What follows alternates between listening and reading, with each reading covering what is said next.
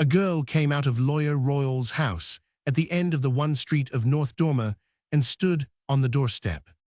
It was the beginning of a June afternoon. The spring-like transparent sky shed a rain of silver sunshine on the roofs of the village and on the pastures and larchwoods surrounding it.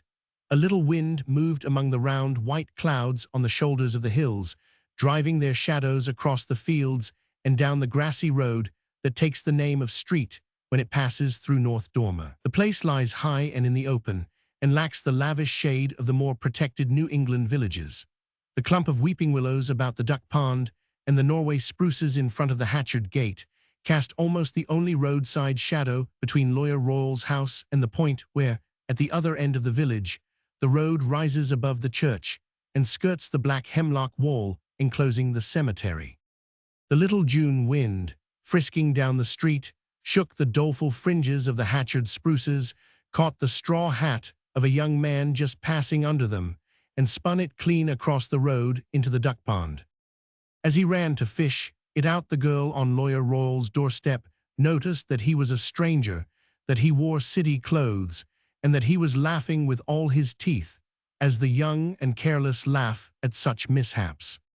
Her heart contracted a little, and the shrinking that sometimes came over her when she saw people with holiday faces made her draw back into the house and pretend to look for the key that she knew she had already put into her pocket. A narrow greenish mirror with a gilt eagle over it hung on the passage wall, and she looked critically at her reflection, wished for the 1000th time that she had blue eyes like Annabel Bouch, the girl who sometimes came from Springfield to spend a week with old Miss Hatchard, straightened the sunburnt hat over her small, swarthy face, and turned out again into the sunshine. "How I hate everything," she murmured. The young man had passed through the Hatchard Gate, and she had the street to herself. North Dormer is at all times an empty place, and at 3 o'clock on a June afternoon, its few able-bodied men are off in the fields or woods, and the women indoors, engaged in languid household drudgery. The girl walked along, swinging her key on a finger, and looking about her with the heightened attention produced by the presence of a stranger in a familiar place. What, she wondered, did North Dormer look like to people from other parts of the world? She herself had lived there since the age of 5, and had long supposed it to be a place of some importance. But about a year before, Mr. Miles, the new Episcopal clergyman at Hepburn, who drove over every other Sunday when the roads were not ploughed up by Hollingto, hold a service in the North Dormer church, had proposed, in a fit of missionary zeal, to take the young people down to Nettleton to hear an illustrated lecture on the Holy Land. And the dozen girls and boys who represented the future of North Dormer had been piled into a farm wagon, driven over the hills to Hepburn, put into a way train, and carried to Nettleton. In the course of that incredible day, Charity Royall had, for the first and only time, experienced railway travel, looked into shops with plate-glass fronts, tasted coconut pie, sat in a theatre, and listened to a gentleman saying unintelligible things before pictures that she would have enjoyed looking at if his explanations had not prevented her from understanding them. This initiation had shown her that North Dormer was a small place, and developed in her a thirst for information that her position as custodian of the village library had previously failed to excite. For a month or two, she dipped feverishly and disconnectedly into the dusty volumes of the Hatchard Memorial Library. Then the impression of Nettleton began to fade, and she found it easier to take North Dormer as the norm of the universe than to go on reading. The sight of the stranger once more revived memories of Nettleton, and North Dormer shrank to its real size. As she looked up and down it, from Lawyer Royall's faded red house at one end to the white church at the other, she pitilessly took its measure. There it lay, a weather-beaten, sunburnt village of the hills, abandoned of men, left apart by railway, trolley, telegraph, and all the forces that link life to life in modern communities. It had no shops, no theaters, no lectures, no business block, only a church that was opened every other Sunday if the state of the roads permitted, and a library for which no new books had been bought for 20 years, and where the old ones mouldered, undisturbed, on the damp shelves. Yet Charity Royall had always been told that she ought to consider it a privilege that her lot had been cast in North Dormer. She knew that, compared to the place she had come from, North Dormer represented all the blessings of the most refined civilization. Everyone in the village had told her so ever since she had been brought there as a child. Even old Miss Hatchard had said to her, on a terrible occasion in her life, "My child, you must never cease to remember that it was Mr. Royall who brought you down from the mountain." She had been brought down from the mountain, from the scarred cliff that lifted its sullen wall above the lesser slopes of Eagle Range, making a perpetual background of gloom to the lonely valley. The mountain was a good 15 miles away, but it rose so abruptly from the lower hills that it seemed almost to cast its shadow over North Dormer. And it was like a great magnet drawing the clouds and scattering them in storm across the valley. If ever, in the purest summer sky, there trailed a thread of vapor over North Dormer, it drifted to the mountain as a ship drifts to a whirlpool, and was caught among the rocks, torn up and multiplied, to sweep back over the village in rain and darkness. Charity was not very clear about the mountain, but she knew it was a bad place and a shame to have come from, and that, whatever befell her in North Dormer, she ought, as Miss Hatchard had once reminded her, to remember that she had been brought down from there, and hold her tongue and be thankful. She looked up at the mountain, thinking of these things, and tried as usual to be thankful. But the sight of the young man turning in at Miss Hatchard's gate had brought back the vision of the glittering streets of Nettleton, and she felt ashamed of her old sun hat, and sick of North Dormer, and jealously aware of Annabel Bouch of Springfield, opening her blue eyes somewhere far off on glories greater than the glories of Nettleton. "How I hate everything," she said again. Halfway down the street, she stopped at a weak-hinged gate. Passing through it, she walked down a brick path to a queer little brick temple with white wooden columns supporting a pediment on which was inscribed in tarnished gold letters, "The Honorius Hatchard Memorial Library, 1832. Honorius Hatchard had been old Miss Hatchard's great-uncle, though she would undoubtedly have reversed the phrase and put forward, as her only claim to distinction, the fact that she was his great-niece. For Honorius Hatchard, in the early years of the 19th century, had enjoyed a modest celebrity. As the marble tablet in the interior of the library informed its infrequent visitors, he had possessed marked literary gifts, written a series of papers called The Recluse of Eagle Range, enjoyed the acquaintance of Washington Irving and Fitz Green Halleck, and been cut off in his flower by a fever contracted in Italy. Such had been the sole link between North Dormer and literature, a link piously commemorated by the erection of the monument where Charity Royall, every Tuesday and Thursday afternoon, sat at her desk under a freckled steel engraving of the deceased author, and wondered if he felt any deader in his grave than she did in his library.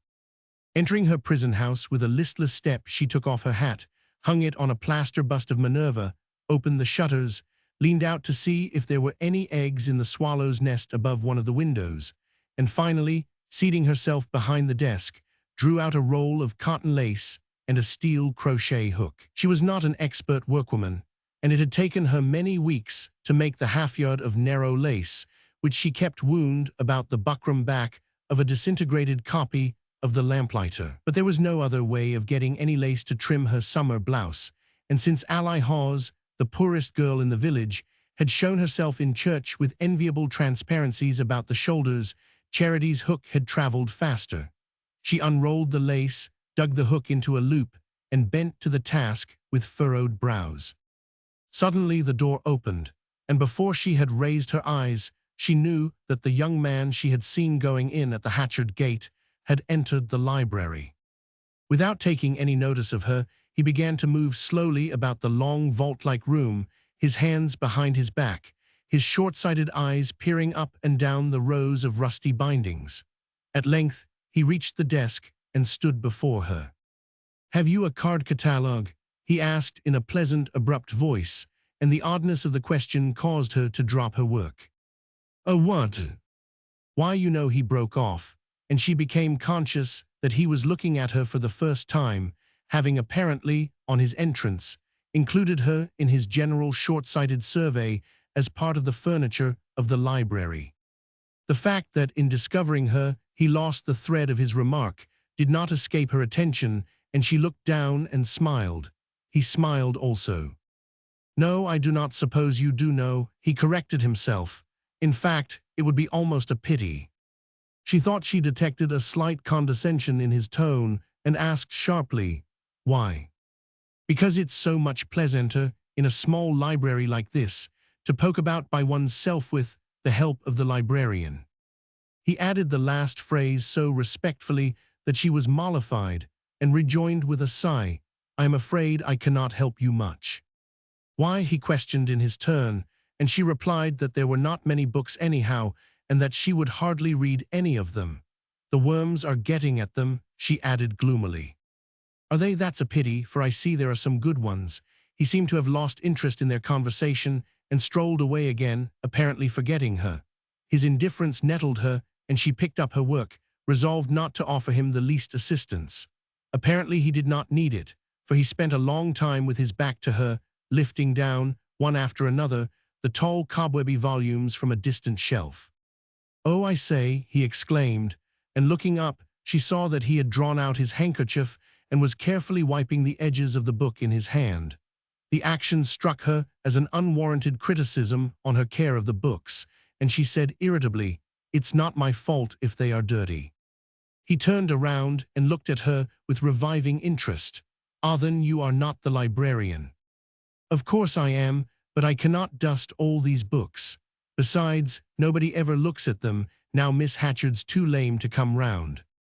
"No, I suppose not." He laid down the book he had been wiping and stood considering her in silence. She wondered if Miss Hatchard had sent him round to pry into the way the library was looked after, and the suspicion increased her resentment. "I saw you going into her house just now, did not I?" she asked, with the New England avoidance of the proper name.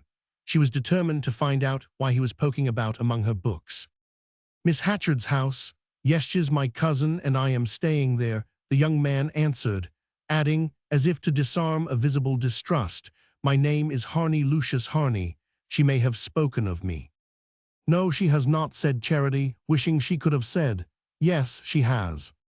"Oh, well," said Miss Hatchard's cousin with a laugh, and after another pause, during which it occurred to Charity that her answer had not been encouraging, he remarked, "You do not seem strong on architecture." Her bewilderment was complete. The more she wished to appear to understand him, the more unintelligible his remarks became. He reminded her of the gentleman who had explained the pictures at Nettleton, and the weight of her ignorance settled down on her again like a pall. "I mean, I cannot see that you have any books on the old houses about here. I suppose, for that matter, this part of the country has not been much explored. They all go on doing Plymouth and Salem. So stupid. My cousin's house now is remarkable. This place must have had a past. It must have been more of a place once." He stopped short, with the blush of a shy man who overhears himself and fears he has been voluble. "I'm an architect, you see, and I am hunting up old houses in these parts." She stared. "Old houses? Everything's old in North Dormer, is not it? The folks are anyhow." He laughed and wandered away again. "Have not you any kind of a history of the place? I think there was one written about 1840, a book or pamphlet about its first settlement," he presently said from the farther end of the room. She pressed her crochet hook against her lip and pondered. There was such a work, she knew, North Dormer and the early townships of Eagle County. She had a special grudge against it because it was a limp weekly book that was always either falling off the shelf or slipping back and disappearing if one squeezed it in between sustaining volumes. She remembered the last time she had picked it up, wondering how anyone could have taken the trouble to write a book about North Dormer and its neighbors, Dormer, Hamblin, Creston, and Creston River. She knew them all, mere lost clusters of houses in the folds of the desolate ridges. Dormer, where North Dormer went for its apples, Creston River, where there used to be a paper mill and its grey walls stood decaying by the stream, and Hamblin, where the first snow always fell. Such were their titles to fame. She got up and began to move about vaguely before the shelves, but she had no idea where she had last put the book, and something told her that it was going to play her its usual trick and remain invisible. It was not one of her lucky days. "I guess it's somewhere," she said, to prove her zeal, but she spoke without conviction and felt that her words conveyed none. "Oh, well," he said again. She knew he was going and wished more than ever to find the book. "It will be for next time," he added, and picking up the volume he had laid on the desk, he handed it to her. "By the way, a little air and sun would do this good. It's rather valuable." He gave her a nod and smile and passed out. Roman 2. The hours of the Hatchard Memorial Librarian were from 3 to 5, and Charity Royall's sense of duty usually kept her at her desk until nearly 4:30. But she had never perceived that any practical advantage thereby accrued either to North Dormer or to herself, and she had no scruple in decreeing, when it suited her, that the library should close an hour earlier. A few minutes after Mr. Harney's departure, she formed this decision, put away her lace, fastened the shutters, and turned the key in the door of the Temple of Knowledge. The street upon which she emerged was still empty, and after glancing up and down it, she began to walk toward her house. But instead of entering, she passed on, turned into a field path, and mounted to a pasture on the hillside. She let down the bars of the gate, followed a trail along the crumbling wall of the pasture, and walked on till she reached a knoll where a clump of larches shook out their fresh tassels to the wind. There she lay down on the slope, tossed off her hat, and hid her face in the grass. She was blind and insensible to many things, and dimly knew it, but to all that was light and air, perfume and color, every drop of blood in her responded. She loved the roughness of the dry mountain grass under her palms, the smell of the thyme into which she crushed her face, the fingering of the wind in her hair and through her cotton blouse, and the creak of the larches as they swayed to it. She often climbed up the hill and lay there alone for the mere pleasure of feeling the wind and of rubbing her cheeks in the grass. Generally, at such times, she did not think of anything, but lay immersed in an inarticulate well-being. Today, the sense of well-being was intensified by her joy at escaping from the library. She liked well enough to have a friend drop in and talk to her when she was on duty, but she hated to be bothered about books. How could she remember where they were when they were so seldom asked for? Orma Fry occasionally took out a novel, and her brother Ben was fond of what he called geography and of books relating to trade and bookkeeping, but no one else asked for anything except, at intervals, Uncle Tom's Cabin or opening of a chestnut burr or Longfellow. She had these under her hand and could have found them in the dark, but unexpected demands came so rarely that they exasperated her like an injustice. She had liked the young man's looks, and his short-sighted eyes, and his odd way of speaking that was abrupt yet soft, just as his hands were sunburnt and sinewy, yet with smooth nails like a woman's. His hair was sunburnt-looking too, or rather the color of bracken after frost, his eyes gray, with the appealing look of the short-sighted, his smile shy yet confident, as if he knew lots of things she had never dreamed of, and yet would not for the world have had her feel his superiority.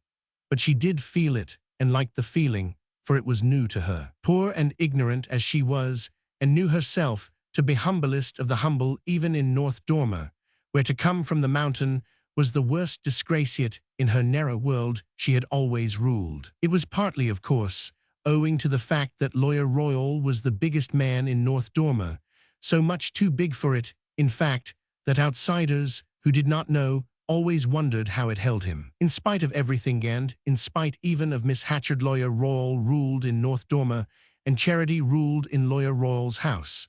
She had never put it to herself in those terms, but she knew her power, knew what it was made of, and hated it. Confusedly, the young man in the library had made her feel for the first time what might be the sweetness of dependence. She sat up, brushed the bits of grass from her hair, and looked down on the house where she held sway. It stood just below her, cheerless and untended, its faded red front divided from the road by a yard, with a path bordered by gooseberry bushes, a stone well overgrown with traveler's joy, and a sickly crimson rambler tied to a fan-shaped support, which Mr. Royall had once brought up from Hepburn to please her. Behind the house, a bit of uneven ground with clotheslines strung across, it stretched up to a dry wall, and beyond the wall, a patch of corn and a few rows of potatoes strayed vaguely into the adjoining wilderness of rock and fern. Charity could not recall her first sight of the house.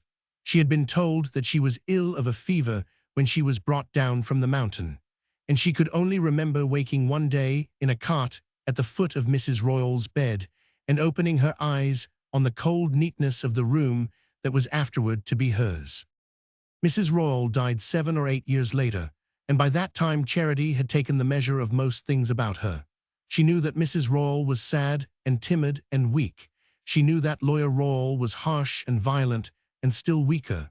She knew that she had been christened Charity in the white church at the other end of the village to commemorate Mr. Royall's disinterestedness in bringing her down and to keep alive in her a becoming sense of her dependence. She knew that Mr. Royall was her guardian, but that he had not legally adopted her, though everybody spoke of her as Charity Royall. And she knew why he had come back to live at North Dormer instead of practicing at Nettleton, where he had begun his legal career. After Mrs. Royall's death, there was some talk of sending her to a boarding school. Miss Hatchard suggested it and had a long conference with Mr. Royall, who, in pursuance of her plan, departed one day for Starkfield to visit the institution she recommended. He came back the next night with a black face, worse, Charity observed, than she had ever seen him, and by that time she had had some experience. When she asked him how soon she was to start, he answered shortly, "You ain't going," and shut himself up in the room he called his office. And the next day, the lady who kept the school at Starkfield wrote that under the circumstances she was afraid she could not make room just then for another pupil. Charity was disappointed, but she understood. It was not the temptations of Starkfield that had been Mr. Royall's undoing, it was the thought of losing her. He was a dreadfully lonesome man. She had made that out because she was so lonesome herself. He and she, face to face in that sad house, had sounded the depths of isolation. And though she felt no particular affection for him and not the slightest gratitude, she pitied him because she was conscious that he was superior to the people about him, and that she was the only being between him and solitude. Therefore, when Miss Hatchard sent for her a day or two later to talk of a school at Nettleton, and to say that this time a friend of hers would make the necessary arrangements, Charity cut her short with the announcement that she had decided not to leave North Dormer. Miss Hatchard reasoned with her kindly, but to no purpose. She simply repeated, "I guess Mr. Royall's too lonesome." Miss Hatchard blinked perplexedly behind her eyeglasses. Her long, frail face was full of puzzled wrinkles, and she leant forward, resting her hands on the arms of her mahogany armchair with the evident desire to say something that ought to be said. "The feeling does you credit, my dear." She looked about the pale walls of her sitting room, seeking counsel of ancestral daguerreotypes and didactic samplers, but they seemed to make utterance more difficult. "The fact is, it's not only because of the advantages. There are other reasons. You are too young to understand." "Oh no, I ain't," said Charity harshly, and Miss Hatchard blushed to the roots of her blonde cap. But she must have felt a vague relief at having her explanation cut short, for she concluded, again invoking the daguerreotypes, "Of course I shall always do what I can for you, and in case, you know you can always come to me." Lawyer Royall was waiting for Charity in the porch when she returned from this visit. He had shaved and brushed his black coat and looked a magnificent monument of a man. At such moments, she really admired him. "Well," he said, "is it settled?" "Yes, it's settled. I ain't going. Not to the Nettleton school. Not anywhere." He cleared his throat and asked sternly, "Why?" "I would rather not," she said, swinging past him on her way to her room. It was the following week that he brought her up the Crimson Rambler and its fan from Hepburn. He had never given her anything before. The next outstanding incident of her life had happened 2 years later, when she was 17. Lawyer Royall, who hated to go to Nettleton, had been called there in connection with a case. He still exercised his profession, though litigation languished in North Dormer and its outlying hamlets, and for once he had had an opportunity that he could not afford to refuse. He spent 3 days in Nettleton, won his case, and came back in high good humor. It was a rare mood with him, and manifested itself on this occasion by his talking impressively at the supertible of the rousing welcome his old friends had given him. He wound up confidentially, "I was a damn fool ever to leave Nettleton. It was Mrs. Royall that made me do it." Charity immediately perceived that something bitter had happened to him and that he was trying to talk down the recollection. She went up to bed early, leaving him seated in moody thought, his elbows propped on the worn oilcloth of the supper table. On the way up, She had extracted from his overcoat pocket the key of the cupboard where the bottle of whiskey was kept. She was awakened by a rattling at her door and jumped out of bed. She heard Mr. Royall's voice, low and peremptory, and opened the door, fearing an accident. No other thought had occurred to her, but when she saw him in the doorway, a ray from the autumn moon falling on his discomposed face, she understood. For a moment they looked at each other in silence. Then, as he put his foot across the threshold, she stretched out her arm and stopped him. "You go right back from here," she said, in a shrill voice that startled her. "You ain't going to have that key tonight." "Charity, let me in. I do not want the key. I am a lonesome man," he began, in the deep voice that sometimes moved her. Her heart gave a startled plunge, but she continued to hold him back contemptuously. "Well, I guess you made a mistake, then. This ain't your wife's room any longer." She was not frightened, she simply felt a deep disgust, and perhaps he divined it or read it in her face, for after staring at her a moment, he drew back and turned slowly away from the door. With her ear to her keyhole, she heard him feel his way down the dark stairs and toward the kitchen, and she listened for the crash of the cupboard panel, but instead she heard him, after an interval, unlock the door of the house, and his heavy steps came to her through the silence as he walked down the path. She crept to the window and saw his bent figure striding up the road in the moonlight. Then a belated sense of fear came to her with the consciousness of victory, and she slipped into bed, cold to the bone. A day or two later, poor Eudora Skeff, who for 20 years had been the custodian of the Hatchard Library, died suddenly of pneumonia, and the day after the funeral, Charity went to see Miss Hatchard and asked to be appointed librarian. The request seemed to surprise Miss Hatchard. She evidently questioned the new candidate's qualifications. "Why, I do not know, my dear. Are not you rather too young?" She hesitated. "I want to earn some money," Charity merely answered. "Does not Mr. Royall give you all you require? No one is rich in North Dormer." "I want to earn money enough to get away." "To get away?" Miss Hatchard's puzzled wrinkles deepened, and there was a distressful pause. "You want to leave Mr. Royall?" "Yes, or I want another woman in the house with me," said Charity resolutely. Miss Hatchard clasped her nervous hands about the arms of her chair. Her eyes invoked the faded countenances on the wall, and after a faint cough of indecision, she brought out, "The housework's too hard for you, I suppose." Charity's heart grew cold. She understood that Miss Hatchard had no help to give her and that she would have to fight her way out of her difficulty alone. A deeper sense of isolation overcame her. She felt incalculably old. "She's got to be talked to like a baby," she thought, with a feeling of compassion for Miss Hatchard's long immaturity. "Yes, that's it," she said aloud. "The housework's too hard for me. I have been coughing a good deal this fall." She noted the immediate effect of this suggestion. Miss Hatchard paled at the memory of poor Eudora's tacking off and promised to do what she could. But of course there were people she must consult: the clergyman, the selectmen of North Dormer, and a distant Hatchard relative at Springfield. "If you had only gone to school," she sighed. She followed Charity to the door, and there, in the security of the threshold, said with a glance of evasive appeal, "I know Mr. Royall is trying at times, but his wife bore with him, and you must always remember, Charity, that it was Mr. Royall who brought you down from the mountain." Charity went home and opened the door of Mr. Royall's office. He was sitting there by the stove reading Daniel Webster's speeches. They had met at meals during the 5 days that had elapsed since he had come to her door, and she had walked at his side at Eudora's funeral, but they had not spoken a word to each other. He glanced up in surprise as she entered, and she noticed that he was unshaved and that he looked unusually old, but as she had always thought of him as an old man, the change in his appearance did not move her. She told him she had been to see Miss Hatchard, and with what object. She saw that he was astonished, but he made no comment. "I told her the housework was too hard for me, and I wanted to earn the money to pay for a hired girl. But I ain't going to pay for her. You've got to.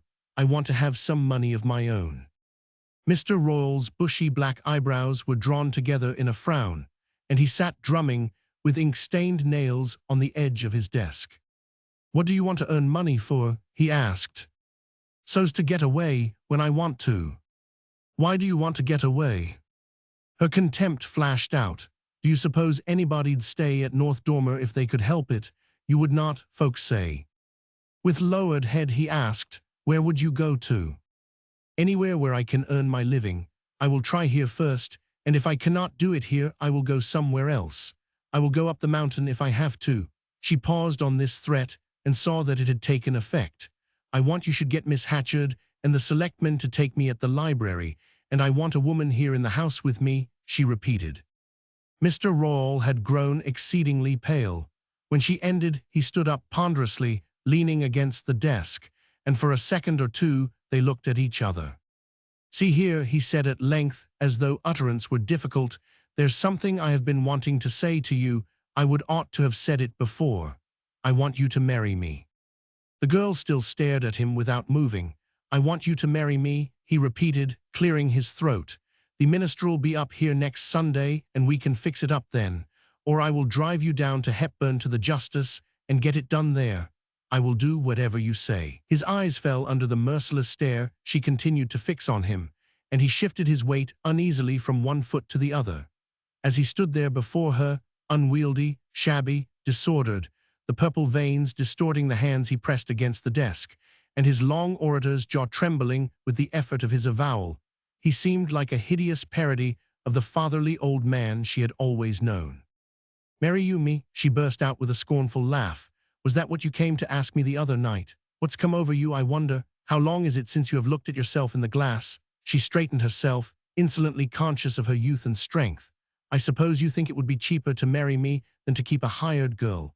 Everybody knows you are the closest man in Eagle County, but I guess you are not going to get your mending done for you that way twice." Mr. Royall did not move while she spoke. His face was ash-colored, and his black eyebrows quivered as though the blaze of her scorn had blinded him. When she ceased, he held up his hand. "That will that'll about do," he said. He turned to the door and took his hat from the hat-peg. On the threshold he paused. "People ain't been fair to me from the first, they ain't been fair to me," he said. Then he went out. A few days later North Dormer learned with surprise that Charity had been appointed librarian of the Hatchard Memorial at a salary of $8 a month, and that old Verena Marsh, from the Creston Almshouse, was coming to live at Lawyer Royall's and do the cooking. Roman 3. It was not in the room known at the Red House as Mr. Royall's office that he received his infrequent clients. Professional dignity and masculine independence made it necessary that he should have a real office under a different roof, and his standing as the only lawyer of North Dormer required that the roof should be the same as that which sheltered the town hall and the post office. It was his habit to walk to this office twice a day, morning and afternoon.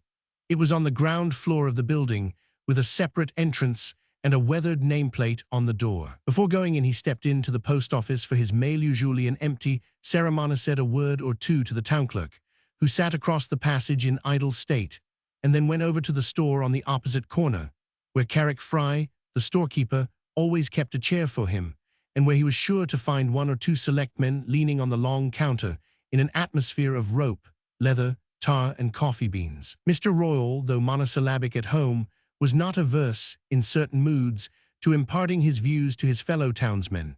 Perhaps, also, he was unwilling that his rare clients should surprise him sitting, clerkless and unoccupied, in his dusty office. At any rate, his hours there were not much longer or more regular than Charity's at the library. The rest of the time he spent either at the store or in driving about the country on business connected with the insurance companies that he represented, or in sitting at home reading Bancroft's History of the United States and the speeches of Daniel Webster. Since the day when Charity had told him that she wished to succeed to Eudora Skeff's post, their relations had undefinably but definitely changed. Lawyer Royall had kept his word. He had obtained the place for her at the cost of considerable maneuvering, as she guessed from the number of rival candidates, and from the acerbity with which two of them, Orma Fry and the eldest Targat girl, treated her for nearly a year afterward. And he had engaged Verena Marsh to come up from Creston and do the cooking. Verena was a poor old widow, doddering and shiftless. Charity suspected that she came for her keep. Mr. Royall was too close a man to give $1 a day to a smart girl when he could get a deaf pauper for nothing. But at any rate, Verena was there, in the attic just over Charity, and the fact that she was deaf did not greatly trouble the young girl. Charity knew that what had happened on that hateful night would not happen again. She understood that, profoundly as she had despised Mr. Royall ever since, he despised himself still more profoundly. If she had asked for a woman in the house, it was far less for her own defense than for his humiliation. She needed no one to defend her. His humbled pride was her surest protection. He had never spoken a word of excuse or extenuation. The incident was as if it had never been. Yet its consequences were latent in every word that he and she exchanged, in every glance they instinctively turned from each other. Nothing now would ever shake her rule in the Red House. On the night of her meeting with Miss Hatchard's, Cousin Charity lay in bed, her bare arms clasped under her rough head, and continued to think of him. She supposed that he meant to spend some time in North Dormer. He had said he was looking up the old houses in the neighborhood, and though she was not very clear as to his purpose, or as to why anyone should look for old houses when they lay in wait for one on every roadside, she understood that he needed the help of books, and resolved to hunt up the next day the volume she had failed to find, and any others that seemed related to the subject. Never had her ignorance of life and literature so weighed on her as in reliving the short scene of her discomfiture. "It's no use trying to be anything in this place," she muttered to her pillow, and she shriveled at the vision of vague metropolises, shining super Nettletons, where girls in better clothes than bell bouches talked fluently of architecture to young men with hands like Lucius Harney's. Then she remembered his sudden pause when he had come close to the desk and had his first look at her. The sight had made him forget what he was going to say. She recalled the change in his face, and jumping up, she ran over the bare boards to her washstand, found the matches, lit a candle, and lifted it to the square of looking-glass on the whitewashed wall. Her small face, usually so darkly pale, glowed like a rose in the faint orb of light, and under her rumpled hair her eyes seemed deeper and larger than by day.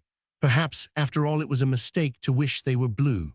A clumsy band and button fastened her unbleached nightgown about the throat. She undid it, freed her thin shoulders, and saw herself a bride in low-necked satin, walking down an aisle with Lucius Harney. He would kiss her as they left the church. She put down the candle and covered her face with her hands as if to imprison the kiss. At that moment she heard Mr. Royall's step as he came up the stairs to bed, and a fierce revulsion of feeling swept over her. Until then she had merely despised him. Now deep hatred of him filled her heart. He became to her a horrible old man. The next day, when Mr. Royall came back to dinner, they faced each other in silence as usual. Verena's presence at the table was an excuse for their not talking, though her deafness would have permitted the freest interchange of confidences. But when the meal was over and Mr. Royall rose from the table, he looked back at Charity, who had stayed to help the old woman clear away the dishes. "I want to speak to you a minute," he said, and she followed him across the passage, wondering. He seated himself in his black horsehair armchair, and she leaned against the window indifferently. She was impatient to be gone to the library to hunt for the book on North Dormer. "See here," he said, "why ain't you at the library the days you are supposed to be there?" The question, breaking in on her mood of blissful abstraction, deprived her of speech, and she stared at him for a moment without answering. "Who says I ain't? There's been some complaints made, it appears. Miss Hatchard sent for me this morning." Charity's smoldering resentment broke into a blaze. "I know, Orma Fry, and that toad of a Target girl, and Ben Fry, like as not. He's going round with her. The low-down sneaks, I always knew they would try to have me out. As if anybody ever came to the library anyhow." "Somebody did yesterday, and you were not there." "Yesterday?" She laughed at her happy recollection. "At what time was not I there yesterday, I would like to know?" "Round about 4 o'clock. Charity was silent. She had been so steeped in the dreamy remembrance of young Harney's visit that she had forgotten having deserted her post as soon as he had left the library. "Who came at 4 o'clock?" "Miss Hatchard, 999. "Miss Hatchard? Why, she ain't ever been near the place since she's been lame. She could not get up the steps if she tried." "She can be helped up, I guess. She was yesterday anyhow by the young fellow that's staying with her. He found you there, I understand, earlier in the afternoon, and he went back and told Miss Hatchard the books were in bad shape and needed attending to. She got excited and had herself wheeled straight round, and when she got there the place was locked. So she sent for me and told me about that and about the other complaints. She claims you have neglected things and that she's going to get a trained librarian." Charity had not moved while he spoke. She stood with her head thrown back against the window frame, her arms hanging against her sides, and her hands so tightly clenched that she felt, without knowing what hurt her, the sharp edge of her nails against her palms. Of all Mr. Royall had said, she had retained only the phrase, "He told Miss Hatchard the books were in bad shape." What did she care for the other charges against her? Malice or truth, she despised them as she despised her detractors. But that the stranger to whom she had felt herself so mysteriously drawn should have betrayed her. That at the very moment when she had fled up the hillside to think of him more deliciously, he should have been hastening home to denounce her shortcomings. She remembered how, in the darkness of her room, she had covered her face to press his imagined kiss closer, and her heart raged against him for the liberty he had not taken. "Well, I will go," she said suddenly. "I will go right off." "Go where?" she heard the startled note in Mr. Royall's voice. "Why, out of their old library, straight out, and never set foot in it again. They needn't think I am going to wait round and let them say they have discharged me." Charity Royall, you listen," he began, getting heavily out of his chair. But she waved him aside and walked out of the room. Upstairs she took the library key from the place where she always hid it under her pincushion, who said she was not careful, put on her hat, and swept down again and out into the street. If Mr. Royall heard her go, he made no motion to detain her. His sudden rages probably made him understand the uselessness of reasoning with hers. She reached the brick temple, unlocked the door, and entered into the glacial twilight. "I am glad I will never have to sit in this old vault again when other folks are out in the sun," she said aloud as the familiar chill took her. She looked with abhorrence at the long, dingy rows of books, the sheep-nosed Minerva on her black pedestal, and the mild-faced young man in a high stock whose effigy pined above her desk. She meant to take out of the drawer her roll of lace and the library register and go straight to Miss Hatchard to announce her resignation. But suddenly a great desolation overcame her, and she sat down and laid her face against the desk. Her heart was ravaged by life's cruelest discovery. The first creature who had come toward her out of the wilderness had brought her anguish instead of joy. She did not cry, tears came hard to her, and the storms of her heart spent themselves inwardly. But as she sat there in her dumb woe, she felt her life to be too desolate, too ugly, and intolerable. "What have I ever done to it, that it should hurt me so?" she groaned, and pressed her fists against her lids, which were beginning to swell with weeping. I will not go there looking like a horror," she muttered, springing up and pushing back her hair as if it stifled her. She opened the drawer, dragged out the register, and turned toward the door.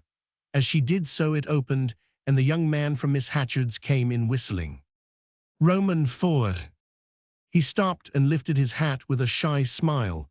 "I beg your pardon," he said. "I thought there was no one here." Charity stood before him, barring his way. "You cannot come in. The library ain't open to the public Wednesdays." "I know it's not, but my cousin gave me her key." "Miss Hatchard's got no right to give her key to other folks, any more'n I have. I am the librarian and I know the bylaws.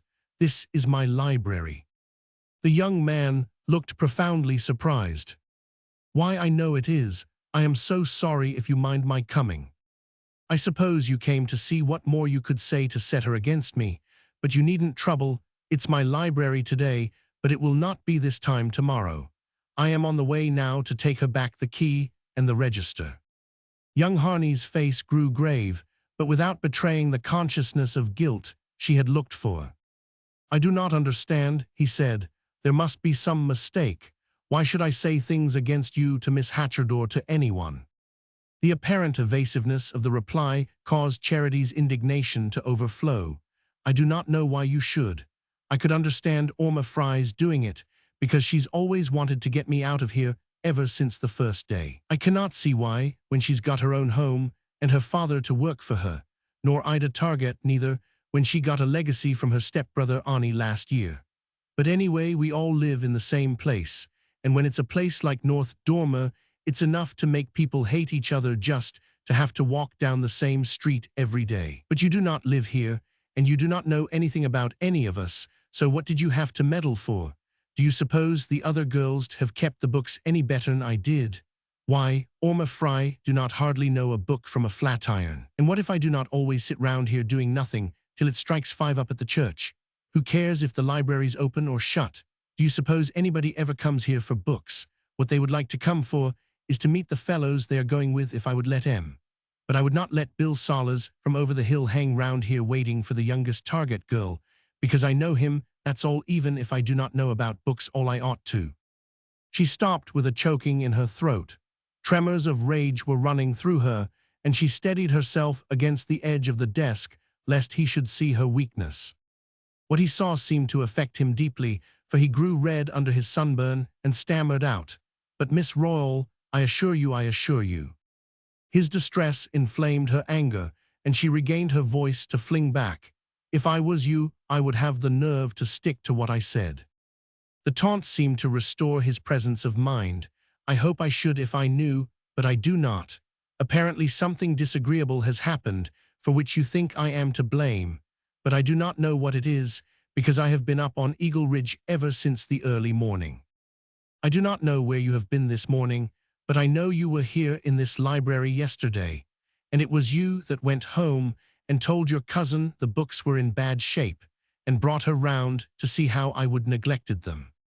Young Harney looked sincerely concerned. "Was that what you were told? I do not wonder you are angry. The books are in bad shape, and as some are interesting, it's a pity. I told Miss Hatchard they were suffering from dampness and lack of air, and I brought her here to show her how easily the place could be ventilated. I also told her you ought to have someone to help you do the dusting and airing. If you were given a wrong version of what I said, I am sorry, but I am so fond of old books that I would rather see them made into a bonfire than left to moulder away like these." Charity felt her sobs rising and tried to stifle them in words. "I do not care what you say you told her. All I know is she thinks it's all my fault, and I am going to lose my job, and I wanted it more than anyone in the village, because I have not got anybody belonging to me the way other folks have.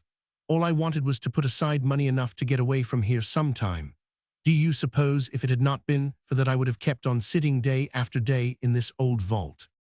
Of this appeal her hearer took up only the last question. "It is an old vault, but need it be? That's the point.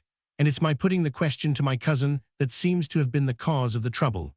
His glance explored the melancholy penumbra of the long narrow room, resting on the blotched walls, the discolored rows of books, and the stern rosewood desk surmounted by the portrait of the young Honorius. "Of course it's a bad job to do anything with a building jammed against a hill like this ridiculous mausoleum. You could not get a good draft through it without blowing a hole in the mountain. But it can be ventilated after a fashion, and the sun can be let in. I will show you how, if you like." The architect's passion for improvement had already made him lose sight of her grievance, and he lifted his stick instructively toward the cornice. But her silence seemed to tell him that she took no interest in the ventilation of the library, and turning back to her abruptly, he held out both hands. "Look here, you do not mean what you said. You do not really think I would do anything to hurt you." A new note in his voice disarmed her. No one had ever spoken to her in that tone. "Oh, what did you do it for then?" she wailed. He had her hands in his, and she was feeling the smooth touch that she had imagined the day before on the hillside. He pressed her hands lightly and let them go. "Why, to make things pleasanter for you here and better for the books. I am sorry if my cousin twisted around what I said. She's excitable and she lives on trifles. I ought to have remembered that. Do not punish me by letting her think you take her seriously." It was wonderful to hear him speak of Miss Hatchard as if she were a querulous baby. In spite of his shyness, he had the air of power that the experience of cities probably gave. It was the fact of having lived in Nettleton that made Lawyer Royall, in spite of his infirmities, the strongest man in North Dormer, and Charity was sure that this young man had lived in bigger places than Nettleton. She felt that if she kept up her denunciatory tone, he would secretly class her with Miss Hatchard, and the thought made her suddenly simple. "It do not matter to Miss Hatchard how I take her. Mr. Royall says she's going to get a trained librarian, and I would sooner resign than have the village say she sent me away." "Naturally you would, but I am sure she does not mean to send you away. At any rate, Will not you give me the chance to find out first and let you know? It will be time enough to resign if I am mistaken." Her pride flamed into her cheeks at the suggestion of his intervening. "I do not want anybody should coax her to keep me if I do not suit." He colored too. "I give you my word I will not do that. Only wait till tomorrow, will you?" He looked straight into her eyes with his shy gray glance. "You can trust me, you know you really can." All the old frozen woes seemed to melt in her, and she murmured awkwardly, looking away from him, "Oh, I will wait." They. There had never been such a June in Eagle County. Usually it was a month of moods, with abrupt alternations of belated frost and midsummer heat. This year, day followed day in a sequence of temperate beauty. Every morning, a breeze blew steadily from the hills. Toward noon, it built up great canopies of white cloud that threw a cool shadow over fields and woods. Then, before sunset, the clouds dissolved again, and the western light rained its unobstructed brightness on the valley. On such an afternoon, Charity Royall lay on a ridge above a sunlit hollow, her face pressed to the earth, and the warm currents of the grass running through her. Directly in her line of vision, a blackberry branch laid its frail white flowers and blue-green leaves against the sky. Just beyond, a tuft of sweet fern uncurled between the beaded shoots of the grass, and a small yellow butterfly vibrated over them like a fleck of sunshine. This was all she saw, but she felt, above her and about her, the strong growth of the beeches clothing the ridge, the rounding of pale green cones on countless spruce branches, the push of myriads of sweet fern fronds in the cracks of the stony slope below the wood, and the crowding shoots of meadowsweet and yellow flags in the pasture beyond. All this bubbling of sap and slipping of sheaths and bursting of calyxes was carried to her on mingled currents of fragrance. Every leaf and bud and blade seemed to contribute its exhalation to the pervading sweetness in which the pungency of pine sap prevailed over the spice of thyme and the subtle perfume of fern, and all were merged in a moist earth smell that was like the breath of some huge, sun-warmed animal. Charity had lain there a long time, passive and sun-warmed as the slope on which she lay, when there came between her eyes and the dancing butterfly the sight of a man's foot, in a large worn boot covered with red mud. "Oh, do not," she exclaimed, raising herself on her elbow and stretching out a warning hand. "Do not what?" a hoarse voice asked above her head. "Do not stamp on those bramble flowers, you dolt," she retorted, springing to her knees. The foot paused and then descended clumsily on the frail branch, and raising her eyes she saw above her the bewildered face of a slouching man with a thin sunburnt beard and white arms showing through his ragged shirt. "Do not you ever see anything, Liv Hyatt?" She assailed him as he stood before her with the look of a man who has stirred up a wasp's nest. He grinned. "I seen you. That's what I come down for." "Down from where?" she questioned, stooping to gather up the petals his foot had scattered. He jerked his thumb toward the heights.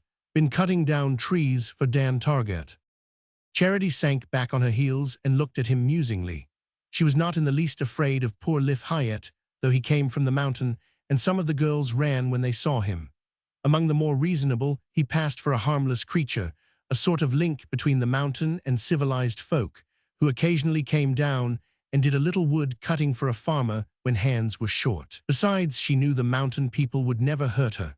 Liv himself had told her so once when she was a little girl, and had met him one day at the edge of Lawyer Royall's pasture. "They will not any of em touch you up there, if ever you was to come up, but I do not suppose you will," he had added philosophically, looking at her new shoes, and at the red ribbon that Mrs. Royall had tied in her hair. Charity had, in truth, never felt any desire to visit her birthplace. She did not care to have it known that she was of the mountain, and was shy of being seen in talk with Liv Hyatt. But today she was not sorry to have him appear. Great many things had happened to her since the day when young Lucius Harney had entered the doors of the Hatchard Memorial, but none, perhaps, so unforeseen as the fact of her suddenly finding it a convenience to be on good terms with Liv Hyatt. She continued to look up curiously at his freckled, weather-beaten face, with feverish hollows below the cheekbones and the pale yellow eyes of a harmless animal. "I wonder if he's related to me," she thought, with a shiver of disdain. "Is there any folks living in the brown house by the swamp, up under Porcupine?" she presently asked in an indifferent tone. Liv Hyatt for a while considered her with surprise. Then he scratched his head and shifted his weight from one tattered soul to the other. "There's always the same folks in the brown house," he said with his vague grin. "They are from up your way, ain't they?" "Their name's the same as mine," he rejoined uncertainly. Charity still held him with resolute eyes. "See here, I want to go there some day and take a gentleman with me that's boarding with us. He's up in these parts drawing pictures." She did not offer to explain this statement. It was too far beyond Liv Hyatt's limitations for the attempt to be worth making. "He wants to see the brown house and go all over it," she pursued. Liv was still running his fingers perplexedly through his shock of straw-colored hair. "Is it a fellow from the city?" he asked. "Yes, he draws pictures of things. He's down there now drawing the Bonner house." She pointed to a chimney just visible over the dip of the pasture below the wood. "The Bonner house," Liv echoed incredulously. "Yes, you will not understand and it do not matter. All I say is, he's going to the Hyatts in a day or two." Liv looked more and more perplexed. "Bash is ugly sometimes in the afternoons." She threw her head back, her eyes full on Hyatts. "I am coming too, you tell him. They will not none of them trouble you, the Hyatts will not. What do you want to take a stranger with you though?" "I have told you, have not I? You have got to tell Bash Hyatt."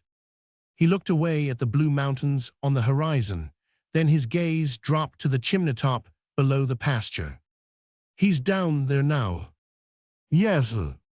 He shifted his weight again, crossed his arms, and continued to survey the distant landscape. "Well, so long," he said at last, inconclusively, and turning away he shambled up the hillside. From the ledge above her, he paused to call down, "I would not go there a Sunday." Then he clambered on till the trees closed in on him. Presently, from high overhead, Charity heard the ring of his axe. She lay on the warm ridge, thinking of many things that the woodsman's appearance had stirred up in her. She knew nothing of her early life, and had never felt any curiosity about it, only a sullen reluctance to explore the corner of her memory where certain blurred images lingered. But all that had happened to her within the last few weeks had stirred her to the sleeping depths. She had become absorbingly interesting to herself, and everything that had to do with her past was illuminated by this sudden curiosity. She hated more than ever the fact of coming from the mountain, but it was no longer indifferent to her. Everything that in any way affected her was alive and vivid. Even the hateful things had grown interesting because they were a part of herself. "I wonder if Liv Hyatt knows who my mother was," she mused, and it filled her with a tremor of surprise to think that some woman who was once young and slight, with quick motions of the blood like hers, had carried her in her breast and watched her sleeping. She had always thought of her mother as so long dead as to be no more than a nameless pinch of earth. But now it occurred to her that the aunts young woman might be alive, and wrinkled and elf-locked like the woman she had sometimes seen in the door of the brown house that Lucius Harney wanted to draw. The thought brought him back to the central point in her mind, and she strayed away from the conjectures roused by Liv Hyatt's presence. Speculations concerning the past could not hold her long when the present was so rich, the future so rosy, and when Lucius Harney, a stone's throw away, was bending over his sketchbook, frowning, calculating, measuring, and then throwing his head back with the sudden smile that had shed its brightness over everything. She scrambled to her feet, but as she did so she saw him coming up the pasture and dropped down on the grass to wait. When he was drawing and measuring one of his houses, as she called them, she often strayed away by herself into the woods or up the hillside. It was partly from shyness that she did so, from a sense of inadequacy that came to her most painfully when her companion, absorbed in his job, forgot her ignorance and her inability to follow his least allusion, and plunged into a monologue on art and life. To avoid the awkwardness of listening with a blank face, and also to escape the surprised stare of the inhabitants of the houses before which he would abruptly pull up their horse and open his sketchbook, she slipped away to some spot from which, without being seen, she could watch him at work, or at least look down on the house he was drawing. She had not been displeased, at first, to have it known to North Dormer and the neighborhood that she was driving Miss Hatchard's cousin about the country in the buggy he had hired of Lawyer Royall. She had always kept to herself, contemptuously aloof from village lovemaking, without exactly knowing whether her fierce pride was due to the sense of her tainted origin, or whether she was reserving herself for a more brilliant fate. Sometimes she envied the other girls their sentimental preoccupations, their long hours of inarticulate philandering with one of the few youths who still lingered in the village. But when she pictured herself curling her hair or putting a new ribbon on her hat for Ben Fry or one of the Sala's boys, the fever dropped, and she relapsed into indifference. Now she knew the meaning of her disdains and reluctances. She had learned what she was worth when Lucius Harney, looking at her for the first time, had lost the thread of his speech and leaned reddening on the edge of her desk. But another kind of shyness had been born in her, a terror of exposing to vulgar perils the sacred treasure of her happiness. She was not sorry to have the neighbors suspect her of going with a young man from the city, but she did not want it known to all the countryside how many hours of the long June days she spent with him. What she most feared was that the inevitable comments should reach Mr. Royall. Charity was instinctively aware that few things concerning her escaped the eyes of the silent man under whose roof she lived, and in spite of the latitude which North Dormer accorded to courting couples, she had always felt that, on the day when she showed too open a preference, Mr. Royall might, as she phrased it, make her pay for it.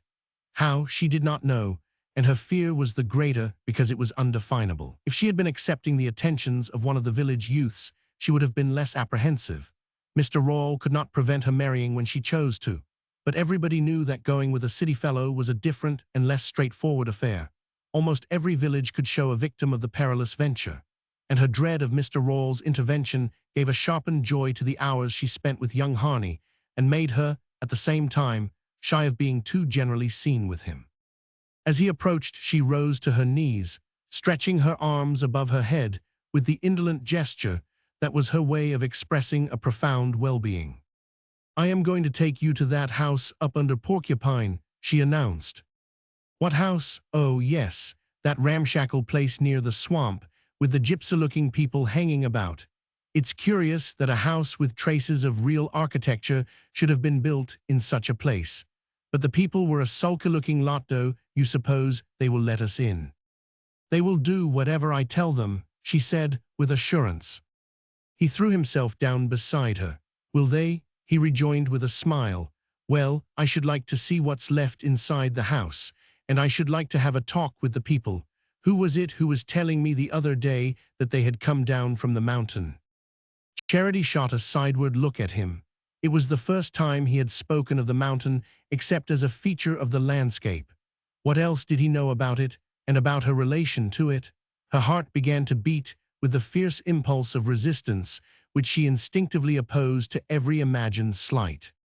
"The mountain, I ain't afraid of the mountain." Her tone of defiance seemed to escape him. He lay breastbone on the grass, breaking off sprigs of thyme and pressing them against his lips. Far off, above the folds of the nearer hills, the mountain thrust itself up menacingly against a yellow sunset. "I must go up there some day. I want to see it," he continued. Her heartbeat slackened, and she turned again to examine his profile. It was innocent of all unfriendly intention. "What would you want to go up the mountain for?" "Why, it must be rather a curious place. There's a queer colony up there, you know, sort of outlaws, a little independent kingdom. Of course you have heard them spoken of, but I am told they have nothing to do with the people in the valleys, rather look down on them. In fact, I suppose they are rough customers, but they must have a good deal of character." She did not quite know what he meant by having a good deal of character, but his tone was expressive of admiration and deepened her dawning curiosity. It struck her now as strange that she knew so little about the mountain. She had never asked, and no one had ever offered to enlighten her. North Dormer took the mountain for granted and implied its disparagement by an intonation rather than by explicit criticism. "It's queer, you know," he continued, "that just over there, on top of that hill, there should be a handful of people who do not give a damn for anybody." The words thrilled her. They seemed the clue to her own revolts and defiances, and she longed to have him tell her more. "I do not know much about them. Have they always been there?" "Nobody seems to know exactly how long. Down at Creston, They told me that the first colonists are supposed to have been men who worked on the railway that was built 40 or 50 years ago between Springfield and Nettleton. Some of them took to drink or got into trouble with the police and went off disappeared into the woods. A year or two later, there was a report that they were living up on the mountain. Then I suppose others joined them and children were born. Now they say there are over 100 people up there. They seem to be quite outside the jurisdiction of the valleys. No school, no church and no sheriff ever goes up to see what they are about. But do not people ever talk of them at North Dormer? I do not know. They say they are bad. He laughed. Do they? We will go and see, shall we? She flushed at the suggestion and turned her face to his. You never heard, I suppose I come from there. They brought me down when I was little.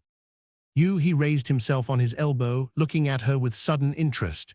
You are from the mountain? How curious. I suppose that's why you are so different. Her happy blood bathed her to the forehead. He was praising her and praising her because she came from the mountain. Am Roman one different? She triumphed with affected wonder. Oh, awfully. He picked up her hand and laid a kiss on the sunburnt knuckles. Come, he said, let's be off. He stood up and shook the grass from his loose gray clothes. What a good day. Where are you going to take me tomorrow? Roman 6. That evening, after supper, Charity sat alone in the kitchen and listened to Mr. Royall and young Harney talking in the porch. She had remained indoors after the table had been cleared and old Verena had hobbled up to bed. The kitchen window was open, and Charity seated herself near it, her idle hands on her knee. The evening was cool and still.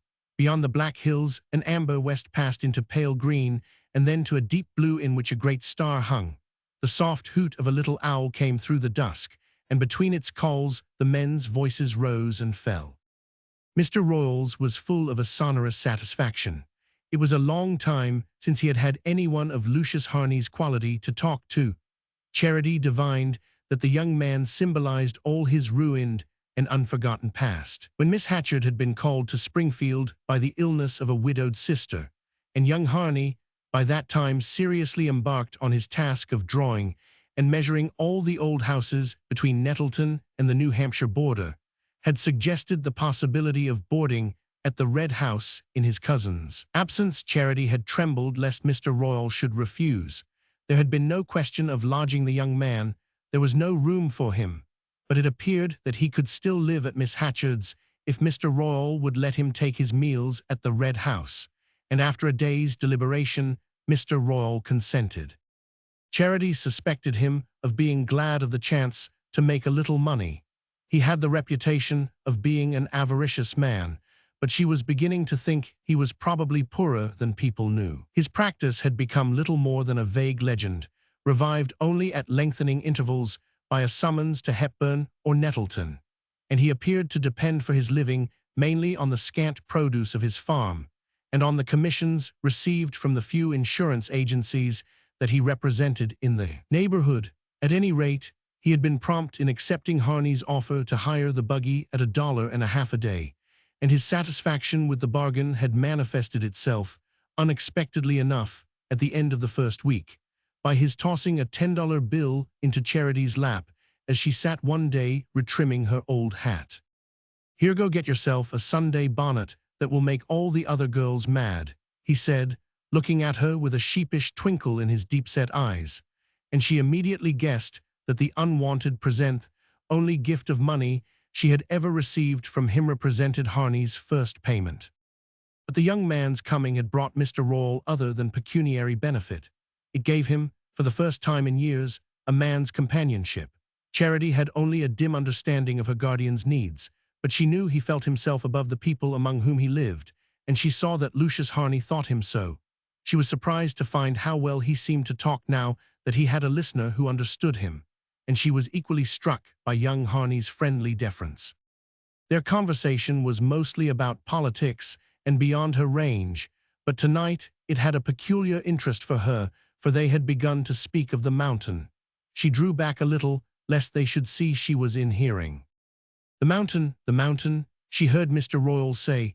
Why, the mountain's a blot, that's what it is, sir, a blot. That scum up there ought to have been run in long ago and would have, if the people down here had not been clean scared of them. The mountain belongs to this township, and it's North Dormer's fault if there's a gang of thieves and outlaws living over there, in sight of us, defying the laws of their country. Why there ain't a sheriff, or a tax collector, or a coroner durst go up there. When they hear of trouble on the mountain, the selectmen look the other way, and pass an appropriation to beautify the town pump. The only man that ever goes up is the minister, and he goes because they send down and get him whenever there's any of them dies. They think a lot of Christian burial on the mountain, but I never heard of their having the minister up to marry them, and they never trouble the justice of the peace either.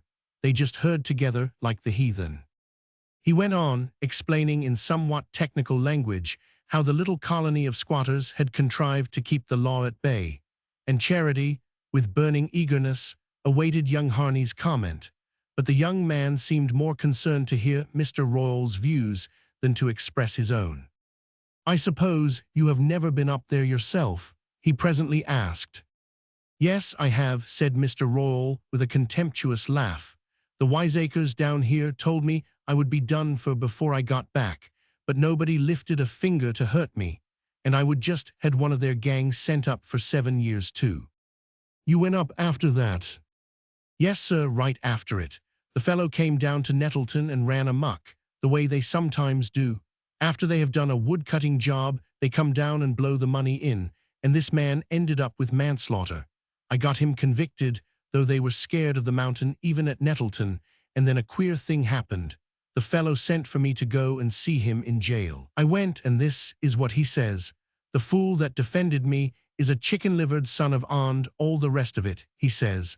'I have got a job to be done for me up on the mountain, and you are the only man I seen in court that looks as if he would do it.' He told me he had a child up there or thought he had a little girl, and he wanted her brought down and reared like a Christian. I was sorry for the fellow, so I went up and got the child." He paused, and Charity listened with a throbbing heart. "That's the only time I ever went up the mountain," he concluded. There was a moment's silence, then Harney spoke. "And the child had she no mother?" "Oh yes, there was a mother, but she was glad enough to have her go. She would have given her to anybody. They ain't half human up there. I guess the mother's dead by now with the life she was leading. Anyhow, I have never heard of her from that day to this." "My God, how ghastly," Harney murmured, and Charity, choking with humiliation, sprang to her feet and ran upstairs.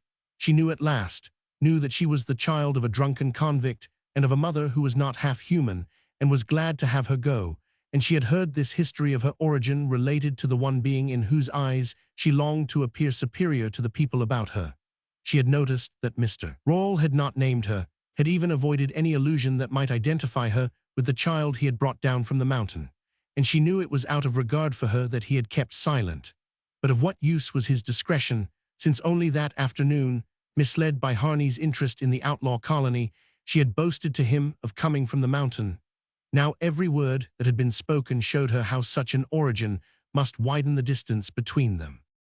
During his 10 days' sojourn at North Dormer, Lucius Harney had not spoken a word of love to her. He had intervened in her behalf with his cousin, and had convinced Miss Hatchard of her merits as a librarian, but that was a simple act of justice, since it was by his own fault that those merits had been questioned. He had asked her to drive him about the country when he hired Lawyer Royall's buggy to go on his sketching expeditions, but that too was natural enough, since he was unfamiliar with the region. Lastly, when his cousin was called to Springfield, he had begged Mr. Royall to receive him as a boarder, but where else in North Dormer could he have boarded? Not with Carrick Fry, whose wife was paralyzed, and whose large family crowded his table to overflowing. Not with the Targetts, who lived a mile up the road, nor with poor old Mrs. Hawes, who, since her eldest daughter had deserted her, barely had the strength to cook her own meals, while Ally picked up her living as a seamstress.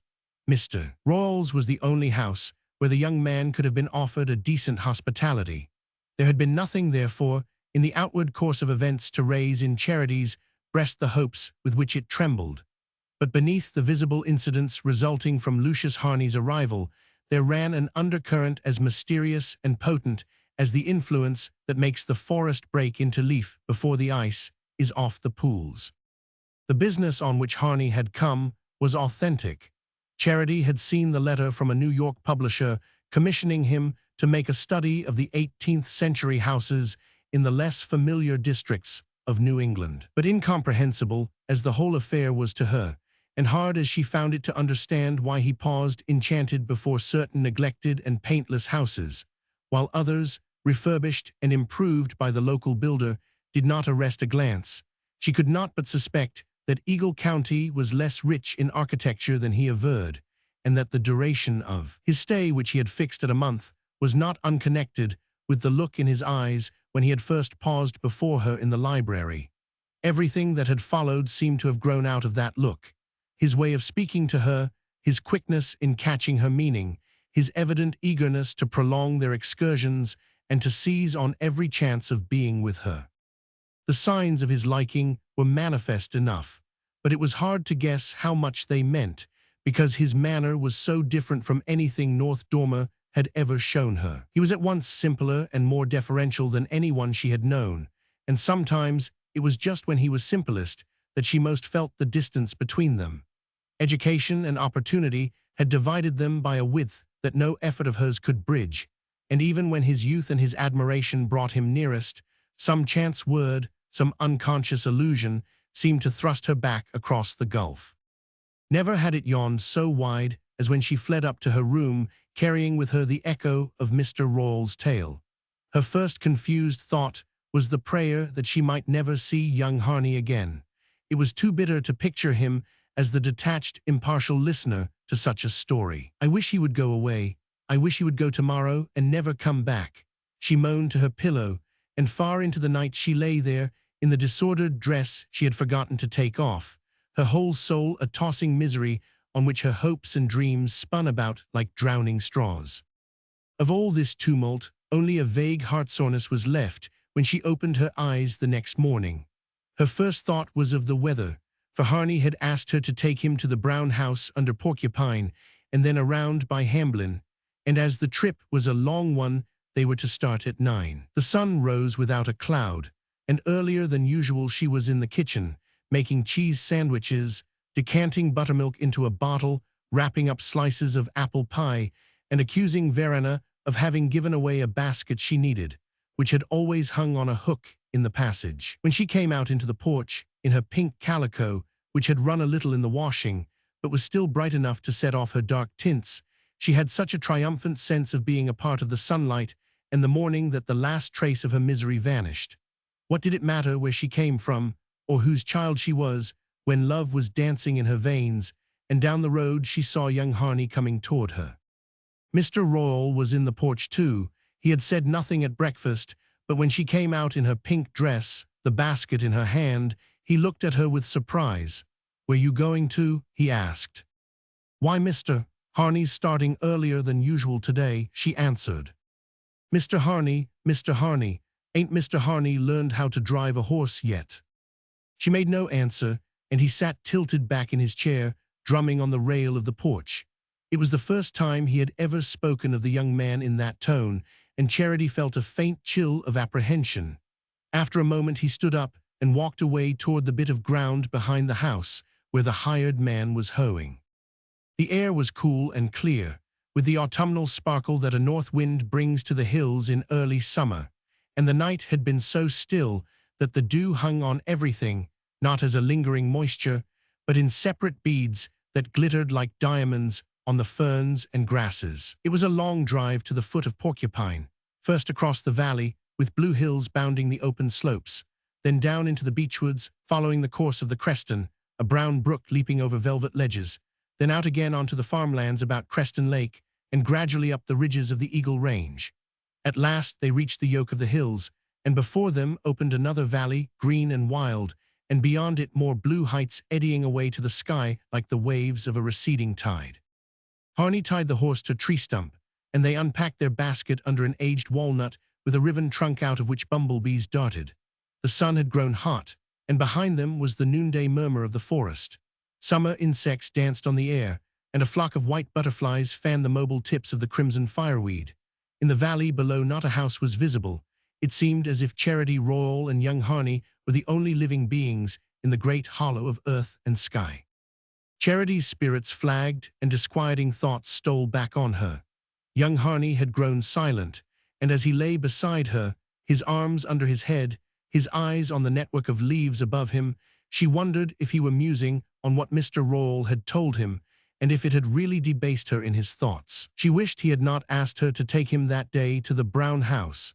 She did not want him to see the people she came from while the story of her birth was fresh in his mind. More than once she had been on the point of suggesting that they should follow the ridge and drive straight to Hamblin, where there was a little deserted house he wanted to see, but shyness and pride held her back.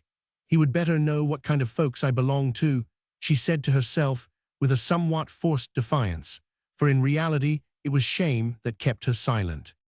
Suddenly she lifted her hand and pointed to the sky. "There's a storm coming up." He followed her glance and smiled. "Is it that scrap of cloud among the pines that frightens you?" "It's over the mountain, and a cloud over the mountain always means trouble." "Oh, I do not believe half the bad things you all say of the mountain. But anyhow, we will get down to the brown house before the rain comes."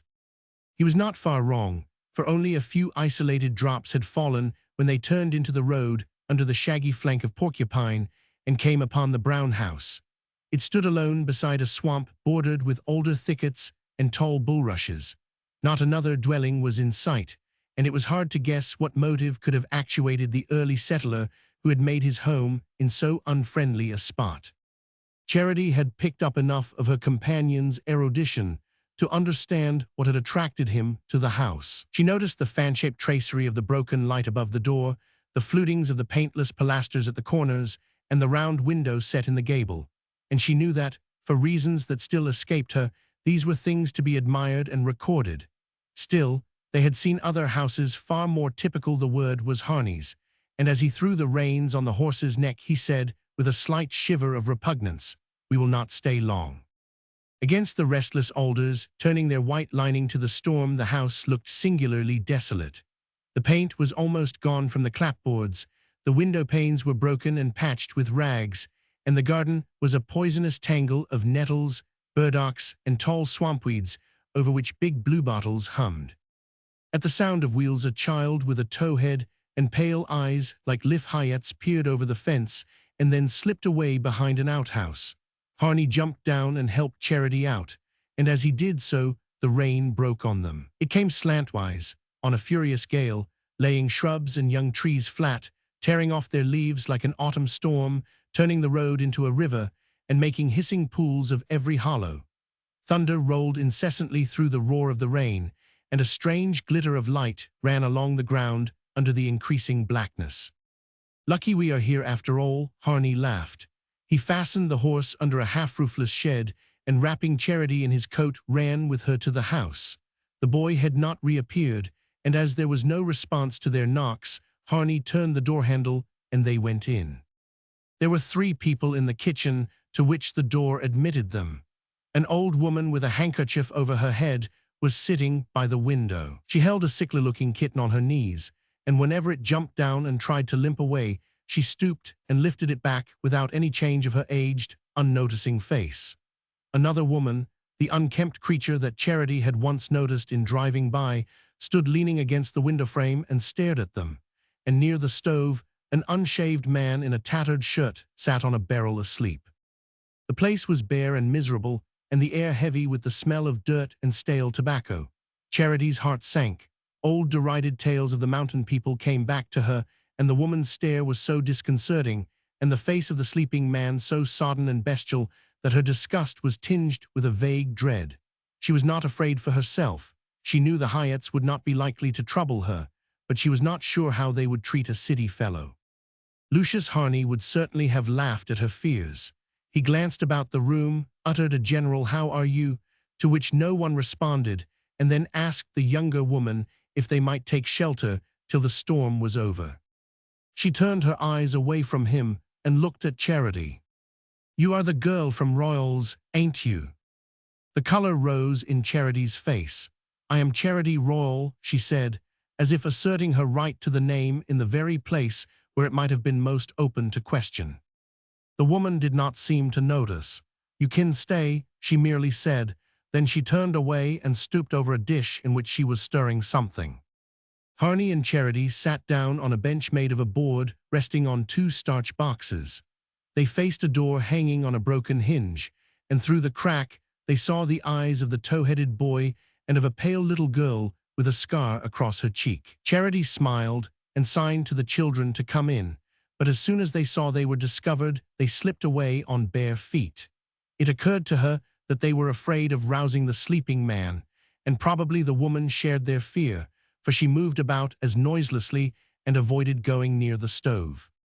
The rain continued to beat against the house, and in one or two places it sent a stream through the patched panes and ran into pools on the floor. Every now and then the kitten mewed and struggled down, and the old woman stooped and caught it, holding it tight in her bony hands, and once or twice the man on the barrel half woke, changed his position and dozed again, his head falling forward on his hairy breast.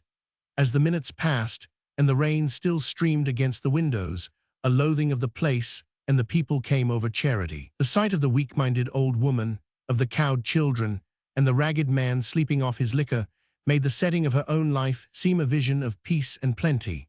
She thought of the kitchen at Mr. Royall's, with its scrubbed floor and dresser full of china, and the peculiar smell of yeast and coffee and soft soap that she had always hated, but that now seemed the very symbol of household order. She saw Mr. Royall's room, with the high-backed horsehair chair, the faded rag carpet, the row of books on a shelf, the engraving of the surrender of Bergen over the stove, and the mat with a brown and white spaniel on a moss-green border. And then her mind traveled to Miss Hatchard's house, where all was freshness, purity, and fragrance, and compared to which the red house had always seemed so poor and plain. "This is where I belong, this is where I belong," she kept repeating to herself, but the words had no meaning for her. Every instinct and habit made her a stranger among these poor swamp people living like vermin in their lair. With all her soul she wished she had not yielded to Harney's curiosity and brought him there. The rain had drenched her, and she began to shiver under the thin folds of her dress.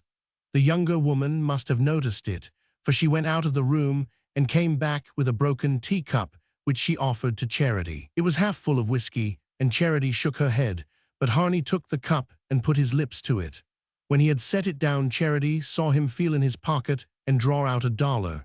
He hesitated a moment and then put it back, and she guessed that he did not wish her to see him offering money to people she had spoken of as being her kin. The sleeping man stirred, lifted his head, and opened his eyes. They rested vacantly for a moment on Charity and Harney, and then closed again, and his head drooped, but a look of anxiety came into the woman's face. She glanced out of the window and then came up to Harney. "I guess you better go along now," she said. The young man understood and got to his feet. "Thank you," he said, holding out his hand.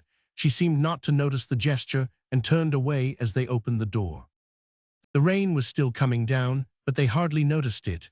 The pure air was like balm in their faces. The clouds were rising and breaking, and between their edges the light streamed down from remote blue hollows. Harney untied the horse, and they drove off through the diminishing rain, which was already beaded with sunlight.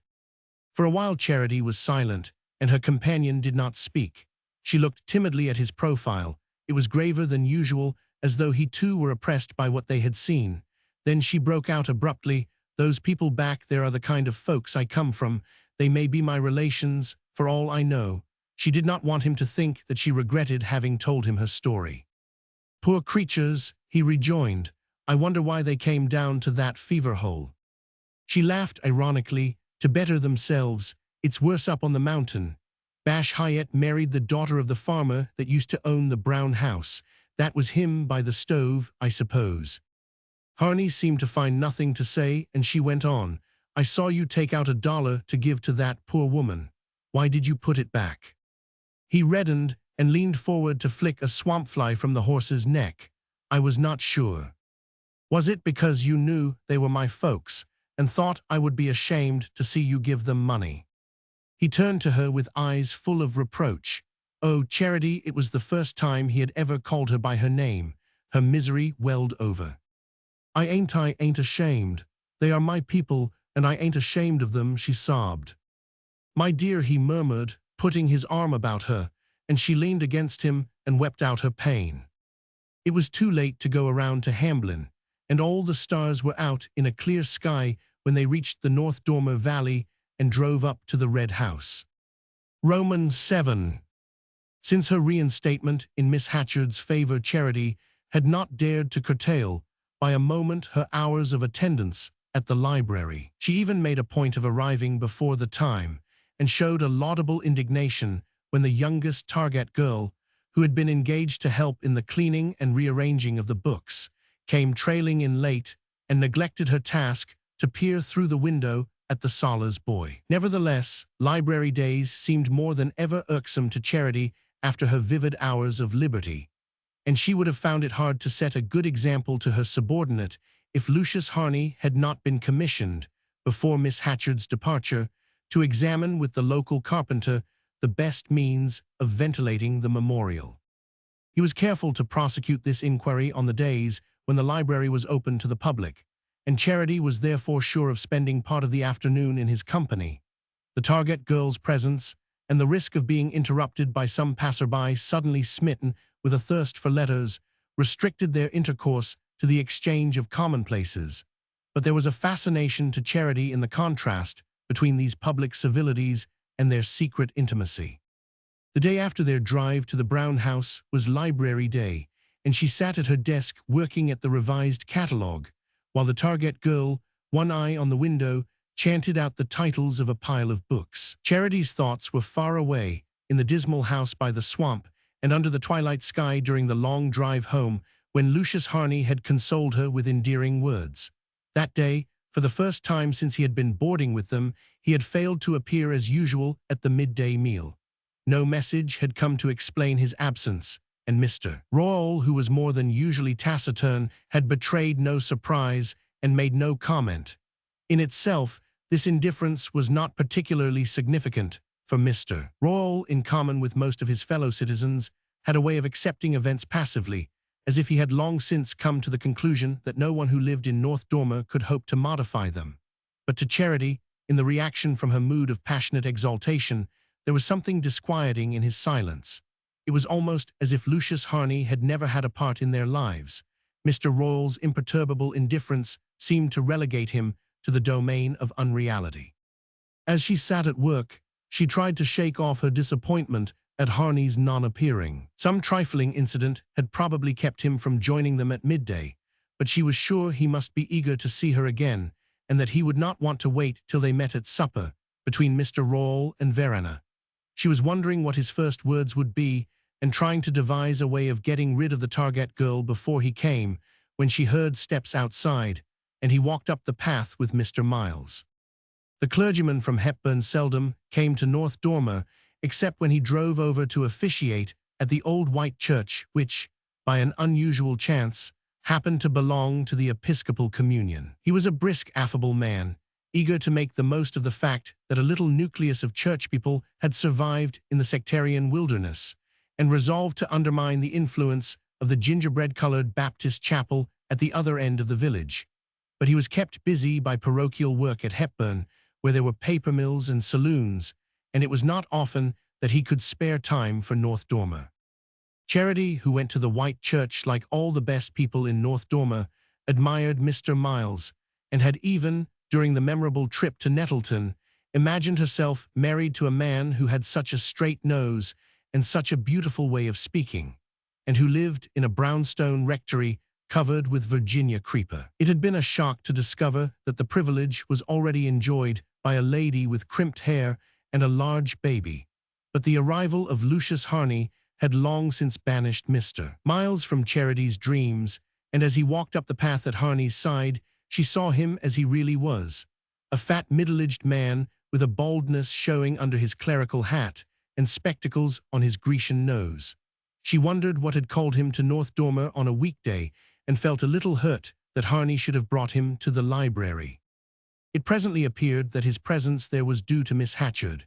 He had been spending a few days at Springfield to fill a friend's pulpit, and had been consulted by Miss Hatchard as to young Harney's plan for ventilating the memorial. To lay hands on the Hatchard ark was a grave matter, and Miss Hatchard, always full of scruples about her scruples, it was Harney's phrase, wished to have Mr. Miles's opinion before deciding. "I could not," Mr. Miles explained, quite make out from your cousin what changes you wanted to make. And as the other trustees did not understand either, I thought I had better drive over and take a look, though I am sure," he added, turning his friendly spectacles on the young man, "that no one could be more competent, but of course this spot has its peculiar sanctity."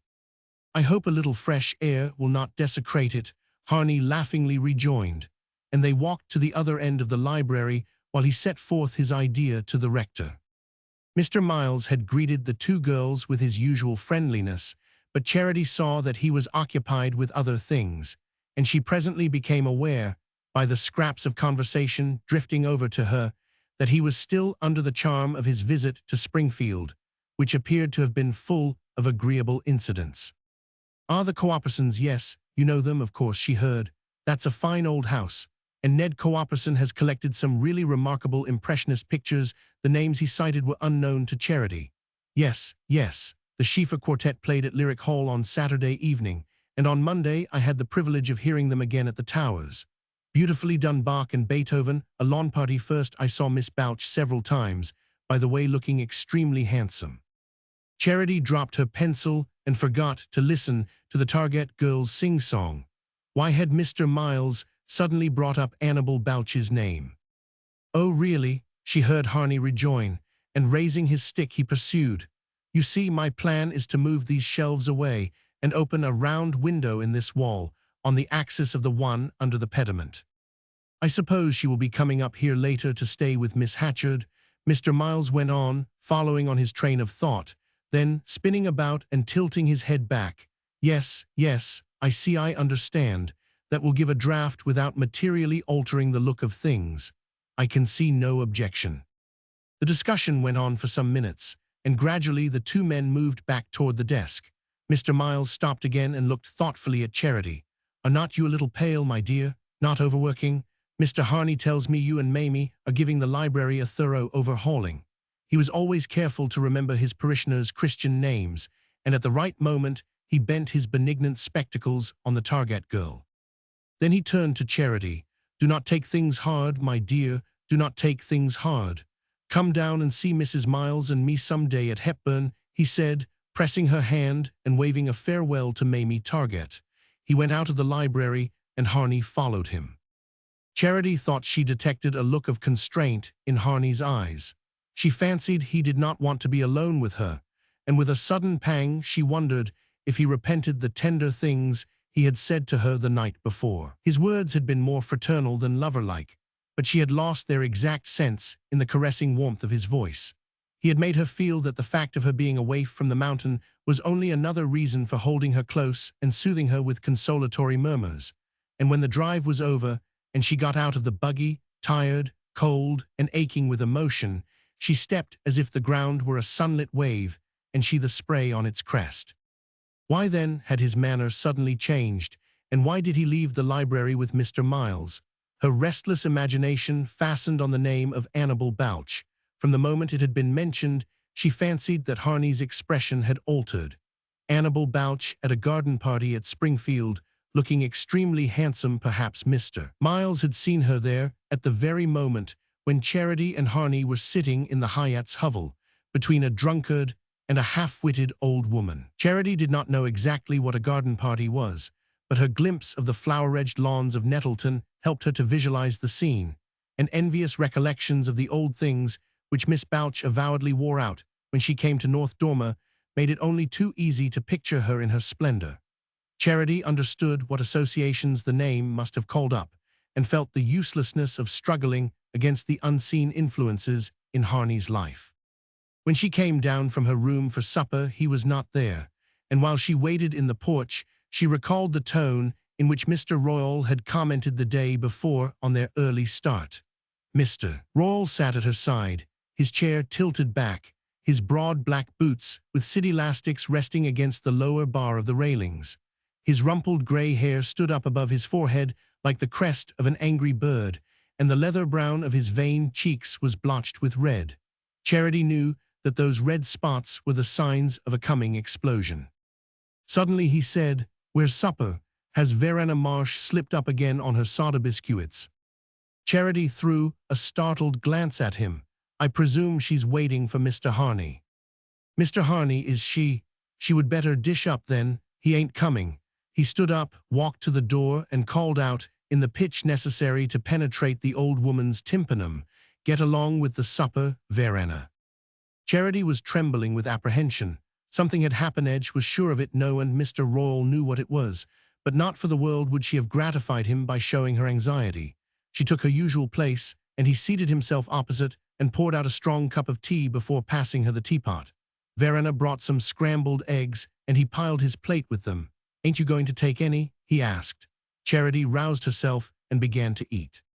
The tone with which Mr. Royall had said he's not coming seemed to her full of an ominous satisfaction. She saw that he had suddenly begun to hate Lucius Harney and guessed herself to be the cause of this change of feeling. But she had no means of finding out whether some act of hostility on his part had made the young man stay away, or whether he simply wished to avoid seeing her again after their drive back from the brown house. She ate her supper with a studied show of indifference, but she knew that Mr. Royall was watching her and that her agitation did not escape him. After supper she went up to her room. She heard Mr. Royall cross the passage, and presently the sounds below her window showed that he had returned to the porch. She seated herself on her bed and began to struggle against the desire to go down and ask him what had happened. "I would rather die than do it," she muttered to herself. With a word, he could have relieved her uncertainty, but never would she gratify him by saying it. She rose and leaned out of the window. The twilight had deepened into night, and she watched the frail curve of the young moon dropping to the edge of the hills. Through the darkness, she saw one or two figures moving down the road, but the evening was too cold for loitering, and presently the strollers disappeared. Lamps were beginning to show here and there in the windows. A bar of light brought out the whiteness of a clump of lilies in the hawse yard, and farther down the street, Carrick Fry's Rochester lamp cast its bold illumination on the rustic flower tub in the middle of his grass plot. For a long time she continued to lean in the window, but a fever of unrest consumed her, and finally she went downstairs, took her hat from its hook, and swung out of the house. Mr. Royall sat in the porch, Verena beside him, her old hands crossed on her patched skirt. As Charity went down the steps, Mr. Royall called after her, "Where you going?" She could easily have answered, "To Ormer's or down to the Targats," and either answer might have been true, for she had no purpose. But she swept on in silence, determined not to recognize his right to question her. At the gate she paused and looked up and down the road. The darkness drew her, and she thought of climbing the hill and plunging into the depths of the larchwood above the pasture. Then she glanced irresolutely along the street, and as she did so, a gleam appeared through the spruces at Miss Hatchard's gate. Lucius Harney was there, then had not gone down to Hepburn with Mr. Miles, as she had at first imagined. But where had he taken his evening meal, and what had caused him to stay away from Mr. Royall's? The light was positive proof of his presence, for Miss Hatchard's servants were away on a holiday, and her farmer's wife came only in the mornings to make the young man's bed and prepare his coffee. Beside that lamp he was doubtless sitting at this moment. To know the truth, Charity had only to walk half the length of the village and knock at the lighted window. She hesitated a minute or two longer, and then turned toward Miss Hatchard's. She walked quickly, straining her eyes to detect anyone who might be coming along the street, and before reaching the Frys, she crossed over to avoid the light from their window. Whenever she was unhappy, she felt herself at bay against a pitiless world, and a kind of animal secretiveness possessed her. But the street was empty, and she passed unnoticed through the gate and up the path to the house. Its white front glimmered indistinctly through the trees, showing only one oblong of light on the lower floor. She had supposed that the lamp was in Miss Hatchard's sitting room, but she now saw that it shone through a window at the farther corner of the house. She did not know the room to which this window belonged, and she paused under the trees, checked by a sense of strangeness. Then she moved on, treading softly on the short grass, and keeping so close to the house that whoever was in the room, even if roused by her approach, would not be able to see her. The window opened on a narrow veranda with a trellised arch. She leaned close to the trellis, and parting the sprays of clematis that covered it, looked into a corner of the room. She saw the foot of a mahogany bed, an engraving on the wall, a washstand on which a towel had been tossed, and one end of the green-covered table which held the lamp. Half of the lampshade projected into her field of vision, and just under it, two smooth, sunburnt hands, one holding a pencil and the other a ruler, were moving to and fro over a drawing board. Her heart jumped and then stood still. He was there, a few feet away, and while her soul was tossing on seas of woe, he had been quietly sitting at his drawing board. The sight of those two hands, moving with their usual skill and precision, woke her out of her dream. Her eyes were open to the disproportion between what she had felt and the cause of her agitation, and she was turning away from the window when one hand abruptly pushed aside the drawing board and the other flung down the pencil. Charity had often noticed Harney's loving care of his drawings and the neatness and method with which he carried on and concluded each task. The impatient sweeping aside of the drawing board seemed to reveal a new mood. The gesture suggested sudden discouragement or distaste for his work, and she wondered if he too were agitated by secret perplexities. Her impulse of flight was checked. She stepped up on the veranda and looked into the room. Harney had put his elbows on the table and was resting his chin on his locked hands. He had taken off his coat and waistcoat and unbuttoned the low collar of his flannel shirt. She saw the vigorous lines of his young throat and the root of the muscles where they joined the chest. He sat staring straight ahead of him, a look of weariness and self-disgust on his face. It was almost as if he had been gazing at a distorted reflection of his own features. For a moment Charity looked at him with a kind of terror, as if he had been a stranger under familiar lineaments. Then she glanced past him and saw on the floor an open portmanteau half full of clothes. She understood that he was preparing to leave, and that he had probably decided to go without seeing her. She saw that the decision, from whatever cause it was taken, had disturbed him deeply, and she immediately concluded that his change of plan was due to some surreptitious interference of Mr. Royall's. All her old resentments and rebellions flamed up, confusedly mingled with the yearning roused by Harney's nearness. Only a few hours earlier, she had felt secure in his comprehending pity. Now she was flung back on herself, doubly alone after that moment of communion. Harney was still unaware of her presence. He sat without moving, moodily staring before him at the same spot in the wallpaper.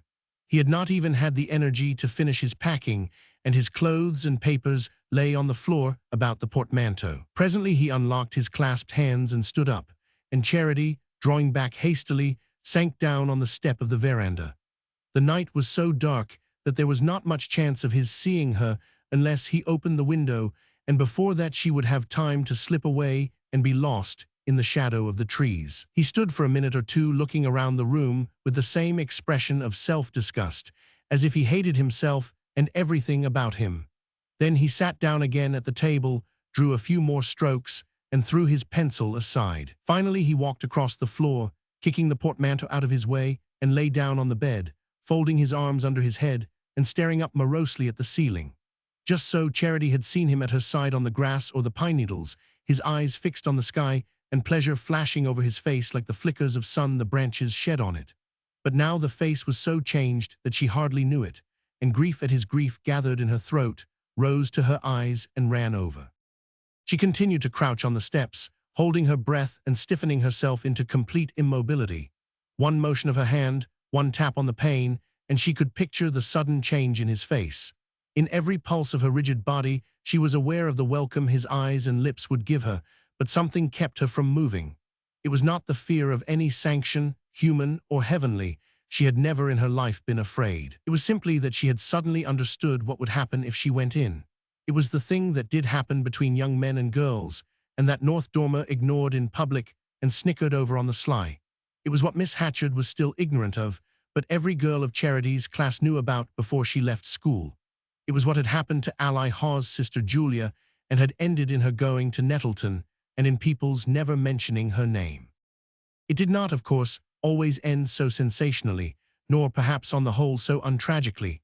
Charity had always suspected that the shunned Julia's fate might have its compensations. There were others, worse endings that the village knew of, mean, miserable, unconfessed, other lives that went on drearily, without visible change, in the same cramped setting of hypocrisy. But these were not the reasons that held her back. Since the day before, she had known exactly what she would feel if Harney should take her in his arms, the melting of palm into palm and mouth on mouth, and the long flame burning her from head to foot. But mixed with this feeling was another, the wondering pride in his liking for her, the startled softness that his sympathy had put into her heart. Sometimes, when her youth flushed up in her, she had imagined yielding like other girls to furtive caresses in the twilight, but she could not so cheapen herself to Harney. She did not know why he was going, but since he was going she felt she must do nothing to deface the image of her that he carried away. If he wanted her, he must seek her. He must not be surprised into taking her as girls like Julia Hawes were taken. No sound came from the sleeping village, and in the deep darkness of the garden she heard now and then a secret rustle of branches, as though some night bird brushed them. Once a footfall passed the gate, and she shrank back into her corner, but the steps died away and left a profounder quiet. Her eyes were still on Harney's tormented face.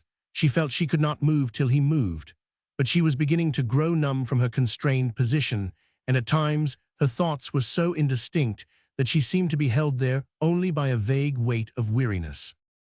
A long time passed in this strange vigil. Harney still lay on the bed, motionless and with fixed eyes, as though following his vision to its bitter end. At last he stirred and changed his attitude slightly, and Charity's heart began to tremble. But he only flung out his arms and sank back into his former position. With a deep sigh he tossed the hair from his forehead, then his whole body relaxed, his head turned sideways on the pillow, and she saw that he had fallen asleep.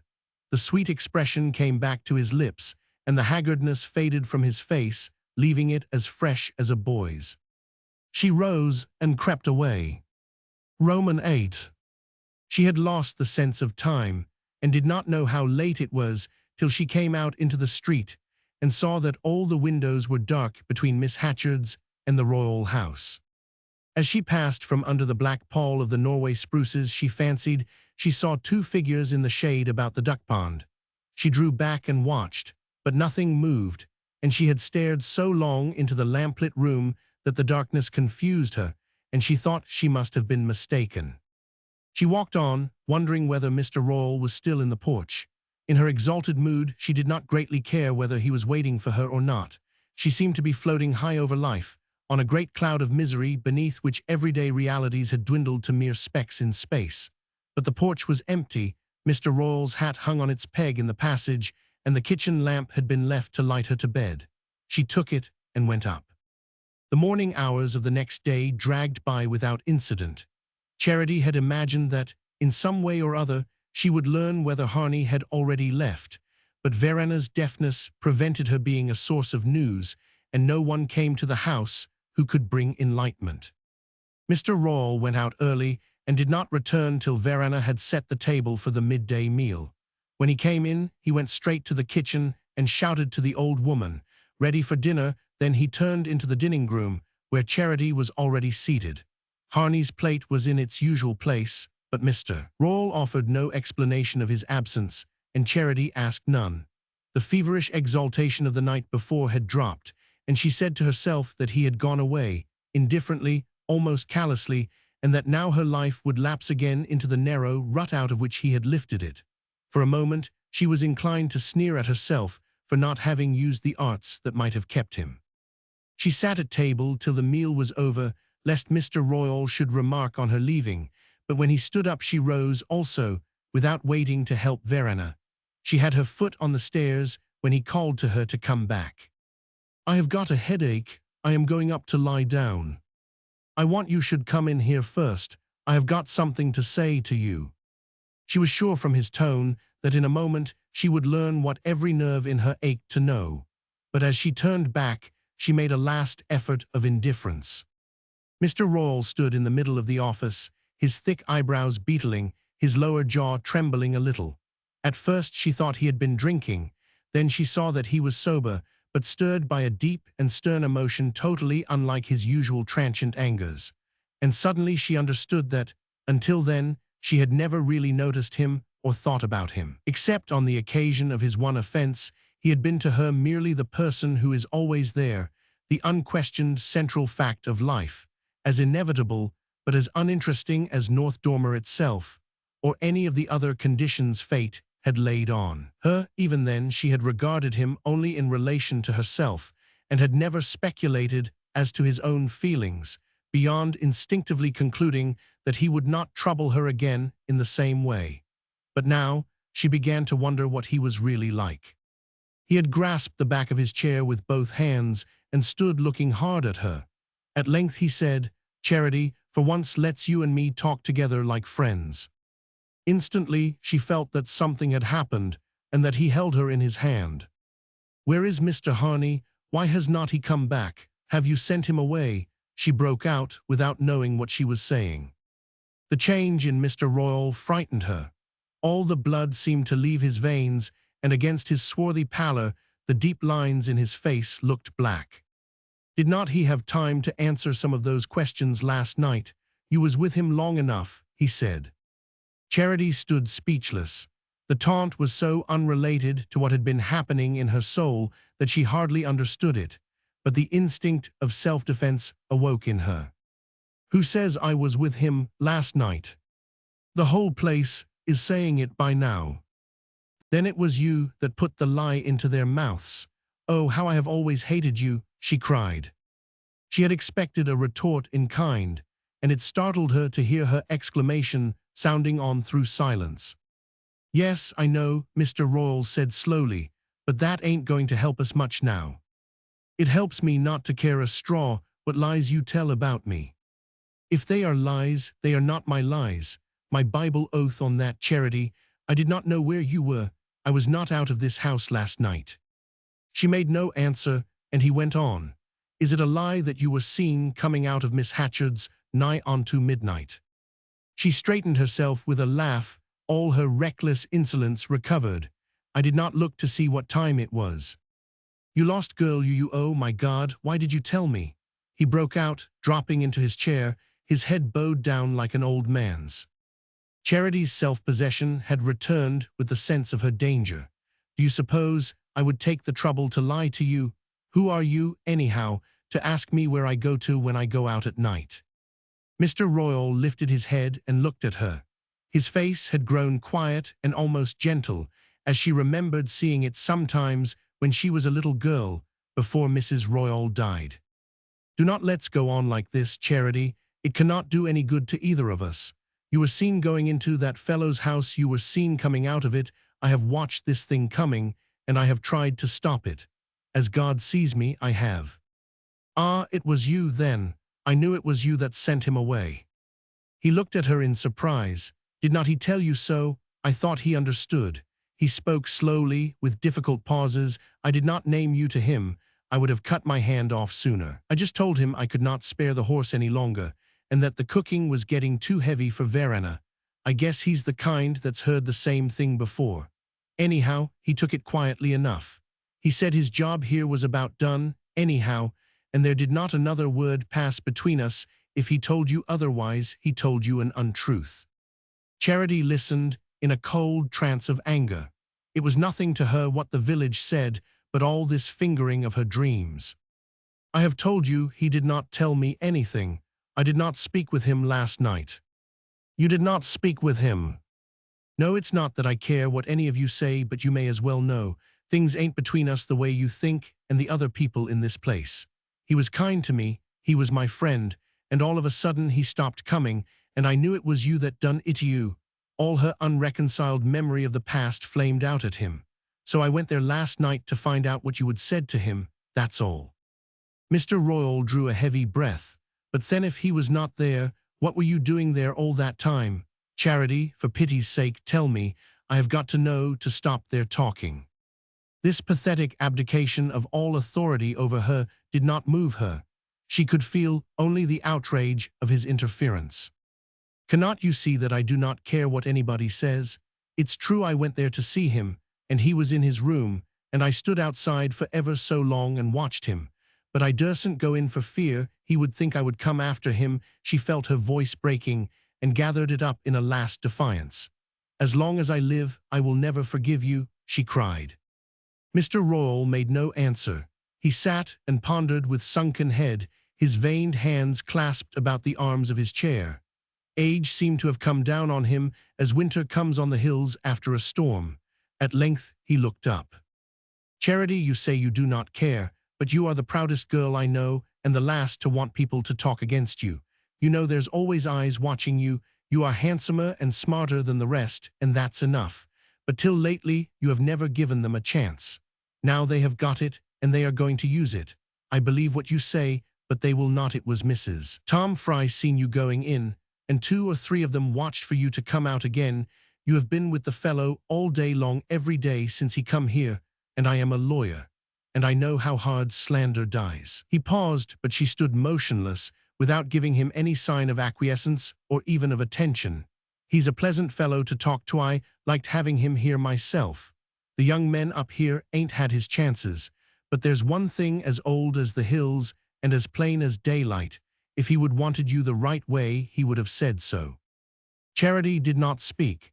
It seemed to her that nothing could exceed the bitterness of hearing such words from such lips. Mr. Royall rose from his seat. See here, Charity Royall, I had a shameful thought once, and you have made me pay for it.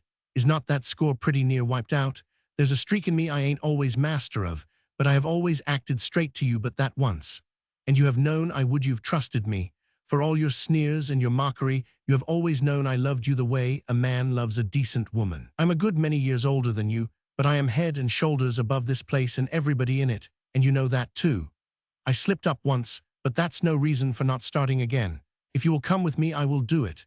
If you will marry me, we will leave here and settle in some big town where there's men and business and things doing. It's not too late for me to find an opening. I can see it by the way folks treat me when I go down to Hepburn or Nettleton. Charity made no movement. Nothing in his appeal reached her heart, and she thought only of words to wound and wither. But a growing lassitude restrained her. What did anything matter that he was saying? She saw the old life closing in on her, and hardly heeded his fanciful picture of renewal. Charity, Charitisse, you will do it, she heard him urge, all his lost years and wasted passion in his voice. Oh, what's the use of all this? When I leave here, it will not be with you. She moved toward the door as she spoke, and he stood up and placed himself between her and the threshold. He seemed suddenly tall and strong, as though the extremity of his humiliation had given him new vigor. That's all, is it? It's not much. He leaned against the door, so towering and powerful that he seemed to fill the narrow room. Well then, look here, you are right. I have no claim on Yowie should you look at a broken man like me. You want the other fellow, and I do not blame you. You picked out the best when you seen it well. That was always my way. He fixed his stern eyes on her, and she had the sense that the struggle within him was at its highest. Do you want him to marry you? He asked. They stood and looked at each other for a long moment, eye to eye, with the terrible equality of courage that sometimes made her feel as if she had his blood in her veins. Do you want him, Tarsay? I will have him here in an hour if you do. I ain't been in the law 30 years for nothing. He's hired Carrick Fry's team to take him to Hepburn, but he ain't going to start for another hour. And I can put things to him so he will not be long deciding he's soft. I could see that. I do not say you will not be sorry afterward, but, by God, I will give you the chance to be, if you say so. She heard him out in silence, too remote from all he was feeling and saying for any sally of scorn to relieve her. As she listened, there flitted through her mind the vision of Lif Hyatt's muddy boot coming down on the white bramble flowers. The same thing had happened now. Something transient and exquisite had flowered in her, and she had stood by and seen it trampled to earth. While the thought passed through her, she was aware of Mr. Royall, still leaning against the door, but crestfallen, diminished, as though her silence were the answer he most dreaded. I do not want any chance you can give me. I am glad he's going away, she said. He kept his place a moment longer, his hand on the doorknob. Charity, he pleaded. She made no answer, and he turned the knob and went out. She heard him fumble with the latch of the front door and saw him walk down the steps. He passed out of the gate, and his figure, stooping and heavy, receded slowly up the street. For a while she remained where he had left her. She was still trembling with the humiliation of his last words, which rang so loud in her ears that it seemed as though they must echo through the village, proclaiming her a creature to lend herself to such vile suggestions. Her shame weighed on her like a physical oppression. The roof and walls seemed to be closing in on her, and she was seized by the impulse to get away, under the open sky, where there would be room to breathe. She went to the front door, and as she did so, Lucius Harney opened it. He looked graver and less confident than usual, and for a moment or two neither of them spoke. Then he held out his hand. "Are you going out?" he asked. "May I come in?" Her heart was beating so violently that she was afraid to speak, and stood looking at him with tear-dilated eyes. Then she became aware of what her silence must betray, and said quickly, "Yes, come in." She led the way into the dining room, and they sat down on opposite sides of the table, the fruit stand and japanned breadbasket between them. Harney had laid his straw hat on the table, and as he sat there, in his easy-looking summer clothes, a brown tie knotted under his flannel collar, and his smooth brown hair brushed back from his forehead, she pictured him, as she had seen him the night before, lying on his bed, with the tossed locks falling into his eyes, and his bare throat rising out of his unbuttoned shirt. He had never seemed so remote as at the moment when that vision flashed through her mind. "I am so sorry, it's goodbye. I suppose you know I am leaving," he began, abruptly and awkwardly. She guessed that he was wondering how much she knew of his reasons for going. "I presume you found your work was over quicker than what you expected," she said. "Well, yes, no, there are plenty of things I should have liked to do, but my holiday's limited, and now that Mr. Royall needs the horse for himself, it's rather difficult to find means of getting about. There ain't any too many teams for hire around here," she acquiesced, and there was another silence. "These days here have been awfully pleasant. I wanted to thank you for making them so," he continued, his color rising. She could not think of any reply, and he went on, "You have been wonderfully kind to me, and I wanted to tell you I wish I could think of you as happier, less lonely. Things are sure to change for you by and by."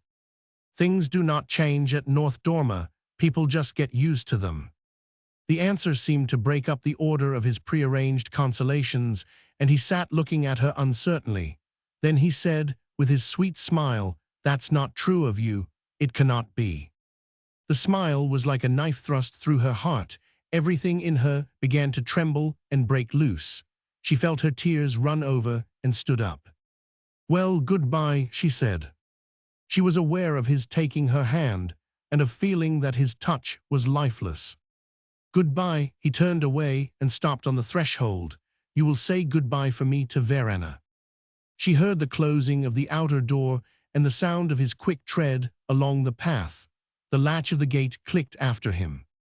The next morning, when she arose in the cold dawn and opened her shutters, she saw a freckled boy standing on the other side of the road and looking up at her.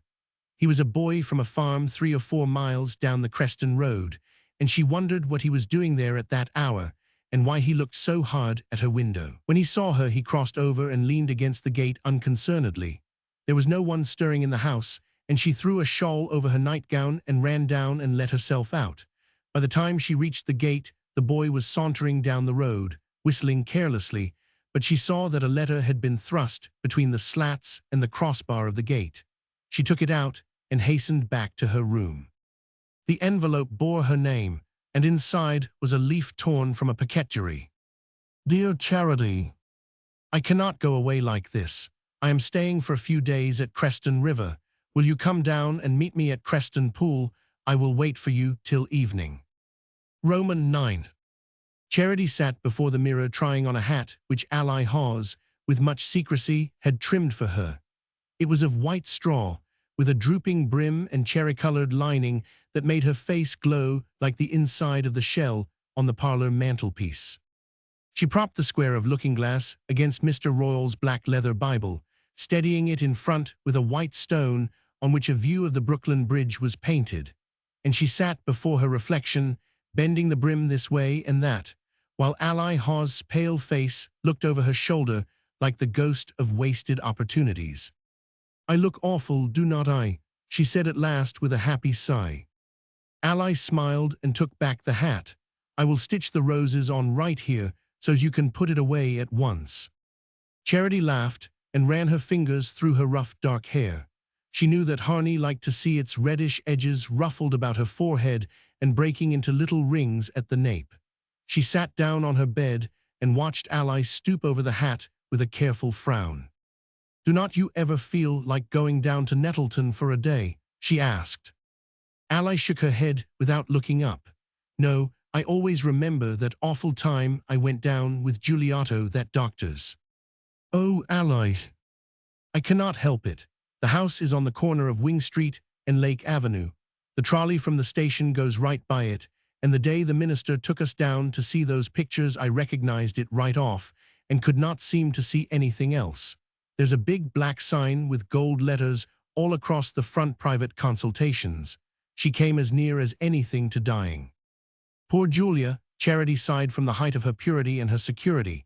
She had a friend whom she trusted and who respected her.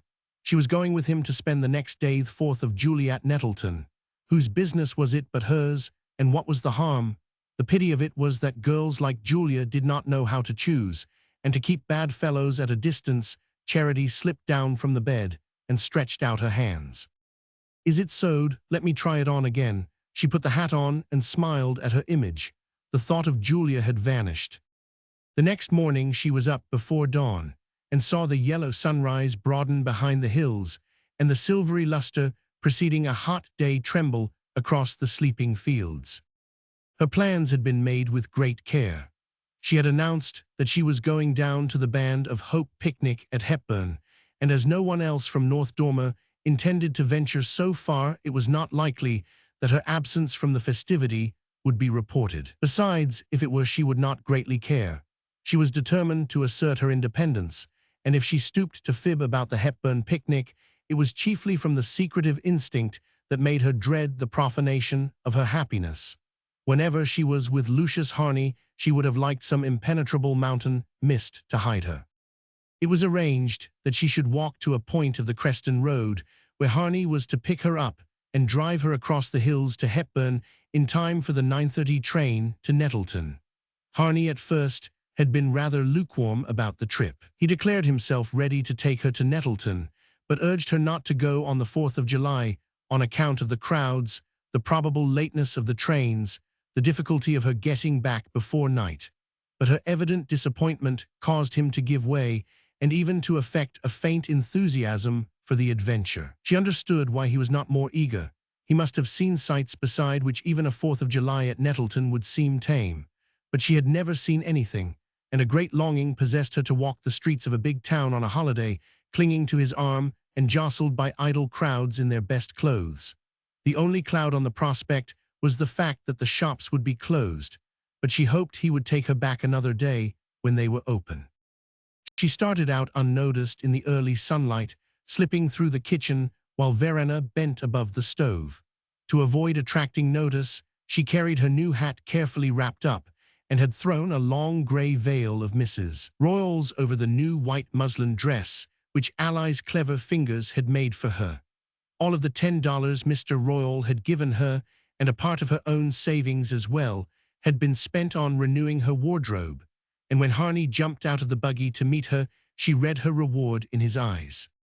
The freckled boy who had brought her the note 2 weeks earlier was to wait with the buggy at Hepburn till their return. He perched at Charity's feet, his legs dangling between the wheels, and they could not say much because of his presence. But it did not greatly matter, for their past was now rich enough to have given them a private language, and with the long day stretching before them like the blue distance beyond the hills, there was a delicate pleasure in postponement. When Charity, in response to Harney's message, had gone to meet him at the Creston Pool, her heart had been so full of mortification and anger that his first words might easily have estranged her. But it happened that he had found the right word, which was one of simple friendship. His tone had instantly justified her and put her guardian in the wrong. He had made no allusion to what had passed between Mr. Royall and himself, but had simply let it appear that he had left because means of conveyance were hard to find at North Dormer, and because Creston River was a more convenient center. He told her that he had hired by the week the buggy of the freckled boy's father, who served as liveristable keeper to 1 or 2 melancholy summer boarding houses on Creston Lake, and had discovered, within driving distance, a number of houses worthy of his pencil, and he said that he could not, while he was in the neighborhood, give up the pleasure of seeing her as often as possible. When they took leave of each other, she promised to continue to be his guide, and during the fortnight which followed they roamed the hills in happy comradeship. In most of the village friendships between youths and maidens, lack of conversation was made up for by tentative fondling. But Harney, except when he had tried to comfort her in her trouble on their way back from the Hyatts, had never put his arm about her or sought to betray her into any sudden caress. It seemed to be enough for him to breathe her nearness like a flower's, and since his pleasure at being with her and his sense of her youth and her grace perpetually shone in his eyes and softened the inflection of his voice, his reserve did not suggest coldness, but the deference due to a girl of his own class. The buggy was drawn by an old trotter who whirled them along so briskly that the pace created a little breeze. But when they reached Hepburn, the full heat of the airless morning descended on them. At the railway station, the platform was packed with a sweltering throng, and they took refuge in the waiting room, where there was another throng, already dejected by the heat and the long waiting for retarded trains. Pale mothers were struggling with fretful babies, or trying to keep their older offspring from the fascination of the track.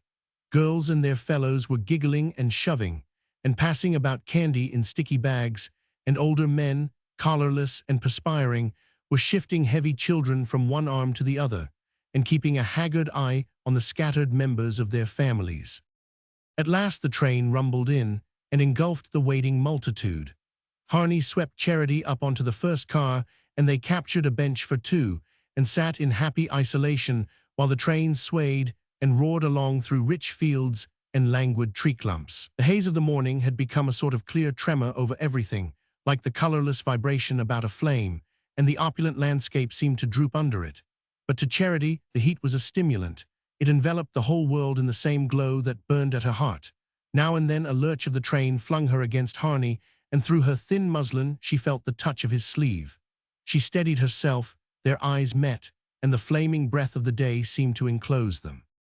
The train roared into the Nettleton station, the descending mob caught them on its tide, and they were swept out into a vague, dusty square thronged with seedy hacks and long-curtained omnibuses drawn by horses with tasseled flinnets over their withers, who stood swinging their depressed heads drearily from side to side. A mob of bus and hack drivers were shouting to the Eagle House, to the Washington House, this way to the lake, just starting for Greytop, and through their yells came the popping of firecrackers, the explosion of torpedoes, the banging of toy guns, and the crash of a firemen's band trying to play the Merry Widow while they were being packed into a wagonette streaming with bunting. The ramshackle wooden hotels about the square were all hung with flags and paper lanterns, and as Harney and Charity turned into the main street, with its brick and granite business blocks crowding out the old low-street shops, and its towering poles strung with innumerable wires that seemed to tremble and buzz in the heat, they saw the double line of flags and lanterns tapering away gaily to the park at the other end of the perspective. The noise and color of this holiday vision seemed to transform Nettleton into a metropolis. Charity could not believe that Springfield or even Boston had anything grander to show, and she wondered if, at this very moment, Annabel Bouch, on the arm of as brilliant a young man, were threading her way through scenes as resplendent. "Where shall we go first?" Harney asked, but as she turned her happy eyes on him, he guessed the answer and said, "We will take a look round, shall we?"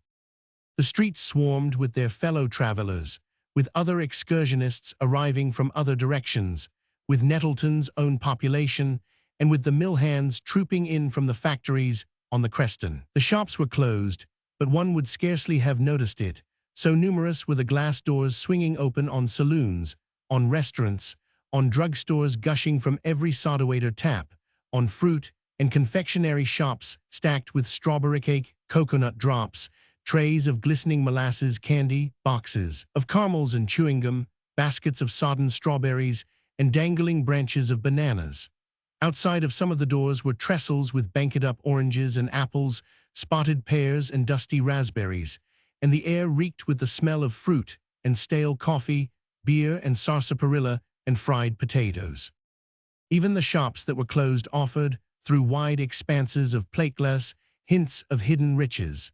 In some, waves of silk and ribbon broke over shores of imitation, moss from which ravishing hats rose like tropical orchids. In others, the pink throats of gramophones opened their giant convolutions in a soundless chorus, or bicycles shining in neat ranks seemed to await the signal of an invisible starter, or tiers of fancy goods in leatherette and paste and celluloid dangled. Their insidious graces, and in one vast bay that seemed to project them into exciting contact with the public, wax ladies in daring dresses chatted elegantly, or, with gestures intimate yet blameless, pointed to their pink corsets and transparent hosiery. Presently Harney found that his watch had stopped and turned in at a small jeweler's shop which chanced to still be open. While the watch was being examined, Charity leaned over the glass counter where, on a background of dark blue velvet, pins, rings, and brooches glittered like the moon and stars. She had never seen jewelry so nearby, and she longed to lift the glass lid and plunge her hand among the shining treasures. But already Harney's watch was repaired, and he laid his hand on her arm and drew her from her dream. "What do you like best?" he asked, leaning over the counter at her side. "I do not know," she pointed to a gold lily off the valley with white flowers. "Do not you think the blue pins better?" he suggested, and immediately she saw that the lily of the valley was mere trumpery compared to the small round stone, blue as a mountain lake, with little sparks of light all round it. She colored at her want of discrimination. "It's so lovely, I guess I was afraid to look at it," she said. He laughed and they went out of the shop, but a few steps away he exclaimed, "Oh, by Jove, I forgot something," and turned back and left her in the crowd. She stood staring down a row of pink gramophone throats till he rejoined her and slipped his arm through hers. "You must not be afraid of looking at the blue pin any longer, because it belongs to you," he said, and she felt a little box being pressed into her hand. Her heart gave a leap of joy, but it reached her lips only in a shy stammer. She remembered other girls whom she had heard planning to extract presents from their fellows, and was seized with a sudden dread lest Harney should have imagined that she had leaned over the pretty things in the glass case in the hope of having one given to her. A little farther down the street, they turned in at a glass doorway opening on a shining hall with a mahogany staircase and brass cages in its corners. "We must have something to eat," Harney said, and the next moment Charity found herself in a dressing room all looking-glass and lustrous surfaces, where a party of showy-looking girls were dabbing on powder and straightening immense plumed hats. When they had gone, she took courage to bathe her hot face in one of the marble basins, and to straighten her own hat brim, which the parasols of the crowd had indented. The dresses in the shops had so impressed her that she scarcely dared look at her reflection, but when she did so, the glow of her face under her cherry-colored hat and the curve of her young shoulders through the transparent muslin restored her courage, and when she had taken the blue brooch from its box and pinned it on her bosom, she walked toward the restaurant with her head high, as if she had always strolled through tessellated halls beside young men in flannels. Her spirits sank a little at the sight of the slim-waisted waitresses in black, with bewitching mob-caps on their haughty heads, who were moving disdainfully between the tables. Not for another hour, one of them dropped to Harney in passing, and he stood doubtfully glancing about him. "Oh well, we cannot stay sweltering here," he decided. "Let's try somewhere else," and with a sense of relief Charity followed him from that scene of inhospitable splendor. That somewhere else turned out, after more hot tramping and several failure resto be, of all things, a little open-air place in a back street that called itself a French restaurant, and consisted in 2 or 3 rickety tables under a scarlet runner, between a patch of zinnias and petunias and a big elm bending over from the next yard. Here they lunched on queerly flavored things, while Harney, leaning back in a crippled rocking chair, smoked cigarettes between the courses and poured into Charity's glass a pale yellow wine which he said was the very same one drank in just such jolly places in France. Charity did not think the wine as good as sarsaparilla, but she sipped a mouthful for the pleasure of doing what he did, and of fancying herself alone with him in foreign countries. The illusion was increased by their being served by a deep-bosomed woman with smooth hair and a pleasant laugh, who talked to Harney in unintelligible words, and seemed amazed and overjoyed at his answering her in kind. At the other tables other people sat, mill hands probably, homely but pleasant-looking, who spoke the same shrill jargon, and looked at Harney and Charity with friendly eyes, and between the table legs a poodle with bald patches and pink eyes nosed about for scraps, and sat up on his hind legs absurdly.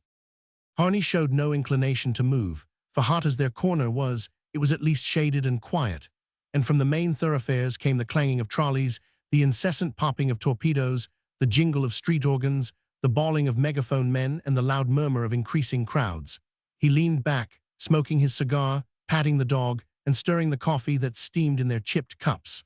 "It's the real thing, you know," he explained, and Charity hastily revised her previous conception of the beverage. They had made no plans for the rest of the day, and when Harney asked her what she wanted to do next, she was too bewildered by rich possibilities to find an answer. Finally, she confessed that she longed to go to the lake, where she had not been taken on her former visit, and when he answered, "Oh, there's time for that, it will be pleasanter later," she suggested seeing some pictures like the ones Mr. Miles had taken her to. She thought Harney looked a little disconcerted, but he passed his fine handkerchief over his warm brow, said gaily, "Come along then," and rose with a last pat for the pink-eyed dog. Mr. Miles's pictures had been shown in an austere Y1100 hall with white walls and an organ, but Harney led Charity to a glittering place everything she saw seemed to glitter where they passed, between immense pictures of yellow-haired beauties stabbing villains in evening dress, into a velvet-curtained auditorium packed with spectators to the last limit of compression. After that, for a while, everything was merged in her brain in swimming circles of heat and blinding alternations of light and darkness. All the world has to show seemed to pass before her in a chaos of palms and minarets, charging cavalry regiments, roaring lions, comic policemen, and scowling murderers, and the crowd around her, the hundreds of hot, sallow, candy-munching faces, young, old, middle-aged, but all kindled with the same contagious excitement, became part of the spectacle and danced on the screen with the rest. Presently the thought of the cool trolley run to the lake grew irresistible, and they struggled out of the theater. As they stood on the pavement, Harney pale with the heat, and even Charity a little confused by it, a young man drove by in an electric runabout with a calico band bearing the words, $10 to take you round the lake. Before Charity knew what was happening, Harney had waved a hand and they were climbing in.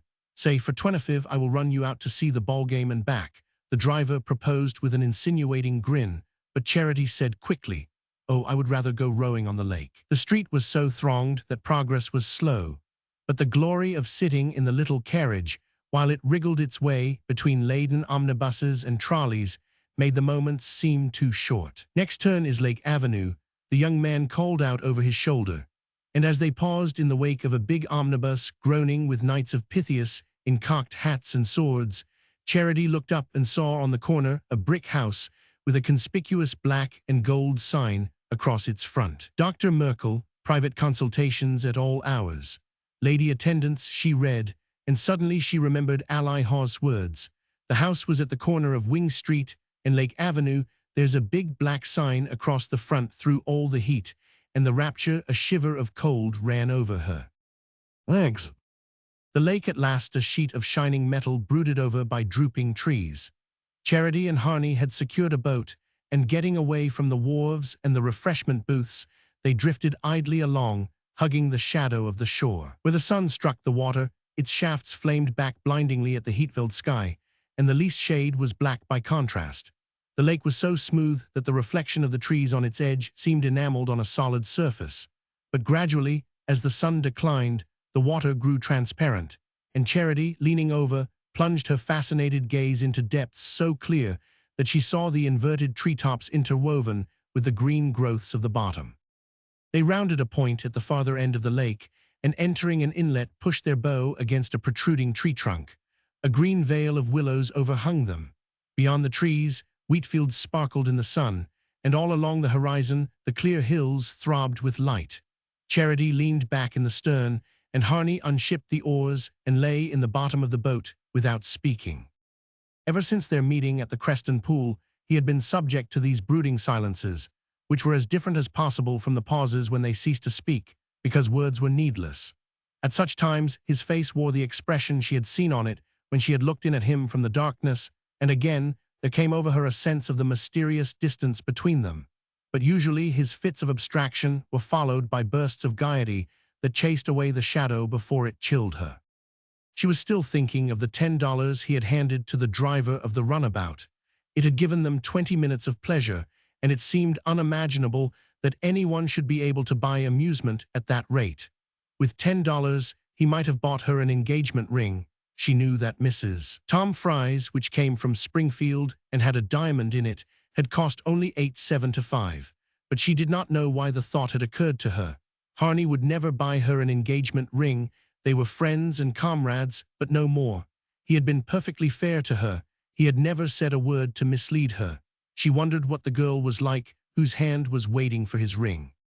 Boats were beginning to thicken on the lake, and the clang of incessantly arriving trolleys announced the return of the crowds from the ball field. The shadows lengthened across the pearl-grey water, and two white clouds near the sun were turning golden. On the opposite shore, men were hammering hastily at a wooden scaffolding in a field. Charity asked what it was for. "Why, the fireworks. I suppose there will be a big show." Harney looked at her, and a smile crept into his moody eyes. "Have you never seen any good fireworks?" "Miss Hatchard always sends up lovely rockets on the 4th, she answered doubtfully. Oh, his contempt was unbounded. "I mean a big performance like this, illuminated boats, and all the rest." She flushed at the picture. "Do they send them up from the lake, too?" "Rather. Did not you notice that big raft we passed? It's wonderful to see the rockets completing their orbits down under one's feet." She said nothing, and he put the oars into the rowlocks. "If we stay, we would better go and pick up something to eat." "But how can we get back afterwards?" she ventured, feeling it would break her heart if she missed it. He consulted a timetable, found a 10 o'clock train, and reassured her. "The moon rises so late that it will be dark by 8, and we will have over an hour of it." Twilight fell, and lights began to show along the shore. The trolleys roaring out from Nettleton became great luminous serpents coiling in and out among the trees. The wooden eating houses at the lake's edge danced with lanterns, and the dusk echoed with laughter and shouts and the clumsy splashing of oars. Harney and Charity had found a table in the corner of a balcony built over the lake, and were patiently awaiting an unattainable chowder. Close under them, the water lapped the piles, agitated by the evolutions of a little white steamboat trellised with colored globes, which was to run passengers up and down the lake. It was already black with them as it sheered off on its first trip. Suddenly Charity heard a woman's laugh behind her. The sound was familiar, and she turned to look. A band of showily dressed girls and dapper young men wearing badges of secret societies, with new straw hats tilted far back on their square-clipped hair, had invaded the balcony and were loudly clamoring for a table. The girl in the lead was the one who had laughed. She wore a large hat with a long white feather, and from under its brim her painted eyes looked at Charity with amused recognition. "Say if this ain't like Old Home Week," she remarked to the girl at her elbow, and giggles and glances passed between them. Charity knew at once that the girl with the white feather was Julia Hawes. She had lost her freshness, and the paint under her eyes made her face seem thinner, but her lips had the same lovely curve, and the same cold mocking smile, as if there were some secret absurdity in the person she was looking at, and she had instantly detected it. Charity flushed to the forehead and looked away. She felt herself humiliated by Julia's sneer, and vexed that the mockery of such a creature should affect her. She trembled lest Harney should notice that the noisy troupe had recognized her, but they found no table free and passed on tumultuously. Presently there was a soft rush through the air, and a shower of silver fell from the blue evening sky. In another direction, pale Roman candles shot up singly through the trees, and a fire-haired rocket swept the horizon like a portent. Between these intermittent flashes, the velvet curtains of the darkness were descending, and in the intervals of eclipse, the voices of the crowds seemed to sink to smothered murmurs. Charity and Harney, dispossessed by newcomers, were at length obliged to give up their table and struggle through the throng about the boat landings. For a while there seemed no escape from the tide of late arrivals, but finally Harney secured the last two places on the stand from which the more privileged were to see the fireworks. The seats were at the end of a row, one above the other. Charity had taken off her hat to have an uninterrupted view, and whenever she leaned back to follow the curve of some disheveled rocket, she could feel Harney's knees against her head. After a while the scattered fireworks ceased. A longer interval of darkness followed, and then the whole night broke into flower. From every point of the horizon, gold and silver arches sprang up and crossed each other, sky orchards broke into blossom, shed their flaming petals, and hung their branches with golden fruit, and all the while the air was filled with a soft supernatural hum, as though great birds were building their nests in those invisible treetops. Now and then there came a lull, and a wave of moonlight swept the lake. In a flash it revealed hundreds of boats, steel-dark against lustrous ripples, then it withdrew as if with a furling of vast translucent wings. Charity's heart throbbed with delight. It was as if all the latent beauty of things had been unveiled to her. She could not imagine that the world held anything more wonderful, but near her she heard someone say, "You wait till you see the set piece," and instantly her hopes took a fresh flight. At last, just as it was beginning to seem as though the whole arch of the sky were one great lid pressed against her dazzled eyeballs, and striking out of them continuous jets of jeweled light, the velvet darkness settled down again, and a murmur of expectation ran through the crowd.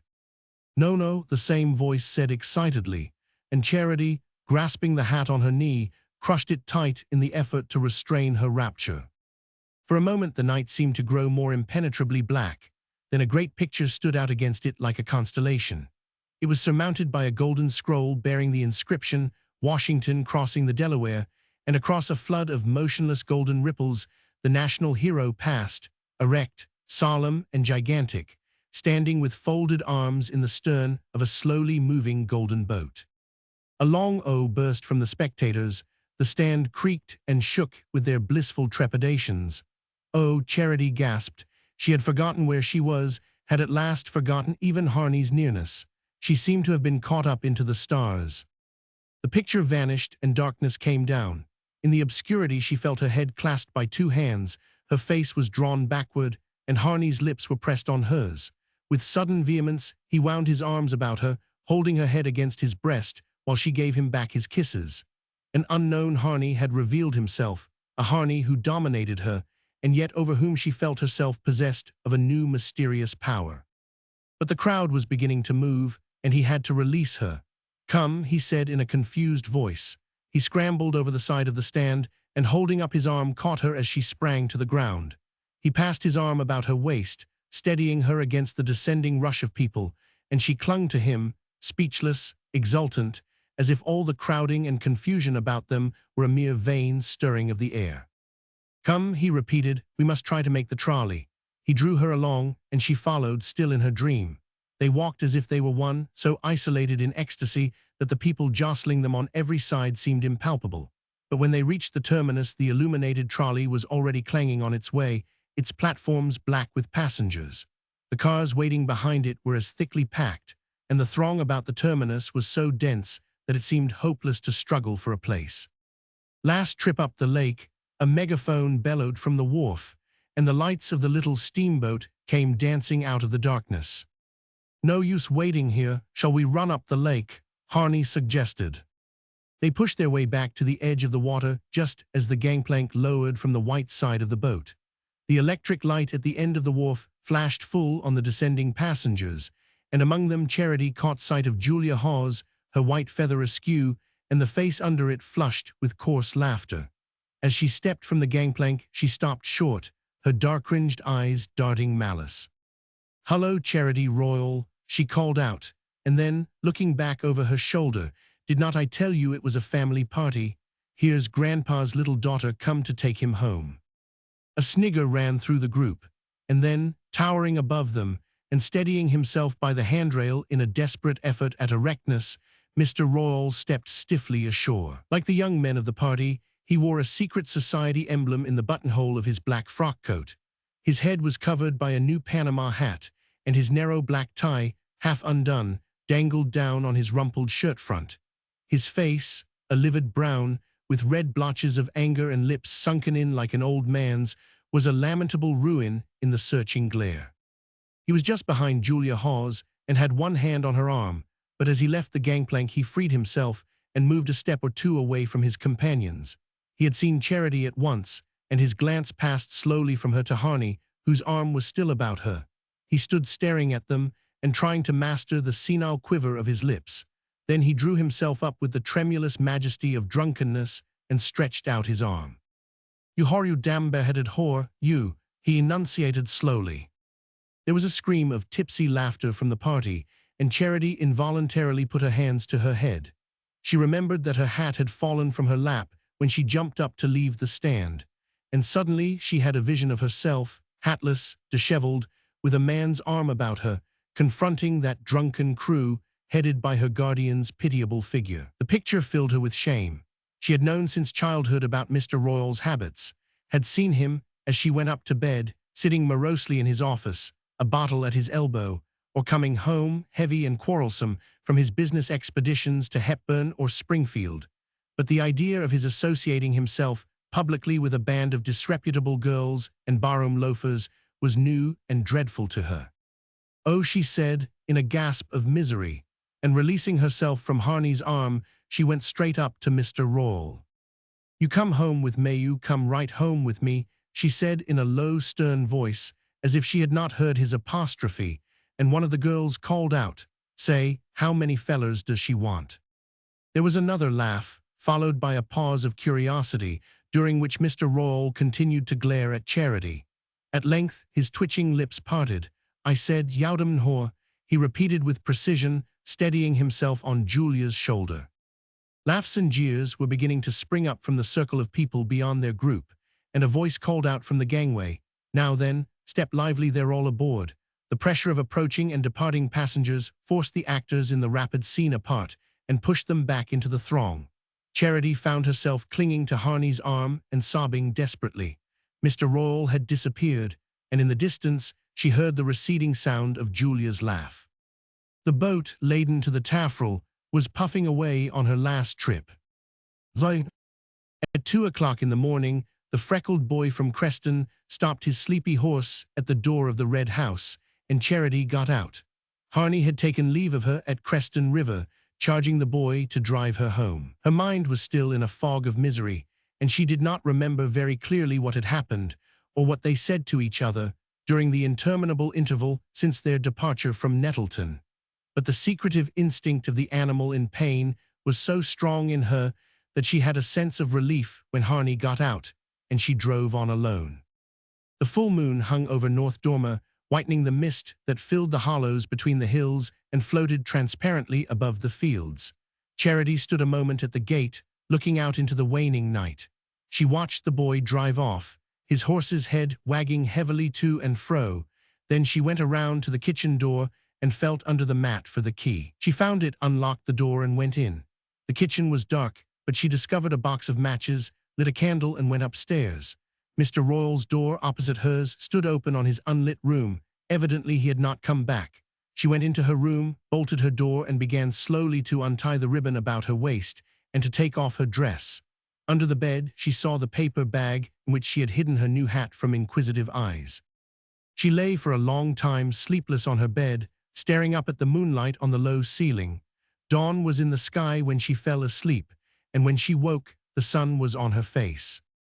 She dressed and went down to the kitchen. Verena was there alone. She glanced at Charity tranquilly with her old deaf-looking eyes. There was no sign of Mr. Royall about the house, and the hours passed without his reappearing. Charity had gone up to her room and sat there listlessly, her hands on her lap. Puffs of sultry air fanned her dimity window curtains, and flies buzzed stiflingly against the bluish panes. At 1 o'clock, Verena hobbled up to see if she were not coming down to dinner, but she shook her head, and the old woman went away, saying, "I will cover up then." The sun turned and left her room, and Charity seated herself in the window, gazing down the village street through the half-opened shutters. Not a thought was in her mind. It was just a dark whirlpool of crowding images, and she watched the people passing along the street, Dan Targett's team hauling a load of pine trunks down to Hepburn, the sexton's old white horse grazing on the bank across the way, as if she looked at these familiar sights from the other side of the grave. She was roused from her apathy by seeing Ally Hawes come out of the Fry's gate and walk slowly toward the Red House with her uneven, limping step. At the sight, Charity recovered her severed contact with reality. She divined that Ally was coming to hear about her day. No one else was in the secret of the trip to Nettleton, and it had flattered Ally profoundly to be allowed to know of it. At the thought of having to see her, of having to meet her eyes and answer or evade her questions, the whole horror of the previous night's adventure rushed back upon Charity. What had been a feverish nightmare became a cold and unescapable fact. Poor Ally at that moment represented North Dormer, with all its mean curiosities, its furtive malice, its sham unconsciousness of evil. Charity knew that, although all relations with Julia were supposed to be severed, the tender-hearted Ally still secretly communicated with her, and no doubt Julia would exult in the chance of retelling the scandal of the wharf.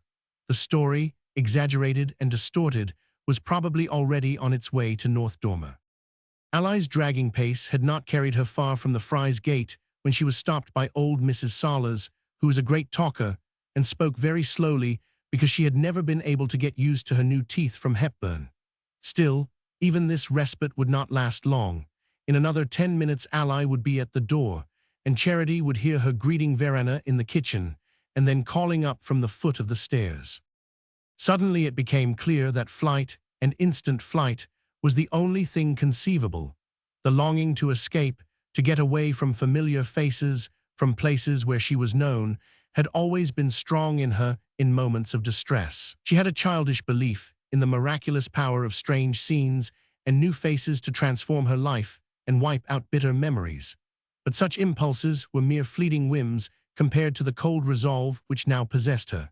She felt she could not remain an hour longer under the roof of the man who had publicly dishonored her, and face to face with the people who would presently be gloating over all the details of her humiliation. Her passing pity for Mr. Royall had been swallowed up in loathing. Everything in her recoiled from the disgraceful spectacle of the drunken old man apostrophizing her in the presence of a band of loafers and streetwalkers. Suddenly, vividly, she relived again the horrible moment when he had tried to force himself into her room, and what she had before supposed to be a mad aberration now appeared to her as a vulgar incident in a debauched and degraded life. While these thoughts were hurrying through her, she had dragged out her old canvas schoolbag and was thrusting into it a few articles of clothing and the little packet of letters she had received from Harney. From under her pincushion, she took the library key and laid it in full view. Then she felt at the back of a drawer for the blue brooch that Harney had given her. She would not have dared to wear it openly at North Dormer, but now she fastened it on her bosom as if it were a talisman to protect her in her flight. These preparations had taken but a few minutes, and when they were finished Ally Hawes was still at the Fry's corner talking to old Mrs. Salas. She had said to herself, as she always said in moments of revolt, "I will go to the mountain, I'll go back to my own folks." She had never really meant it before, but now, as she considered her case, no other course seemed open. She had never learned any trade that would have given her independence in a strange place, and she knew no one in the big towns of the valley where she might have hoped to find employment. Miss Hatchard was still away, but even had she been at North Dormer, she was the last person to whom Charity would have turned, since one of the motives urging her to flight was the wish not to see Lucius Harney. Traveling back from Nettleton, in the crowded, brightly lit train, all exchange of confidence between them had been impossible. But during their drive from Hepburn to Creston River, she had gathered from Harney's snatches of consolatory talk again, hampered by the freckled boy's presence that he intended to see her the next day. At the moment she had found a vague comfort in the assurance, but in the desolate lucidity of the hours that followed, she had come to see the impossibility of meeting him again. Her dream of comradeship was over, and the scene on the wharf, full and disgraceful as it had been, had, after all, shed the light of truth on her minute of madness.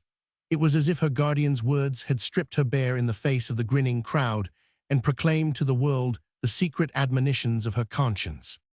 She did not think these things out clearly. She simply followed the blind propulsion of her wretchedness. She did not want, ever again, to see anyone she had known. Above all, she did not want to see Harney. She climbed the hill path behind the house and struck through the woods by a shortcut leading to the Creston Road. A lead-colored sky hung heavily over the fields, and in the forest the motionless air was stifling. But she pushed on, impatient to reach the road which was the shortest way to the mountain. To do so, she had to follow the Creston Road for a mile or two and go within half a mile of the village, and she walked quickly, fearing to meet Harney. But there was no sign of him, and she had almost reached the branch road when she saw the flanks of a large white tent projecting through the trees by the roadside. She supposed that it sheltered a traveling circus which had come there for the 4th, but as she drew nearer she saw, over the folded back flap, a large sign bearing the inscription, gospel tent.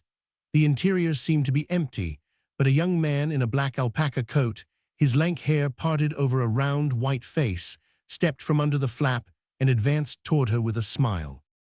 "Sister, your Savior knows everything. Will not you come in and lay your guilt before him?" he asked insinuatingly, putting his hand on her arm. Charity started back and flushed. For a moment, she thought the evangelist must have heard a report of the scene at Nettleton. Then she saw the absurdity of the supposition. "I only wished I had any to lay," she retorted with one of her fierce flashes of self-derision, and the young man murmured, aghast, "Oh, sister, do not speak blasphemy." But she had jerked her arm out of his hold and was running up the branch road, trembling with the fear of meeting a familiar face. Presently she was out of sight of the village and climbing into the heart of the forest. She could not hope to do the 15 miles to the mountain that afternoon, but she knew of a place halfway to Hamblin where she could sleep and where no one would think of looking for her. It was a little deserted house on a slope in one of the lonely rifts of the hills. She had seen it once, years before, when she had gone on a nutting expedition to the grove of walnuts below it. The party had taken refuge in the house from a sudden mountain storm, and she remembered that Ben Salas, who liked frightening girls, had told them that it was said to be haunted. She was growing faint and tired, for she had eaten nothing since morning and was not used to walking so far. Her head felt light, and she sat down for a moment by the roadside. As she sat there, she heard the click of a bicycle and started up to plunge back into the forest. But before she could move, the bicycle had swept around the curve of the road, and Harney, jumping off, was approaching her with outstretched arms. "Charity, what on earth are you doing here?" She stared as if he were a vision, so startled by the unexpectedness of his being there that no words came to her. "Where were you going? Had you forgotten that I was coming?" he continued, trying to draw her to him, but she shrank from his embrace. "I was going away. I do not want to see you. I want you should leave me alone," she broke out wildly. He looked at her, and his face grew grave, as though the shadow of a premonition brushed it. "Going away from me, Charity. From everybody. I want you should leave me." He stood glancing doubtfully up and down the lonely forest road that stretched away into sun-flecked distances. "Where were you going?" "Home. Home Thigh's way." She threw her head back defiantly. "To my home up yonder, to the mountain." As she spoke, she became aware of a change in his face. He was no longer listening to her. He was only looking at her, with the passionate, absorbed expression she had seen in his eyes after they had kissed on the stand at Nettleton. He was the new Harney again, the Harney abruptly revealed in that embrace, who seemed so penetrated with the joy of her presence that he was utterly careless of what she was thinking or feeling. He caught her hands with a laugh. "How do you suppose I found you?" he said gaily. He drew out the little packet of his letters and flourished them before her bewildered eyes. "You dropped them, you imprudent young person, dropped them in the middle of the road, not far from here, and the young man who is running the gospel tent picked them up just as I was riding by." He drew back, holding her at arm's length and scrutinizing her troubled face with the minute-searching gaze of his short-sighted eyes.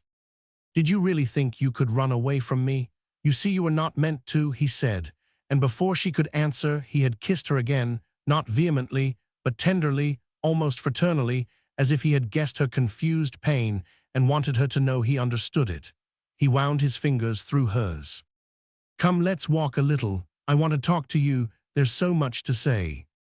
He spoke with a boy's gaiety, carelessly and confidently, as if nothing had happened that could shame or embarrass them, and for a moment, in the sudden relief of her release from lonely pain, she felt herself yielding to his mood.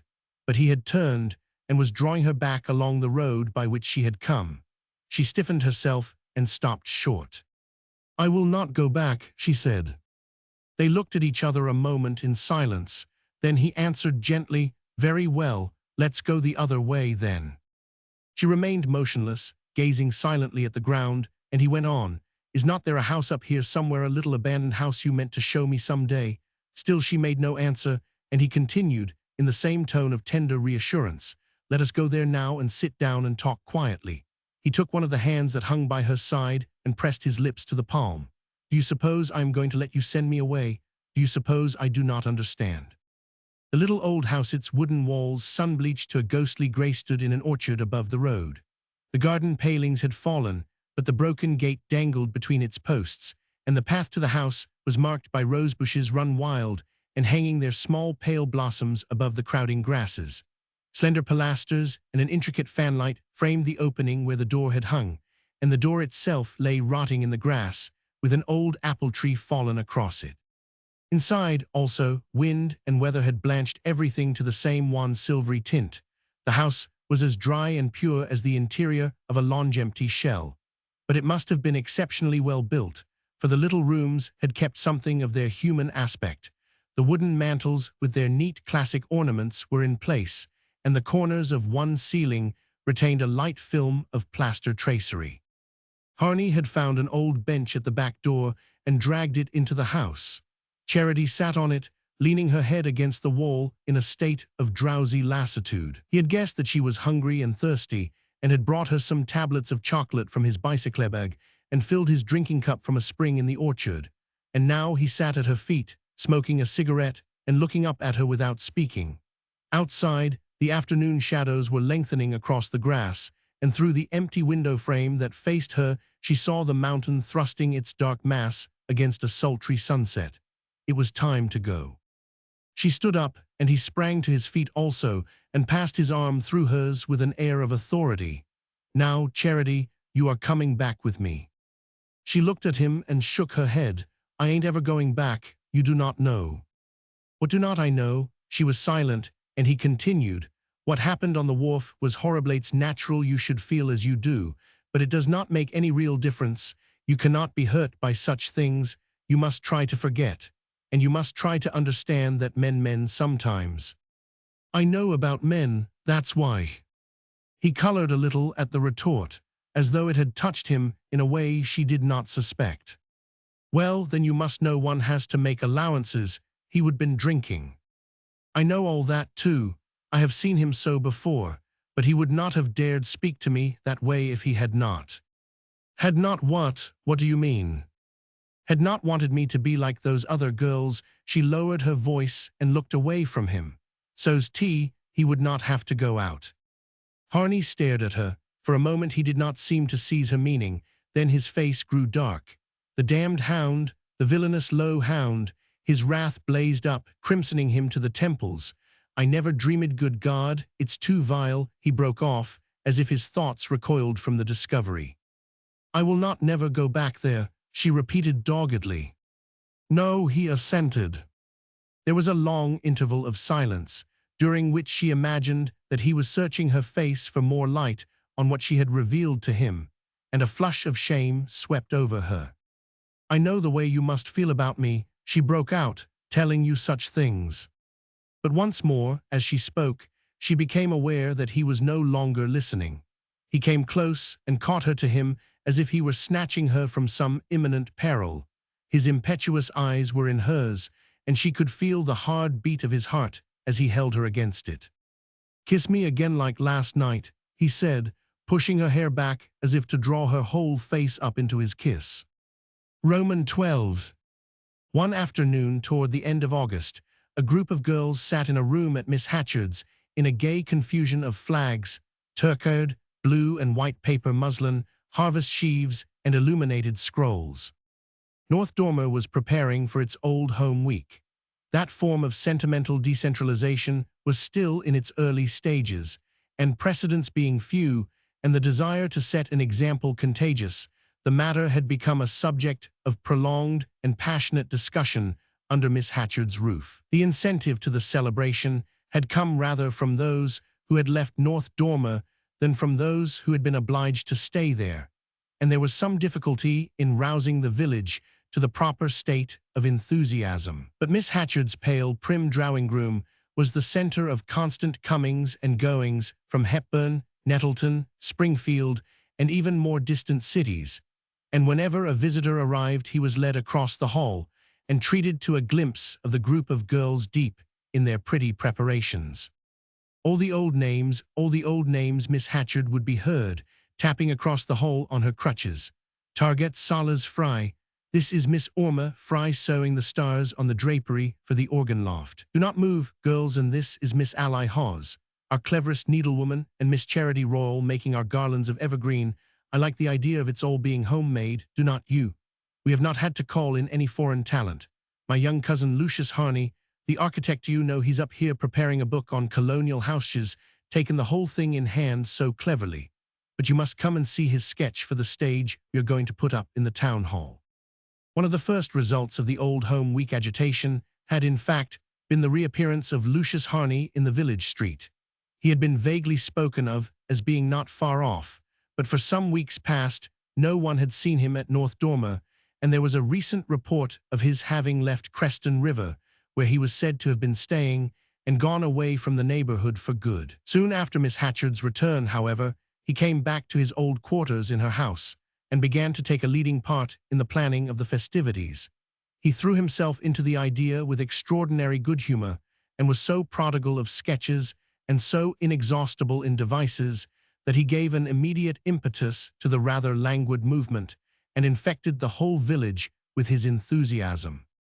Lucius has such a feeling for the past that he has roused us all to a sense of our privileges, Miss Hatchard would say, lingering on the last word, which was a favorite one. And before leading her visitor back to the drawing-room, she would repeat, for the 100th time, that she supposed he thought it very bold of little North Dormer to start up and have a home week of its own, when so many bigger places had not thought of it yet.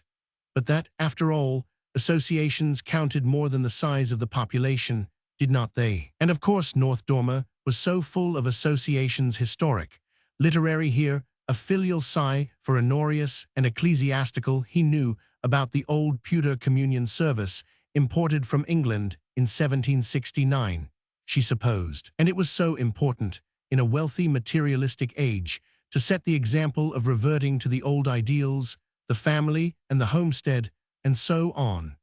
This peroration usually carried her halfway back across the hall, leaving the girls to return to their interrupted activities. The day on which Charity Royall was weaving hemlock garlands for the procession was the last before the celebration. When Miss Hatchard called upon the North Dormer maidenhood to collaborate in the festal preparations, Charity had at first held aloof, but it had been made clear to her that her non-appearance might excite conjecture, and reluctantly she had joined the other workers. The girls, at first shy and embarrassed, and puzzled as to the exact nature of the projected commemoration, had soon become interested in the amusing details of their task, and excited by the notice they received.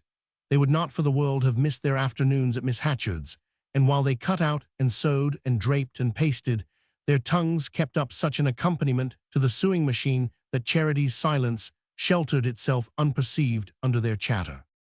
In spirit she was still almost unconscious of the pleasant stir about her. Since her return to the Red House, on the evening of the day when Harney had overtaken her on her way to the mountain, she had lived at North Dormer as if she were suspended in the void. She had come back there because Harney, after appearing to agree to the impossibility of her doing so, had ended by persuading her that any other course would be madness. She had nothing further to fear from Mr. Royall. Of this she had declared herself sure, though she had failed to add, in his exoneration, that he had twice offered to make her his wife. Her hatred of him made it impossible, at the moment, for her to say anything that might partly excuse him in Harney's eyes. Harney, however, once satisfied of her security, had found plenty of reasons for urging her to return. The first, and the most unanswerable, was that she had nowhere else to go. But the one on which he laid the greatest stress was that flight would be equivalent to avowal. If hers was almost inevitable rumors of the scandalous scene at Nettleton should reach North Dormer, how else would her disappearance be interpreted? Her guardian had publicly taken away her character, and she immediately vanished from his house. Seekers after motives could hardly fail to draw an unkind conclusion. But if she came back at once, and was seen leading her usual life, the incident was reduced to its true proportions, as the outbreak of a drunken old man furious at being surprised in disreputable company. People would say that Mr. Royall had insulted his ward to justify himself, and the sordid tale would fall into its place in the chronicle of his obscure debaucheries. Charity saw the force of the argument, but if she acquiesced, it was not so much because of that as because it was Harney's wish. Since that evening in the deserted house, she could imagine no reason for doing or not doing anything except the fact that Harney wished or did not wish it. All her tossing, contradictory impulses were merged in a fatalistic acceptance of his will. It was not that she felt in him any ascendancy of character. There were moments already when she knew she was the stronger, but that all the rest of life had become a mere cloudy rim about the central glory of their passion. Whenever she stopped thinking about that for a moment, she felt as she sometimes did after lying on the grass and staring up too long at the sky. Her eyes were so full of light that everything about her was a blur. Each time that Miss Hatchard, in the course of her periodical incursions into the workroom, dropped an allusion to her young cousin, the architect, the effect was the same on Charity. The hemlock garland she was wearing fell to her knees, and she sat in a kind of trance.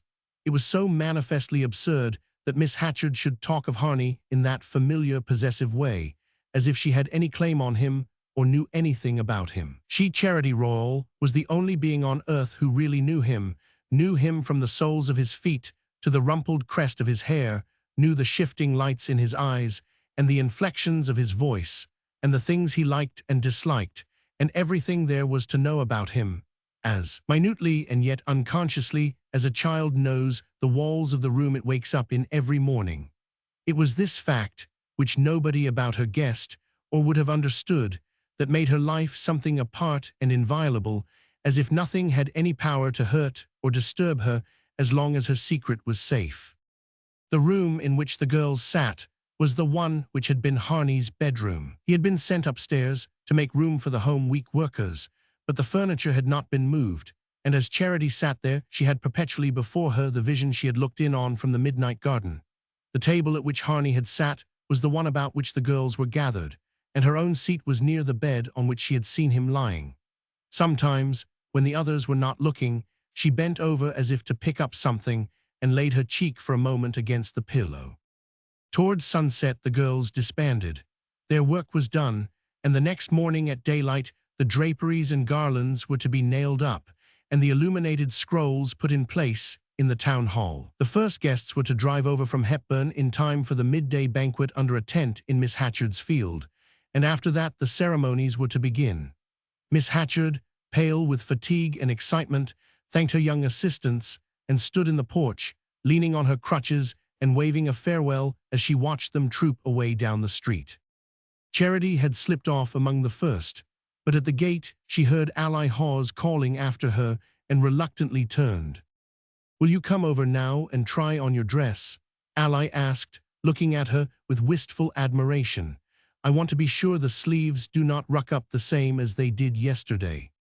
Charity gazed at her with dazzled eyes. "Oh, it's lovely," she said, and hastened away without listening to Ally's protest. She wanted her dress to be as pretty as the other girls wanted it, in fact, to outshine the rest, since she was to take part in the exercise, but she had no time just then to fix her mind on such matters. She sped up the street to the library, of which she had the key about her neck. From the passage at the back, she dragged forth a bicycle and guided it to the edge of the street. She looked about to see if any of the girls were approaching, but they had drifted away together toward the town hall, and she sprang into the saddle and turned toward the Creston Road. There was an almost continual descent to Creston, and with her feet against the pedals, she floated through the still evening air like one of the hawks she had often watched slanting downward on motionless wings. 20 minutes from the time when she had left Miss Hatchard's door, she was turning up the wood road on which Harney had overtaken her on the day of her flight, and a few minutes afterward she had jumped from her bicycle at the gate of the deserted house. In the gold-powdered sunset, it looked more than ever like some frail shell dried and washed by many seasons.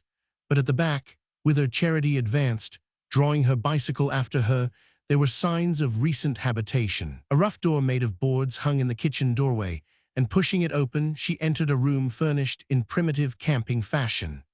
In the window was a table, also made of boards, with an earthenware jar holding a big bunch of wild asters.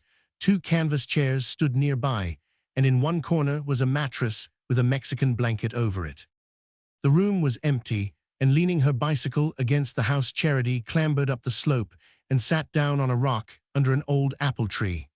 The air was perfectly still, and from where she sat, she would be able to hear the tinkle of a bicycle bell a long way down the road.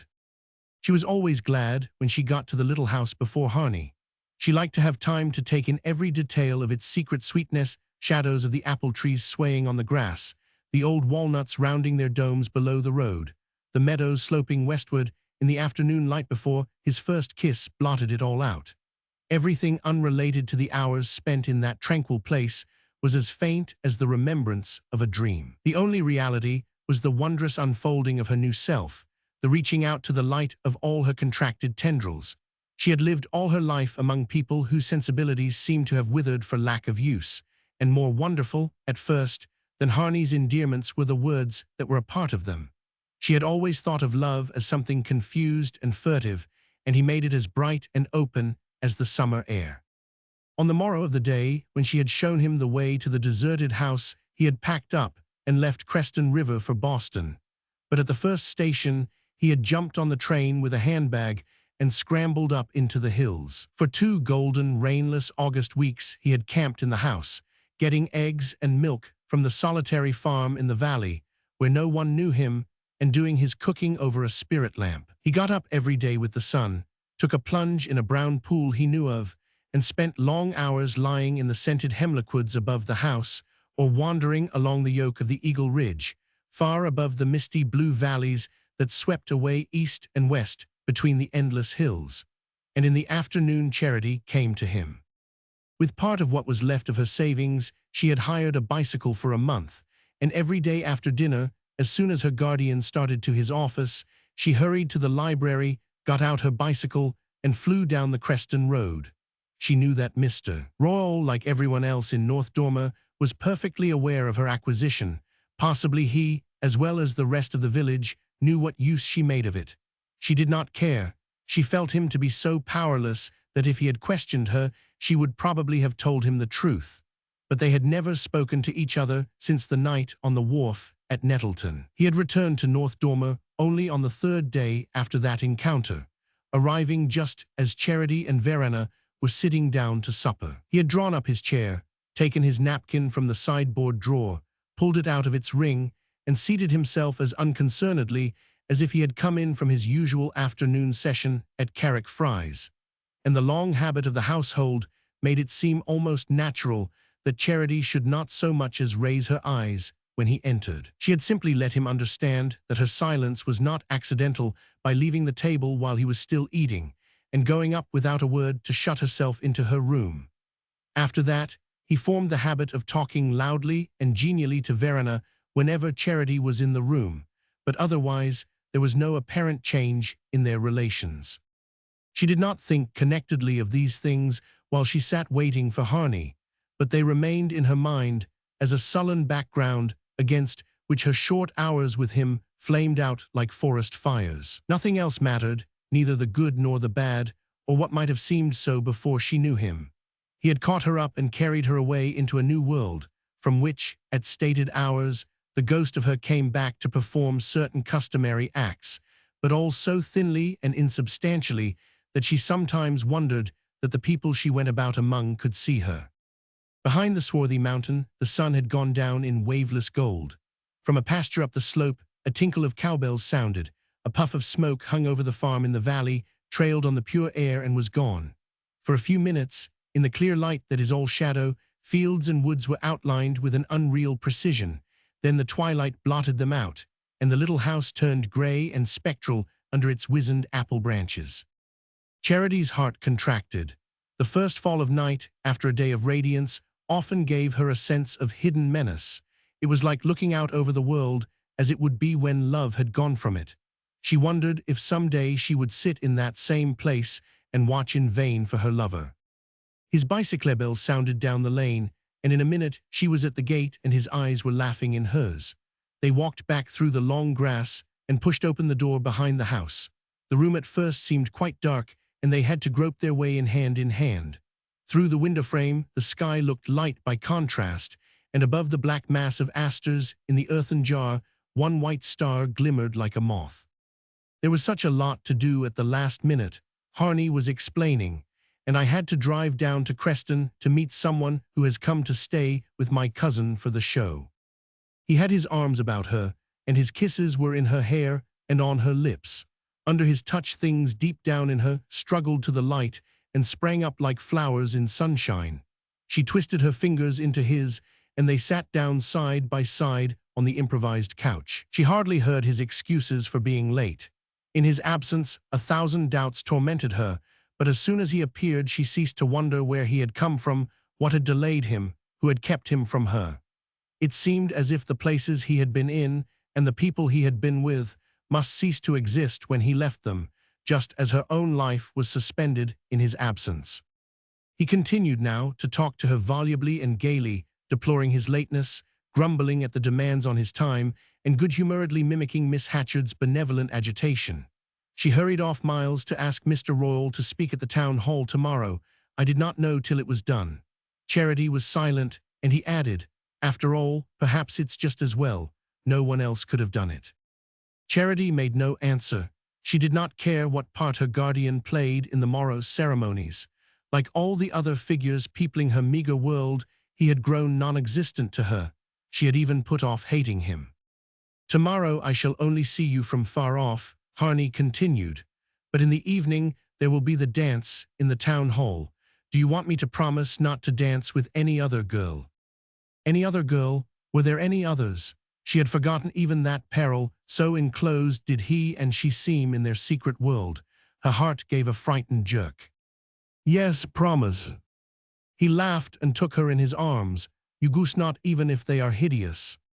He pushed the hair from her forehead, bending her face back, as his way was, and leaning over so that his head loomed black between her eyes and the paleness of the sky, in which the white star floated. Side by side, they sped back along the dark wood road to the village. A late moon was rising, full-orbed and fiery, turning the mountain ranges from fluid gray to massive blackness, and making the upper sky so light that the stars looked as faint as their own reflections in water. At the edge of the wood, half a mile from North Dormer, Harney jumped from his bicycle, took Charity in his arms for a last kiss, and then waited while she went on alone. They were later than usual, and instead of taking the bicycle to the library, she propped it against the back of the woodshed and entered the kitchen of the Red House. Verena sat there alone. When Charity came in, she looked at her with mild, impenetrable eyes and then took a plate and a glass of milk from the shelf and set them silently on the table. Charity nodded her thanks and, sitting down, fell hungrily upon her piece of pie and emptied the glass. Her face burned with her quick flight through the night, and her eyes were dazzled by the twinkle of the kitchen lamp. She felt like a night bird suddenly caught and caged. "He ain't come back since supper," Verena said. "He's down to the hole." Charity took no notice. Her soul was still winging through the forest. She washed her plate and tumbler and then felt her way up the dark stairs. When she opened her door, a wonder arrested her. Before going out, she had closed her shutters against the afternoon heat, but they had swung partly open, and a bar of moonlight, crossing the room, rested on her bed and showed a dress of China silk laid out on it in virgin whiteness. Charity had spent more than she could afford on the dress, which was to surpass those of all the other girls. She had wanted to let North Dormer see that she was worthy of Harney's admiration. Above the dress, folded on the pillow, was the white veil which the young women who took part in the exercises were to wear under a wreath of asters, and beside the veil, a pair of slim white satin shoes that Ally had produced from an old trunk in which she stored mysterious treasures. Charity stood gazing at all the outspread whiteness. It recalled a vision that had come to her in the night after her first meeting with Harney. She no longer had such visions, warmer splendors had displaced them, but it was stupid of Ally to have paraded all those white things on her bed, exactly as Hattie Target's wedding dress from Springfield had been spread out for the neighbors to see when she married Tom Fry. Charity took up the satin shoes and looked at them curiously.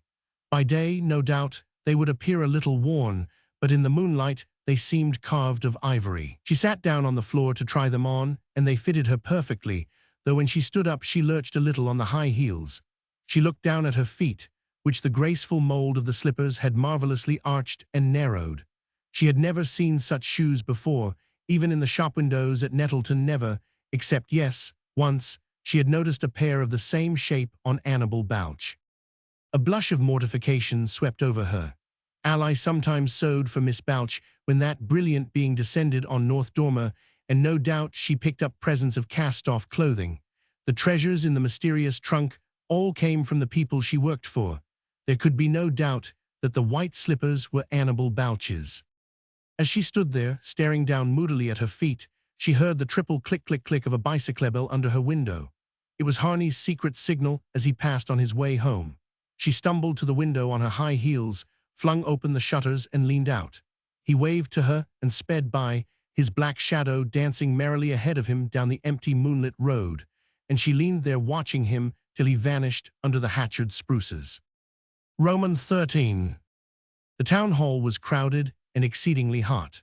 As Charity marched into it third in the white muslin file headed by Orma Fry, she was conscious mainly of the brilliant effect of the wreathed columns framing the green-carpeted stage toward which she was moving, and of the unfamiliar faces turning from the front rows to watch the advance of the procession. But it was all a bewildering blur of eyes and colors till she found herself standing at the back of the stage, her great bunch of asters and goldenrod held well in front of her, and answering the nervous glance of Lambert Salas, the organist from Mr. Miles's church, who had come up from Nettleton to play the harmonium and sat behind it, his conductor's eye running over the fluttered girls. A moment later Mr. Miles, pink and twinkling, emerged from the background, as if buoyed up on his broad white gown, and briskly dominated the bowed heads in the front rows. He prayed energetically and briefly, and then retired, and a fierce nod from Lambert Salas warned the girls that they were to follow at once with Home, Sweet Home. It was a joy to Charity to sing. It seemed as though, for the first time, her secret rapture might burst from her and flash its defiance at the world. All the glow in her blood, the breath of the summer earth, the rustle of the forest, the fresh call of birds at sunrise, and the brooding midday languors seemed to pass into her untrained voice, lifted and led by the sustaining chorus. And then suddenly the song was over, and after an uncertain pause, during which Miss Hatchard's pearl-grey gloves started a furtive signaling down the hall, Mr. Royall, emerging in turn, ascended the steps of the stage and appeared behind the flower-wreathed desk. He passed close to Charity, and she noticed that his gravely set face wore the look of majesty that used to awe and fascinate her childhood. His frock coat had been carefully brushed and ironed, and the ends of his narrow black tie were so nearly even that the tying must have cost him a protracted struggle. His appearance struck her all the more because it was the first time she had looked him full in the face since the night at Nettleton, and nothing in his grave and impressive demeanor revealed a trace of the lamentable figure on the wharf. He stood a moment behind the desk, resting his fingertips against it and bending slightly toward his audience. Then he straightened himself and began. At first she paid no heed to what he was saying, only fragments of sentences, sonorous quotations, allusions to illustrious men, including the obligatory tribute to Honorius Hatchard, drifted past her inattentive ears. She was trying to discover Harney among the notable people in the front row, but he was nowhere near Miss Hatchard, who, crowned by a pearl-grey hat that matched her gloves, sat just below the desk, supported by Mrs. Miles and an important-looking unknown lady. Charity was near one end of the stage, and from where she sat the other end of the first row of seats was cut off by the screen of foliage masking the harmonium. The effort to see Harney around the corner of the screen or through its interstices made her unconscious of everything else, but the effort was unsuccessful, and gradually she found her attention arrested by her guardian's discourse. She had never heard him speak in public before, but she was familiar with the rolling music of his voice when he read aloud or held forth to the selectmen about the stove at Carrick Fries. Today his inflections were richer and graver than she had ever known them. He spoke slowly, with pauses that seemed to invite his hearers to silent participation in his thought, and Charity perceived a light of response in their faces. He was nearing the end of his address. Most of you, he said, most of you who have returned here today to take contact with this little place for a brief hour, have come only on a pious pilgrimage, and will go back presently to busy cities and lives full of larger duties. But that is not the only way of coming back to North Dormer. Some of us, who went out from here in our youth, went out like you, to busy cities and larger duties, have come back in another way, come back for good. I am one of those. As many of you know, he paused, and there was a sense of suspense in the listening hall. My history is without interest, but it has its lesson, not so much for those of you who have already made your lives in other places, as for the young men who are perhaps planning even now to leave these quiet hills and go down into the struggle. Things they cannot foresee may send some of those young men back someday to the little township and the old homestead. They may come back for good. He looked about him and repeated gravely, for good. There's the point I want to make. North Dormer is a poor little place, almost lost in a mighty landscape. Perhaps, by this time, it might have been a bigger place, and more in scale with the landscape, if those who had to come back had come with that feeling in their minds that they wanted to come back for good and not for bad, or just for indifference. Gentlemen, let us look at things as they are. Some of us have come back to our native town because we would fail to get on elsewhere. One way or other, things had gone wrong with us. What we would dreamed of had not come true. But the fact that we had failed elsewhere is no reason why we should fail here. Our very experiments in larger places, even if they were unsuccessful, ought to have helped us to make North Dormer a larger place. And you young men who are preparing even now to follow the call of ambition and turn your back on the old homeswell, let me say this to you, that if ever you do come back to them, it's worthwhile to come back to them for their good, and to do that, you must keep on loving them while you are away from them. And even if you come back against your will and thinking it's all a bitter mistake of fate or providence, you must try to make the best of it, and to make the best of your old town. And after a while, well, ladies and gentlemen, I give you my recipe for what it's worth. After a while, I believe you will be able to say, as I can say today, I am glad I am here. Believe me, all of you, the best way to help the places we live in is to be glad we live there. He stopped, and a murmur of emotion and surprise ran through the audience. It was not in the least what they had expected, but it moved them more than what they had expected would have moved them. Hear, hear, a voice cried out in the middle of the hall.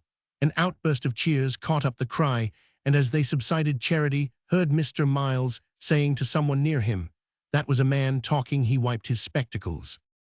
Mr. Royall had stepped back from the desk and taken his seat in the row of chairs in front of the harmonium. A dapper, white-haired gentleman, a distant Hatchard, succeeded him behind the goldenrod and began to say beautiful things about the old oaken bucket, patient white-haired mothers, and where the boys used to go nutting, and Charity began again to search for Harney. Suddenly Mr. Royall pushed back his seat, and one of the maple branches in front of the harmonium collapsed with a crash. It uncovered the end of the first row, and in one of the seats Charity saw Harney, and in the next a lady whose face was turned toward him and almost hidden by the brim of her drooping hat. Charity did not need to see the face. She knew at a glance the slim figure, the fair hair heaped up under the hat brim, the long, pale, wrinkled gloves with bracelets slipping over them. At the fall of the branch, Miss Bouch turned her head toward the stage, and in her pretty, thin-lipped smile there lingered the reflection of something her neighbor had been whispering to her. Someone came forward to replace the fallen branch, and Miss Bouch and Harney were once more hidden. But to Charity, the vision of their two faces had blotted out everything. In a flash, they had shown her the bare reality of her situation. Behind the frail screen of her lover's caresses was the whole inscrutable mystery of his life. His relations with other people, with other women, his opinions, his prejudices, his principles, the net of influences and interests and ambitions in which every man's life is entangled. Of all these she knew nothing, except what he had told her of his architectural aspirations. She had always dimly guessed him to be in touch with important people, involved in complicated relations, but she felt it all to be so far beyond her understanding that the whole subject hung like a luminous mist on the farthest verge of her thoughts. In the foreground, hiding all else, there was the glow of his presence, the light and shadow of his face, the way his short-sighted eyes, at her approach, widened and deepened as if to draw her down into them, and above all, the flush of youth and tenderness in which his words enclosed her. Now she saw him detached from her, drawn back into the unknown, and whispering to another girl things that provoked the same smile of mischievous complicity he had so often called to her own lips. The feeling possessing her was not one of jealousy. She was too sure of his love. It was rather a terror of the unknown, of all the mysterious attractions that must even now be dragging him away from her and of her own powerlessness to contend with them. She had given him all she had, but what was it compared to the other gifts life held for him? She understood now the case of girls like herself to whom this kind of thing happened. They gave all they had, but their all was not enough. It could not buy more than a few moments. The heat had grown suffocating. She felt it descend on her in smothering waves, and the faces in the crowded hall began to dance like the pictures flashed on the screen at Nettleton. For an instant, Mr. Royall's countenance detached itself from the general blur. He had resumed his place in front of the harmonium and sat close to her, his eyes on her face, and his look seemed to pierce to the very center of her confused sensations.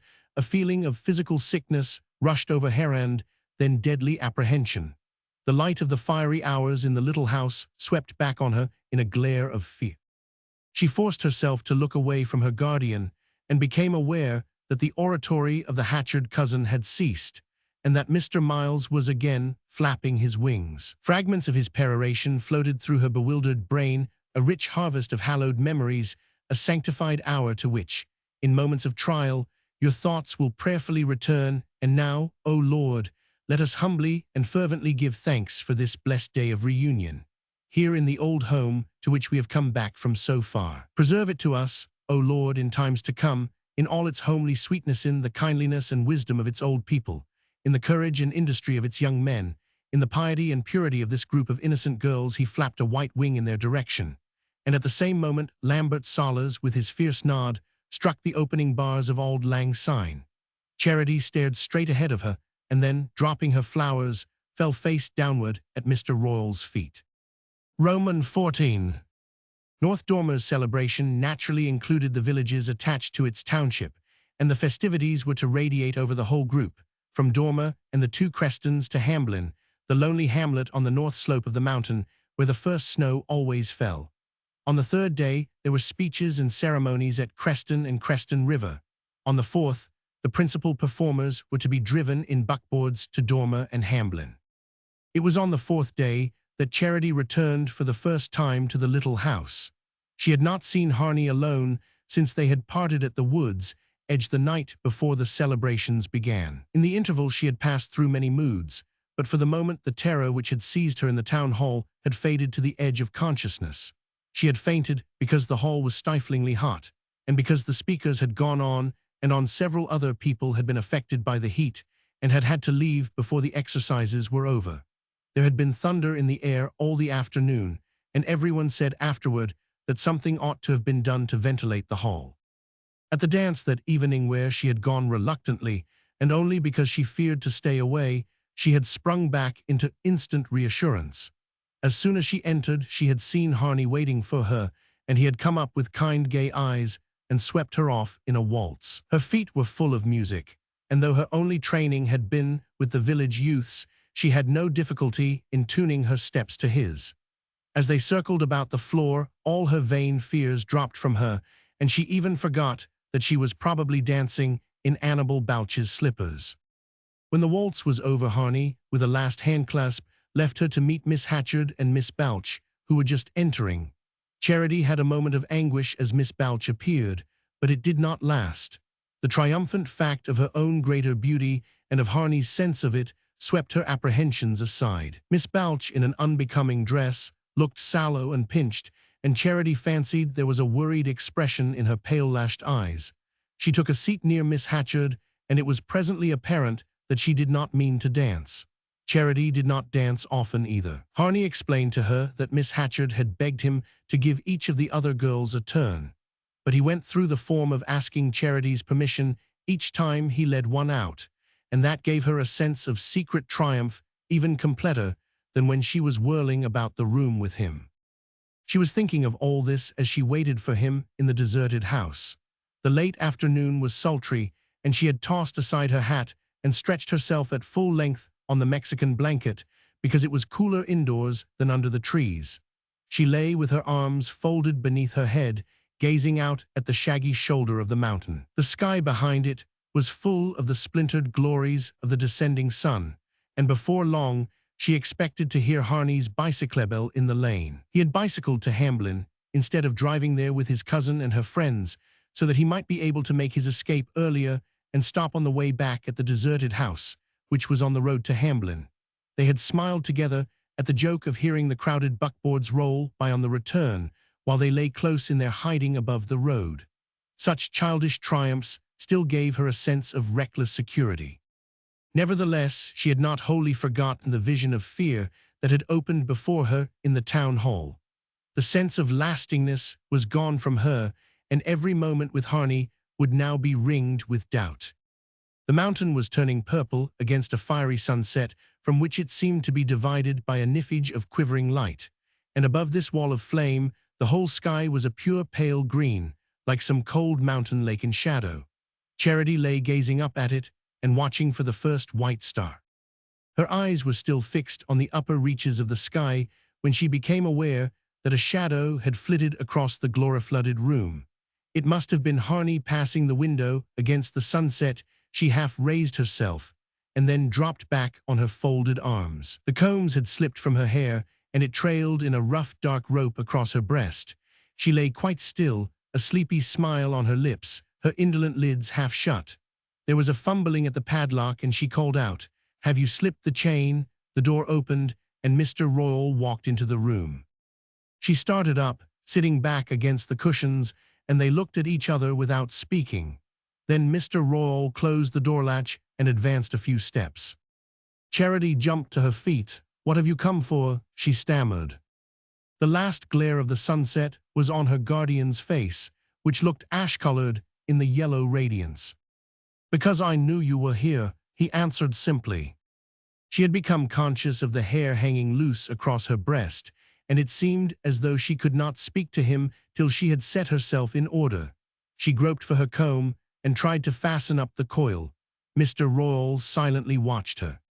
"Charity," he said, "he will be here in a minute. Let me talk to you first." "You have got no right to talk to me. I can do what I please." "Yes, what is it you mean to do?" "I needn't answer that or anything else." He had glanced away and stood looking curiously about the illuminated room.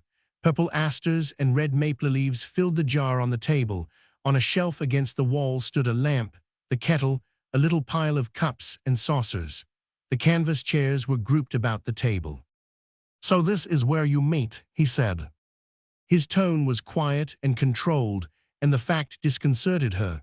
She had been ready to give him violence for violence, but this calm acceptance of things as they were left her without a weapon. "See here, Charity, you are always telling me I have got no rights over you. There might be two ways of looking at that, but I ain't going to argue it. All I know is I raised you as good as I could and meant fairly by you always except once, for a bad half-hour. There's no justice in weighing that half-hour against the rest, and you know it. If you had not, you would not have gone on living under my roof. Seems to me the fact of your doing that gives me some sort of a right, the right to try and keep you out of trouble. I'm not asking you to consider any other." She listened in silence and then gave a slight laugh. "Better wait till I am in trouble," she said. He paused a moment as if weighing her words. "Is that all your answer?" "Yes, that's all." "Well, I'll wait." He turned away slowly, but as he did so, the thing she had been waiting for happened. The door opened again, and Harney entered. He stopped short with a face of astonishment, and then, quickly controlling himself, went up to Mr. Royall with a frank look. "Have you come to see me, sir?" he said coolly, throwing his cap on the table with an air of proprietorship. Mr. Royall again looked slowly about the room, then his eyes turned to the young man. "Is this your house?" he inquired. Harney laughed. "Well, as much as it's anybody's. I come here to sketch occasionally, and to receive Miss Royall's visits, when she does me the honor. Is this the home you propose to bring her to when you get married?" There was an immense and oppressive silence. Charity, quivering with anger, started forward and then stood silent, too humbled for speech. Harney's eyes had dropped under the old man's gaze, but he raised them presently and looking steadily at Mr. Royall said, "Miss Royall is not a child. Is not it rather absurd to talk of her as if she were? I believe she considers herself free to come and go as she pleases, without any questions from anyone. He paused and added, "I am ready to answer any she wishes to ask me." Mr. Royall turned to her. "Ask him when he's going to marry you." Then there was another silence, and he laughed in his turn a broken laugh, with a scraping sound in it. "You darsn't," he shouted out with sudden passion. He went close up to Charity, his right arm lifted, not in menace, but in tragic exhortation. "You darsn't, and you know it, and you know why." He swung back again upon the young man. "And you know why you ain't asked her to marry you, and why you do not mean to. It's because you had not need to, nor any other man either. I'm the only one that was fool enough not to know that, and I guess nobody'll repeat my mistake not in Eagle County, anyhow. They all know what she is, and what she came from. They all know her mother was a woman of the town from Nettleton that followed one of those mountain fellows up to his place and lived there with him like a heathen. I saw her there 16 years ago when I went to bring this child down. I went to save her from the kind of life her mother was leading, but I would better have left her in the kennel she came from." He paused and stared darkly at the two young people, and out beyond them at the menacing mountain with its rim of fire. Then he sat down beside the table on which they had so often spread their rustic supper, and covered his face with his hands. Harney leaned in the window, a frown on his face. He was twirling between his fingers a small package that dangled from a loop of string. Charity heard Mr. Royall draw a hard breath or two, and his shoulders shook a little. Presently he stood up and walked across the room. He did not look again at the young people. They saw him feel his way to the door and fumble for the latch, and then he went out into the darkness. After he had gone, there was a long silence. Charity waited for Harney to speak, but he seemed at first not to find anything to say. At length he broke out irrelevantly, "I wonder how he found out." She made no answer, and he tossed down the package he had been holding and went up to her. "I am so sorry, dear, that this should have happened." She threw her head back proudly. "I ain't ever been sorry, not a minute." "No." She waited to be caught into his arms, but he turned away from her irresolutely. The last glow was gone from behind the mountain. Everything in the room had turned gray and indistinct, and an autumnal dampness crept up from the hollow below the orchard, laying its cold touch on their flushed faces. Harney walked the length of the room, and then turned back and sat down at the table. "Come," he said imperiously. She sat down beside him, and he untied the string about the package and spread out a pile of sandwiches. "I stole them from the love feast at Hamblin," he said with a laugh, pushing them over to her. She laughed too and took one and began to eat. "Did not you make the tea?" "No," she said, "I forgot." "Oh, well, it's too late to boil the water now." He said nothing more, and sitting opposite to each other, they went on silently eating the sandwiches. Darkness had descended in the little room, and Harney's face was a dim blur to Charity. Suddenly he leaned across the table and laid his hand on hers. "I shall have to go off for a willy a month or two, perhaps to arrange some things, and then I will come back and we will get married." His voice seemed like a stranger's. Nothing was left in it of the vibrations she knew. Her hand lay inertly under his, and she left it there and raised her head, trying to answer him, but the words died in her throat. They sat motionless, in their attitude of confident endearment, as if some strange death had surprised them. At length Harney sprang to his feet with a slight shiver. "God, it's damp, we could not have come here much longer." He went to the shelf, took down a tin candlestick and lit the candle. Then he propped an unhinged shutter against the empty window frame and put the candle on the table. It threw a queer shadow on his frowning forehead and made the smile on his lips a grimace. "But it's been good, though, has not it, Charity? What's the matter? Do you stand there staring at me? Have not the days here been good?" He went up to her and caught her to his breast. "And there will be other slots of others jollier, even jollier, will not there, darling?" He turned her head back, feeling for the curve of her throat below the ear, and kissing here, there, and on the hair and eyes and lips. She clung to him desperately, and as he drew her to his knees on the couch, she felt as if they were being sucked down together into some bottomless abyss. Roman 15. That night, as usual, they said goodbye at the wood's edge. Harney was to leave the next morning early. He asked Charity to say nothing of their plans till his return, and strangely even to herself, she was glad of the postponement. A leaden weight of shame hung on her, benumbing every other sensation, and she bade him goodbye with hardly a sign of emotion. His reiterated promises to return seemed almost wounding. She had no doubt that he intended to come back. Her doubts were far deeper and less definable. Since the fanciful vision of the future that had flitted through her imagination at their first meeting, she had hardly ever thought of his marrying her. She had not had to put the thought from her mind. It had not been there. If ever she looked ahead, she felt instinctively that the gulf between them was too deep, and that the bridge their passion had flung across it was as insubstantial as a rainbow. But she seldom looked ahead. Each day was so rich that it absorbed her. Now her first feeling was that everything would be different, and that she herself would be a different being to Harney. Instead of remaining separate and absolute, she would be compared with other people, and unknown things would be expected of her. She was too proud to be afraid, but the freedom of her spirit drooped. Harney had not fixed any date for his return. He had said he would have to look about first and settle things. He had promised to write as soon as there was anything definite to say, and had left her his address and asked her to write also. But the address frightened her. It was in New York, at a club with a long name in Fifth Avenue. It seemed to raise an insurmountable barrier between them. Once or twice, in the first days, she got out a sheet of paper and sat looking at it and trying to think what to say, but she had the feeling that her letter would never reach its destination. She had never written to anyone farther away than Hepburn. Harney's first letter came after he had been gone about 10 days. It was tender but grave, and bore no resemblance to the gay little notes he had sent her by the freckled boy from Creston River. He spoke positively of his intention of coming back, but named no date, and reminded Charity of their agreement that their plans should not be divulged till he had had time to settle things. When that would be, he could not yet foresee, but she could count on his returning as soon as the way was clear.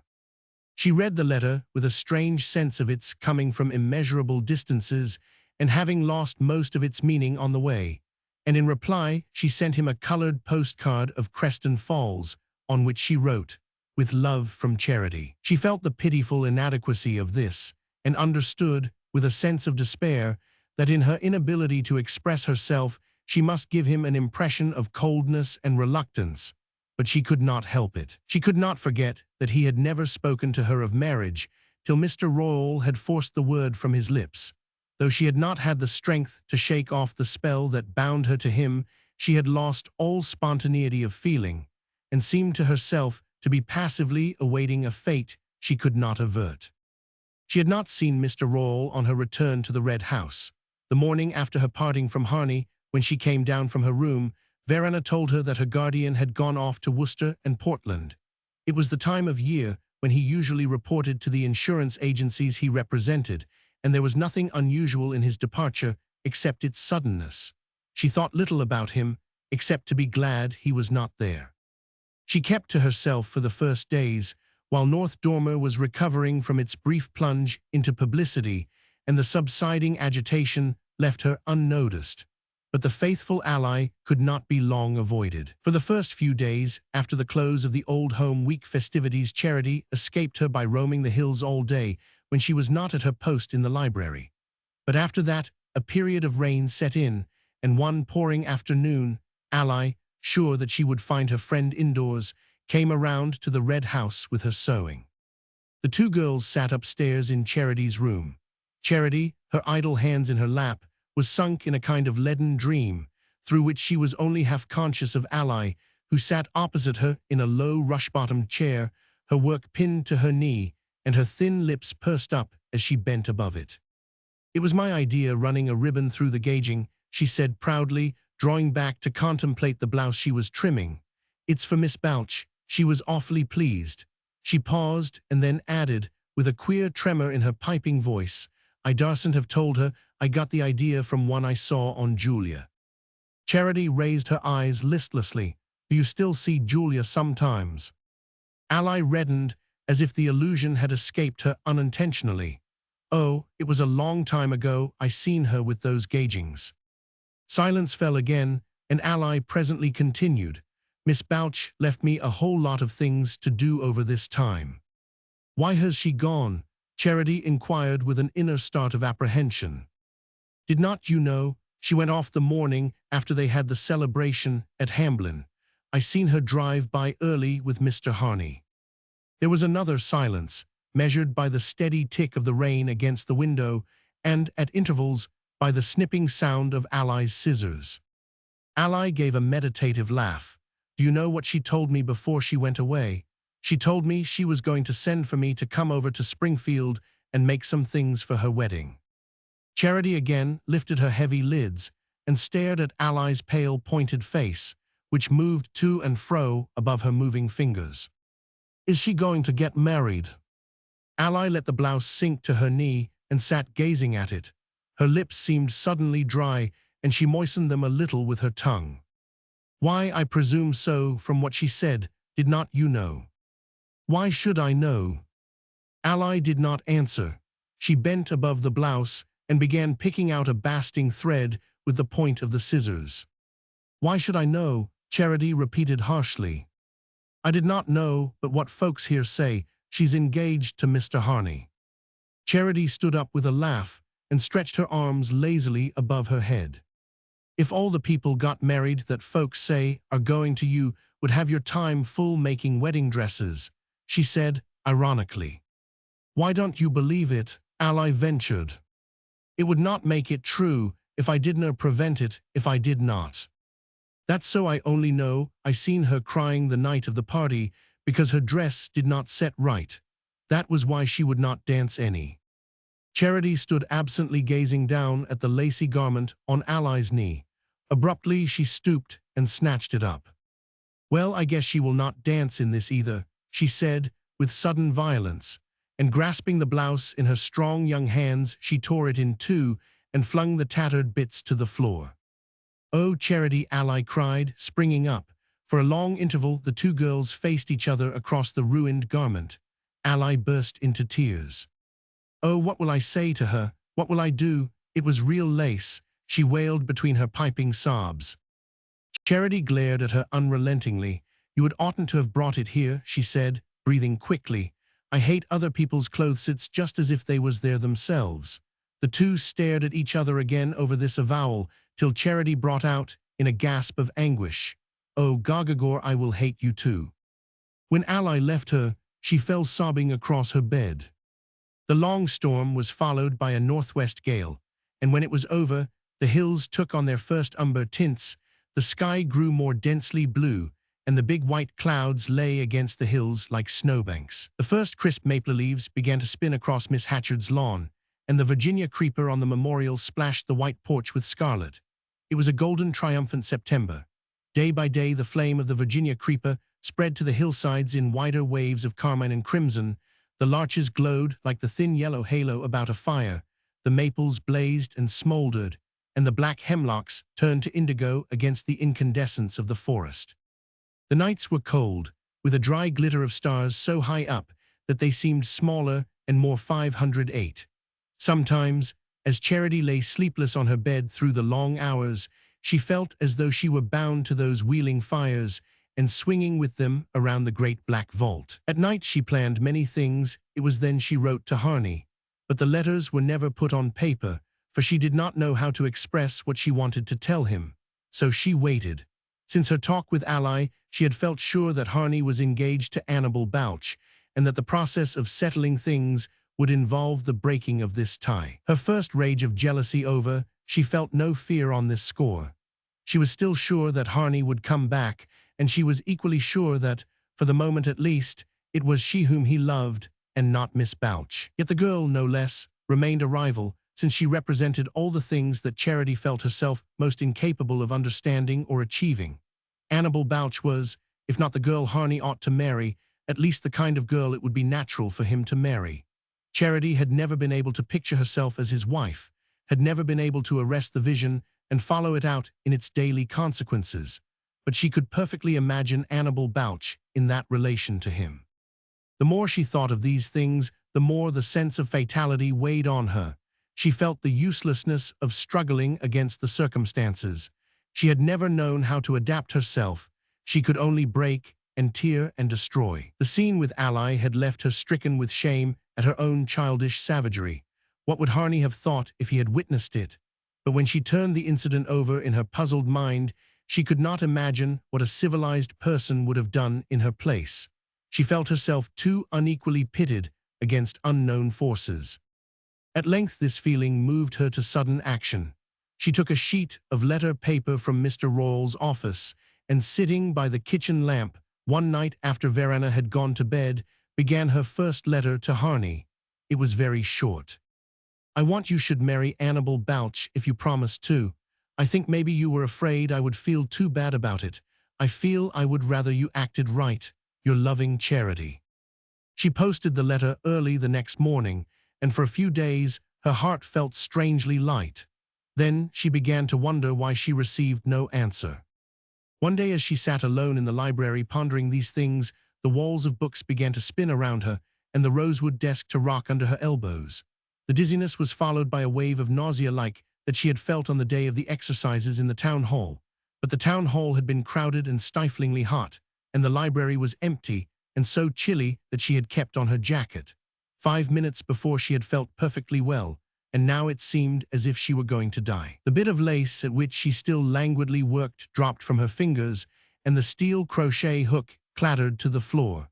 She pressed her temples hard between her damp hands, steadying herself against the desk, while the wave of sickness swept over her. Little by little it subsided, and after a few minutes she stood up, shaken and terrified, groped for her hat, and stumbled out into the air.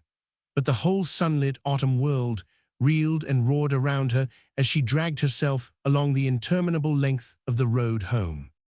As she approached the red house, she saw a buggy standing at the door, and her heart gave a leap. But it was only Mr. Royall who got out, his traveling bag in hand. He saw her coming and waited in the porch. She was conscious that he was looking at her intently, as if there was something strange in her appearance, and she threw back her head with a desperate effort at ease. Their eyes met, and she said, "You back?" as if nothing had happened, and he answered, "Yes, I am back," and walked in ahead of her, pushing open the door of his office. She climbed to her room, every step of the stairs holding her fast, as if her feet were lined with glue. 2 days later, she descended from the train at Nettleton and walked out of the station into the dusty square.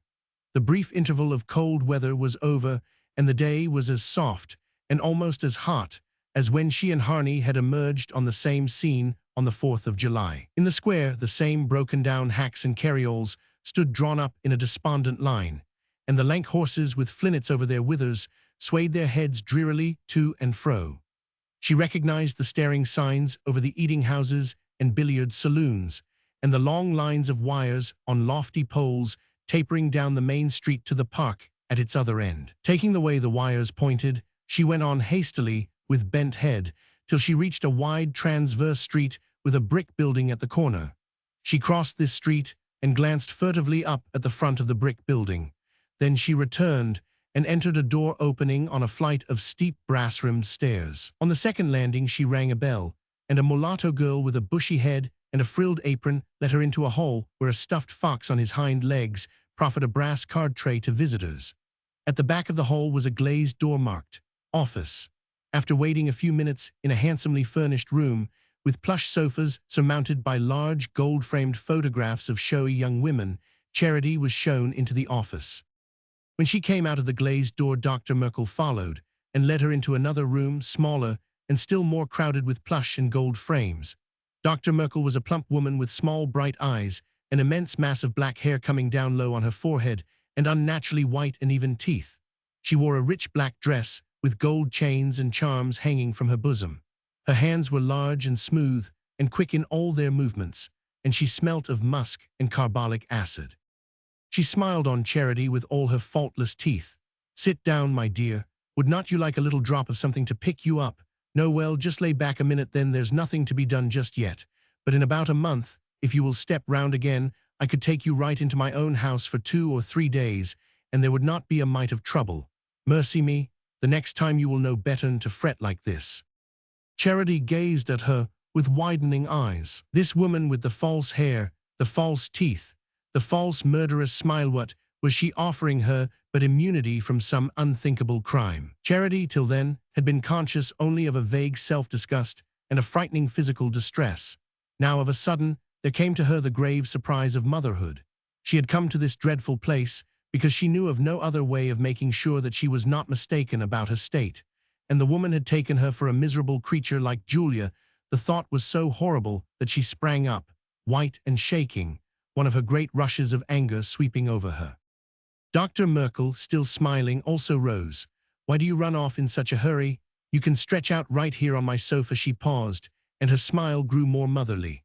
"Afterwards, if there's been any talk at home, and you want to get away for a while, I have a lady friend in Boston who's looking for a companion. You are the very one to suit her, my dear." Charity had reached the door. "I do not want to stay. I do not want to come back here," she stammered, her hand on the knob. But with a swift movement, Dr. Merkel edged her from the threshold. "Oh, very well, $5, please." Charity looked helplessly at the doctor's tight lips and rigid face.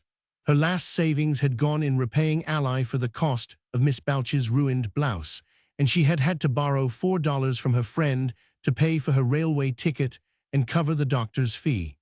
It had never occurred to her that medical advice could cost more than $2. "I did not know. I have not got that much," she faltered, bursting into tears. Dr. Merkel gave a short laugh which did not show her teeth, and inquired with concision if Charity supposed she ran the establishment for her own amusement. She leaned her firm shoulders against the door as she spoke, like a grim jailer making terms with her captive. "You say you will come round and settle later. I have heard that pretty often too. Give me your address, and if you cannot pay me, I will send the bill to your folks." "What? I cannot understand what you say. That do not suit you either. You are pretty particular for a girl that ain't got enough to settle her own bills." She paused and fixed her eyes on the brooch with a blue stone that Charity had pinned to her blouse. "Ain't you ashamed to talk that way to a lady that's got to earn her living, when you go about with jewelry like that on you?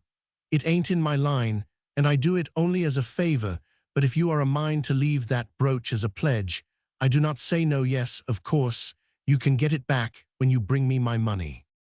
On the way home, she felt an immense and unexpected quietude.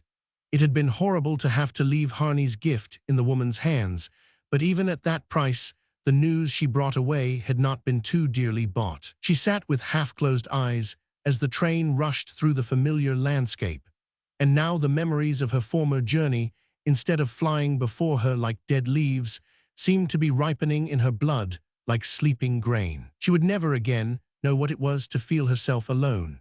Everything seemed to have grown suddenly clear and simple.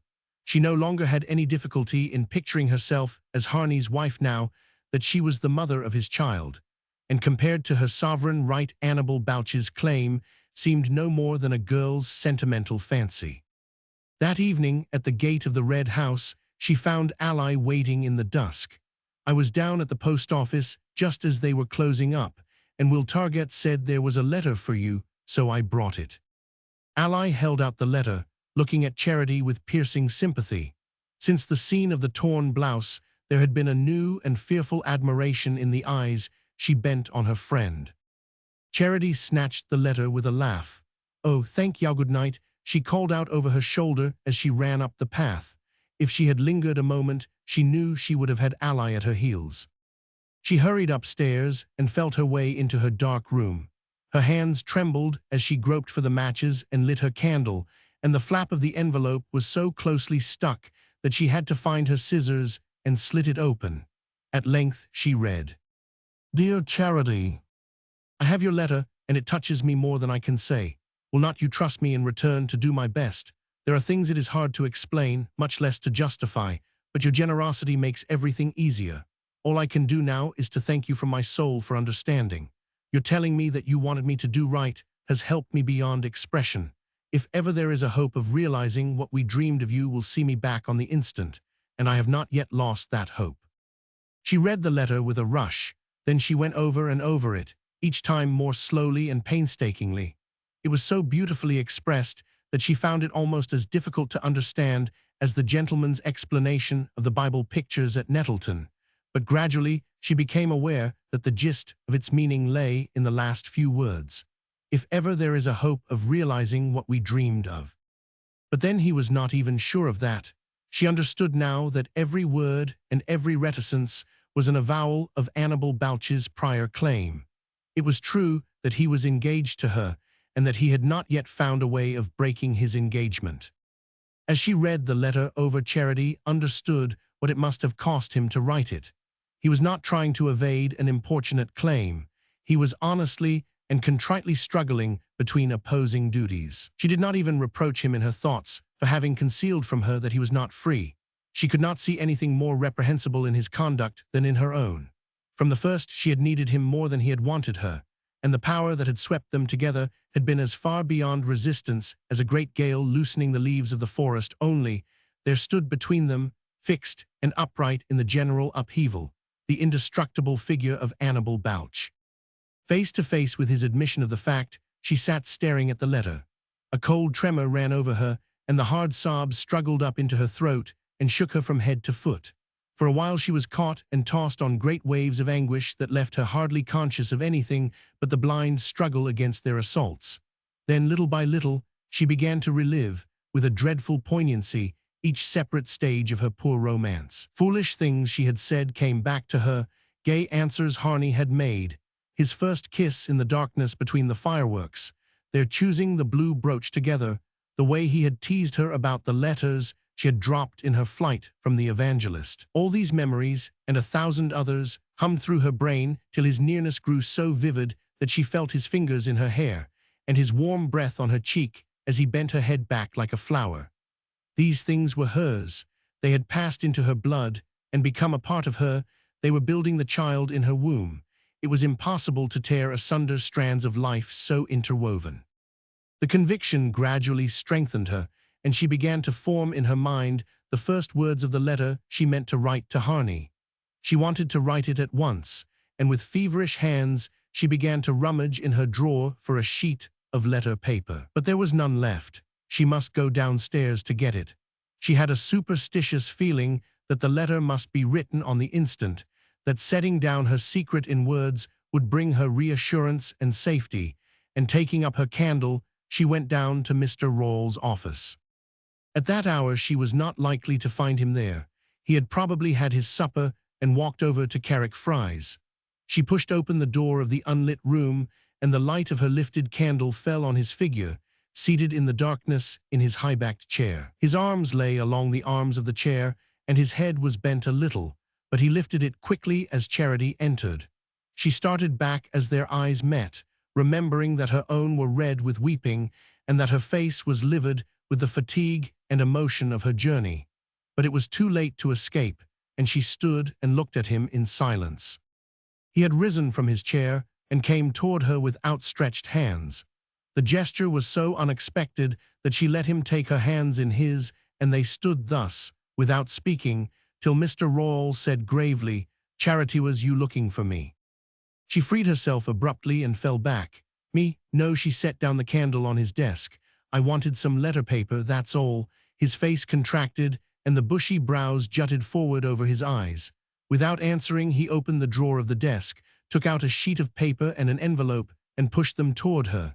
"Do you want a stamp too?" he asked. She nodded, and he gave her the stamp. As he did so, she felt that he was looking at her intently, and she knew that the candle light flickering up on her white face must be distorting her swollen features and exaggerating the dark rings about her eyes. She snatched up the paper, her reassurance dissolving under his pitiless gaze, in which she seemed to read the grim perception of her state, and the ironic recollection of the day when, in that very room, he had offered to compel Harney to marry her. His look seemed to say that he knew she had taken the paper to write to her lover, who had left her as he had warned her she would be left. She remembered the scorn with which she had turned from him that day, and knew, if he guessed the truth, what a list of old scores it must settle. She turned and fled upstairs, but when she got back to her room, all the words that had been waiting had vanished. If she could have gone to Harney, it would have been different. She would only have had to show herself to let his memories speak for her, but she had no money left, and there was no one from whom she could have borrowed enough for such a journey. There was nothing to do but to write and await his reply. For a long time she sat bent above the blank page, but she found nothing to say that really expressed what she was feeling. Harney had written that she had made it easier for him, and she was glad it was so. She did not want to make things hard. She knew she had it in her power to do that. she held his fate in her hands. All she had to do was to tell him the truth, but that was the very fact that held her back. Her 5 minutes face to face with Mr. Royall had stripped her of her last illusion and brought her back to North Dormer's point of view. Distinctly and pitilessly, there rose before her the fate of the girl who was married to make things right. She had seen too many village love stories end in that way. Poor Rose Coles's miserable marriage was of the number, and what good had come of it for her or for Halston Skeff? They had hated each other from the day the minister married them, and whenever old Mrs. Skeff had a fancy to humiliate her daughter-in-law, she had only to say, "Who would ever think the baby's only 2? And for a 7 months child ain't it a wonder what a size he is?"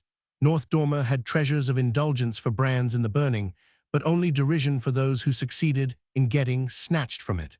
And Charity had always understood Julia Hawes' refusal to be snatched. Only was there no alternative but Julia's. Her soul recoiled from the vision of the white-faced woman among the plush sofas and gilt frames. In the established order of things as she knew them, she saw no place for her individual adventure. She sat in her chair without undressing till faint gray streaks began to divide the black slats of the shutters. Then she stood up and pushed them open, letting in the light. The coming of a new day brought a sharper consciousness of ineluctable reality, and with it, a sense of the need of action. She looked at herself in the glass and saw her face, white in the autumn dawn, with pinched cheeks and dark-ringed eyes, and all the marks of her state that she herself would never have noticed, but that Dr. Merkel's diagnosis had made plain to her. She could not hope that those signs would escape the watchful village. Even before her figure lost its shape, she knew her face would betray her. Leaning from her window, she looked out on the dark and empty scene. The ashen houses with shuttered windows, the gray road climbing the slope to the hemlock belt above the cemetery, and the heavy mass of the mountain black against a rainy sky. To the east, a space of light was broadening above the forest, but over that also the clouds hung. Slowly, her gaze traveled across the fields to the rugged curve of the hills. She had looked out so often on that lifeless circle and wondered if anything could ever happen to anyone who was enclosed in it. Almost without conscious thought, her decision had been reached. As her eyes had followed the circle of the hills, her mind had also traveled the old round. She supposed it was something in her blood that made the mountain the only answer to her questioning, the inevitable escape from all that hemmed her in and beset her. At any rate, it began to loom against the rainy dawn, and the longer she looked at it, the more clearly she understood that now at last she was really going there. Romans 16. The rain held off, and an hour later, when she started, wild gleams of sunlight were blowing across the fields. After Harney's departure, she had returned her bicycle to its owner at Creston, and she was not sure of being able to walk all the way to the mountain. The deserted house was on the road, but the idea of spending the night there was unendurable, and she meant to try to push on to Hamblin, where she could sleep under a woodshed if her strength should fail her. Her preparations had been made with quiet forethought. Before starting, she had forced herself to swallow a glass of milk and eat a piece of bread, and she had put in her canvas satchel a little packet of the chocolate that Harney always carried in his bicycle bag. She wanted above all to keep up her strength and reach her destination without attracting notice. Mile by mile, she retraced the road over which she had so often flown to her lover. When she reached the turn where the wood road branched off from the Creston Highway, she remembered the gospel tent long since folded up and transplanted, and her start of involuntary terror when the fat evangelist had said, "Your Savior knows everything. Come and confess your guilt." There was no sense of guilt in her now, but only a desperate desire to defend her secret from irreverent eyes and begin life again among people to whom the harsh code of the village was unknown. The impulse did not shape itself in thought. She only knew she must save her baby and hide herself with it somewhere where no one would ever come to trouble them. She walked on, growing more heavy-footed as the day advanced. It seemed a cruel chance that compelled her to retrace every step of the way to the deserted house, and when she came in sight of the orchard and the silver-gray roof slanting crookedly through the laden branches, her strength failed her, and she sat down by the roadside. She sat there a long time, trying to gather the courage to start again, and walk past the broken gate and the untrimmed rose bushes strung with scarlet hips. A few drops of rain were falling, and she thought of the warm evenings when she and Harney had sat embraced in the shadowy room, and the noise of summer showers on the roof had rustled through their kisses. At length, she understood that if she stayed any longer, the rain might compel her to take shelter in the house overnight, and she got up and walked on, averting her eyes as she came abreast of the white gate and the tangled garden. The hours wore on, and she walked more and more slowly, pausing now and then to rest, and to eat a little bread and an apple picked up from the roadside. Her body seemed to grow heavier with every yard of the way, and she wondered how she would be able to carry her child later if already he laid such a burden on her. A fresh wind had sprung up, scattering the rain and blowing down keenly from the mountain. Presently the clouds lowered again, and a few white darts struck her in the face. It was the first snow falling over Hamblin. The roofs of the lonely village were only half a mile ahead, and she was resolved to push beyond it and try to reach the mountain that night. She had no clear plan of action, except that, once in the settlement, she meant to look for Liv Hyatt and get him to take her to her mother.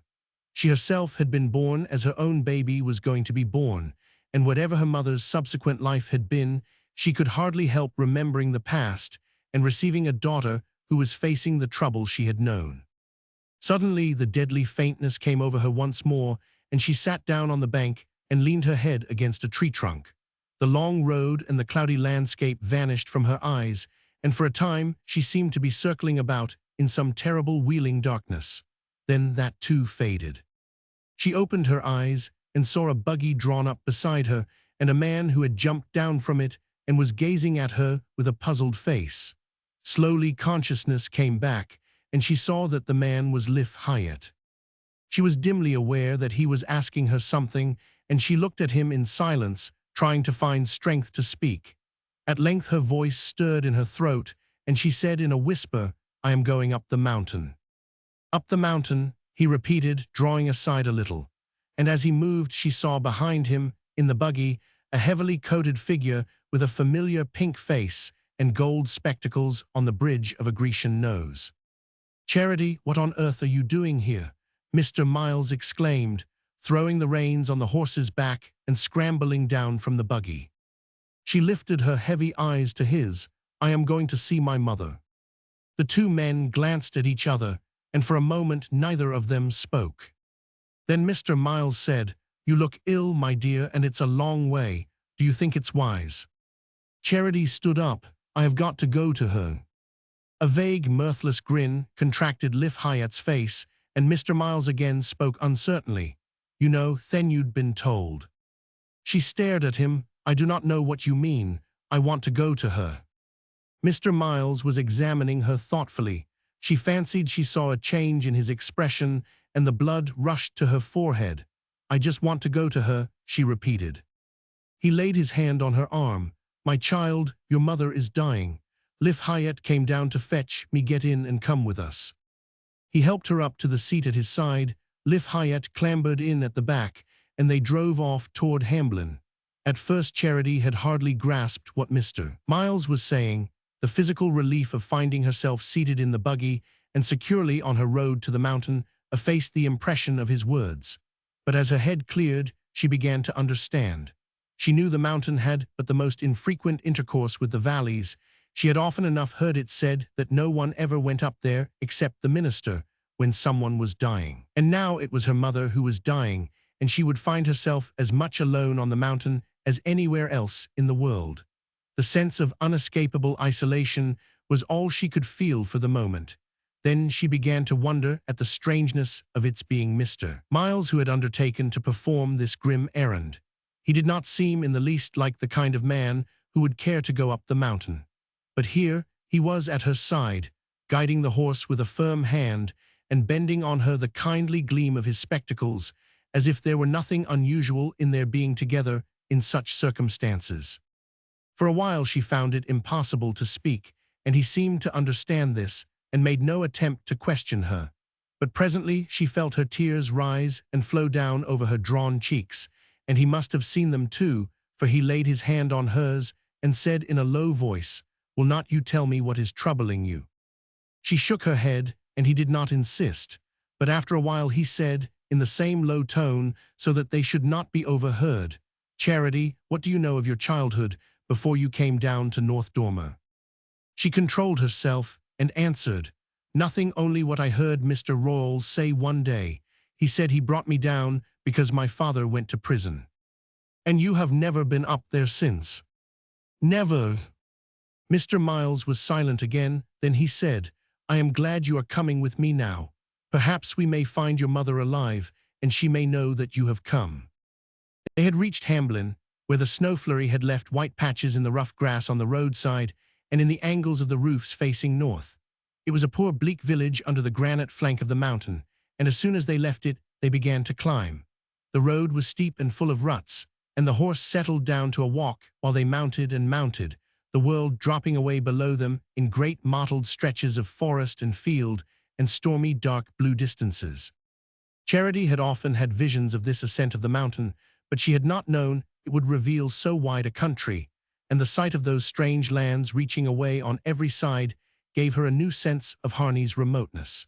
She knew he must be miles and miles beyond the last range of hills that seemed to be the outmost verge of things, and she wondered how she had ever dreamed of going to New York to find him. As the road mounted, the country grew bleaker, and they drove across fields of faded mountain grass bleached by long months beneath the snow. In the hollows a few white birches trembled, or a mountain ash lit its scarlet clusters, but only a scant growth of pines darkened the granite ledges. The wind was blowing fiercely across the open slopes. The horse faced it with bent head and straining flanks, and now and then the buggy swayed so that Charity had to clutch its side. Mr. Miles had not spoken again. He seemed to understand that she wanted to be left alone. After a while the track they were following forked, and he pulled up the horse, as if uncertain of the way. Liff Hyatt craned his head around from the back and shouted against the wind. Left, and they turned into a stunted pinewood and began to drive down the other side of the mountain. A mile or two farther on they came out on a clearing where 2 or 3 low houses lay in stony fields, crouching among the rocks as if to brace themselves against the wind. They were hardly more than sheds, built of logs and rough boards, with tin stovepipes sticking out of their roofs. The sun was setting, and dusk had already fallen on the lower world, but a yellow glare still lay on the lonely hillside and the crouching houses. The next moment it faded and left the landscape in dark autumn twilight. "Over there," Liff called out, stretching his long arm over Mr. Miles's shoulder. The clergyman turned to the left, across a bit of bare ground overgrown with docks and nettles, and stopped before the most ruinous of the sheds. A stovepipe reached its crooked arm out of one window, and the broken panes of the other were stuffed with rags and paper. In contrast to such a dwelling, the brown house in the swamp might have stood for the home of plenty. As the buggy drew up, 2 or 3 mongrel dogs jumped out of the twilight with a great barking, and a young man slouched to the door and stood there staring. In the twilight, Charity saw that his face had the same sodden look as Bash Hyatt's, the day she had seen him sleeping by the stove. He made no effort to silence the dogs, but leaned in the door, as if roused from a drunken lethargy, while Mr. Miles got out of the buggy. "Is it here?" the clergyman asked Liff in a low voice, and Liff nodded. Mr. Miles turned to Charity. "Just hold the horse a minute, my dear. I will go in first," he said, putting the reins in her hands. She took them passively and sat staring straight ahead of her at the darkening scene, while Mr. Miles and Liff Hyatt went up to the house. They stood a few minutes talking with the man in the door, and then Mr. Miles came back. As he came close, Charity saw that his smooth pink face wore a frightened, solemn look. "Your mother is dead, Charity. You had better come with me," he said. She got down and followed him while Liff led the horse away. As she approached the door, she said to herself, "This is where I was born, this is where I belong." She had said it to herself often enough as she looked across the sunlit valleys at the mountain, but it had meant nothing then, and now it had become a reality. Mr. Miles took her gently by the arm, and they entered what appeared to be the only room in the house. It was so dark that she could just discern a group of a dozen people sitting or sprawling about a table made of boards laid across 2 barrels. They looked up listlessly as Mr. Miles and Charity came in, and a woman's thick voice said, "Here's the preacher," but no one moved. Mr. Miles paused and looked about him. Then he turned to the young man who had met them at the door. "Is the body here?" he asked. The young man, instead of answering, turned his head toward the group. "Where's the candle? I told you to bring a candle," he said with sudden harshness to a girl who was lolling against the table. She did not answer, but another man got up and took from some corner a candle stuck into a bottle. "How will I light it? The stove's out," the girl grumbled. Mr. Miles fumbled under his heavy wrappings and drew out a matchbox. He held a match to the candle, and in a moment or two, a faint circle of light fell on the pale, egg-yellowish heads that started out of the shadow like the heads of nocturnal animals. "Mary's over there," someone said, and Mr. Miles, taking the bottle in his hand, passed behind the table. Charity followed him, and they stood before a mattress on the floor in a corner of the room. A woman lay on it, but she did not look like a dead woman. She seemed to have fallen across a squalid bed in a drunken sleep, and to have been left lying where she fell, in her ragged, disordered clothes. One arm was flung above her head, one leg drawn up under a torn skirt that left the other bare to the knee. A swollen, glistening leg with a ragged stocking rolled down about the ankle. The woman lay on her back, her eyes staring up unblinkingly at the candle that trembled in Mr. Miles's hand. "She just dropped off," a woman said over the shoulder of the others, and the young man added, "I just come in and found her." An elderly man with lank hair and a feeble grin pushed between them. "It was like this. I says to her Annie the night before, 'If you do not take and quit,' I says to her." Someone pulled him back and sent him reeling against a bench along the wall, where he dropped down muttering his unheeded narrative. There was a silence. Then the young woman who had been lolling against the table suddenly parted the group and stood in front of Charity. She was healthier and robuster looking than the others, and her weather-beaten face had a certain sullen beauty. "Who's the girl? Who brought her here?" she said, fixing her eyes mistrustfully on the young man who had rebuked her for not having a candle ready. Mr. Miles spoke. "I brought her. She is Mary Hyatt's daughter." "What, her too?" the girl sneered, and the young man turned on her with an oath. "Shut your mouth, damn you, or get out of here," he said. Then he relapsed into his former apathy and dropped down on the bench, leaning his head against the wall. Mr. Miles had set the candle on the floor and taken off his heavy coat. He turned to Charity. "Come and help me," he said. He knelt down by the mattress and pressed the lids over the dead woman's eyes. Charity, trembling and sick, knelt beside him and tried to compose her mother's body. She drew the stocking over the dreadful glistening leg and pulled the skirt down to the battered, upturned boots. As she did so, she looked at her mother's face, thin yet swollen, with lips parted in a frozen gasp above the broken teeth. There was no sign in it of anything human. She lay there like a dead dog in a ditch. Charity's hands grew cold as they touched her. Mr. Miles drew the woman's arms across her breast and laid his coat over her. Then he covered her face with his handkerchief and placed the bottle with the candle in it at her head. Having done this, he stood up. "Is there no coffin?" he asked, turning to the group behind him. There was a moment of bewildered silence. Then the fierce girl spoke up. "You had oughter brought it with you.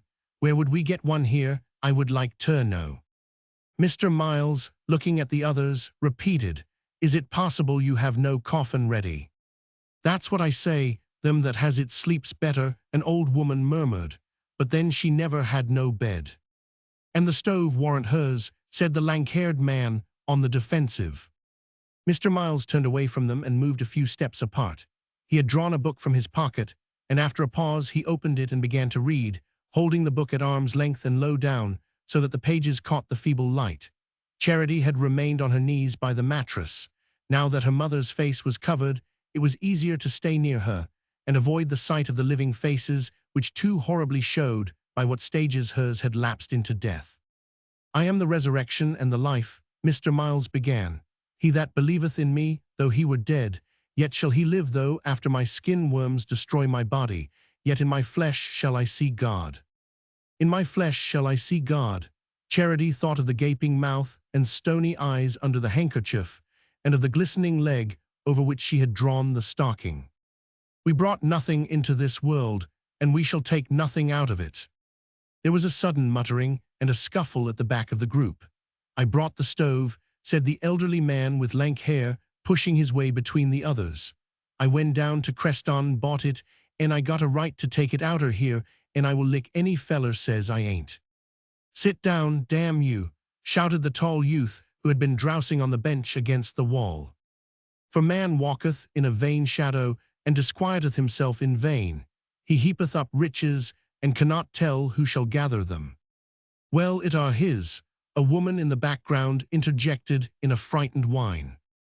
The tall youth staggered to his feet.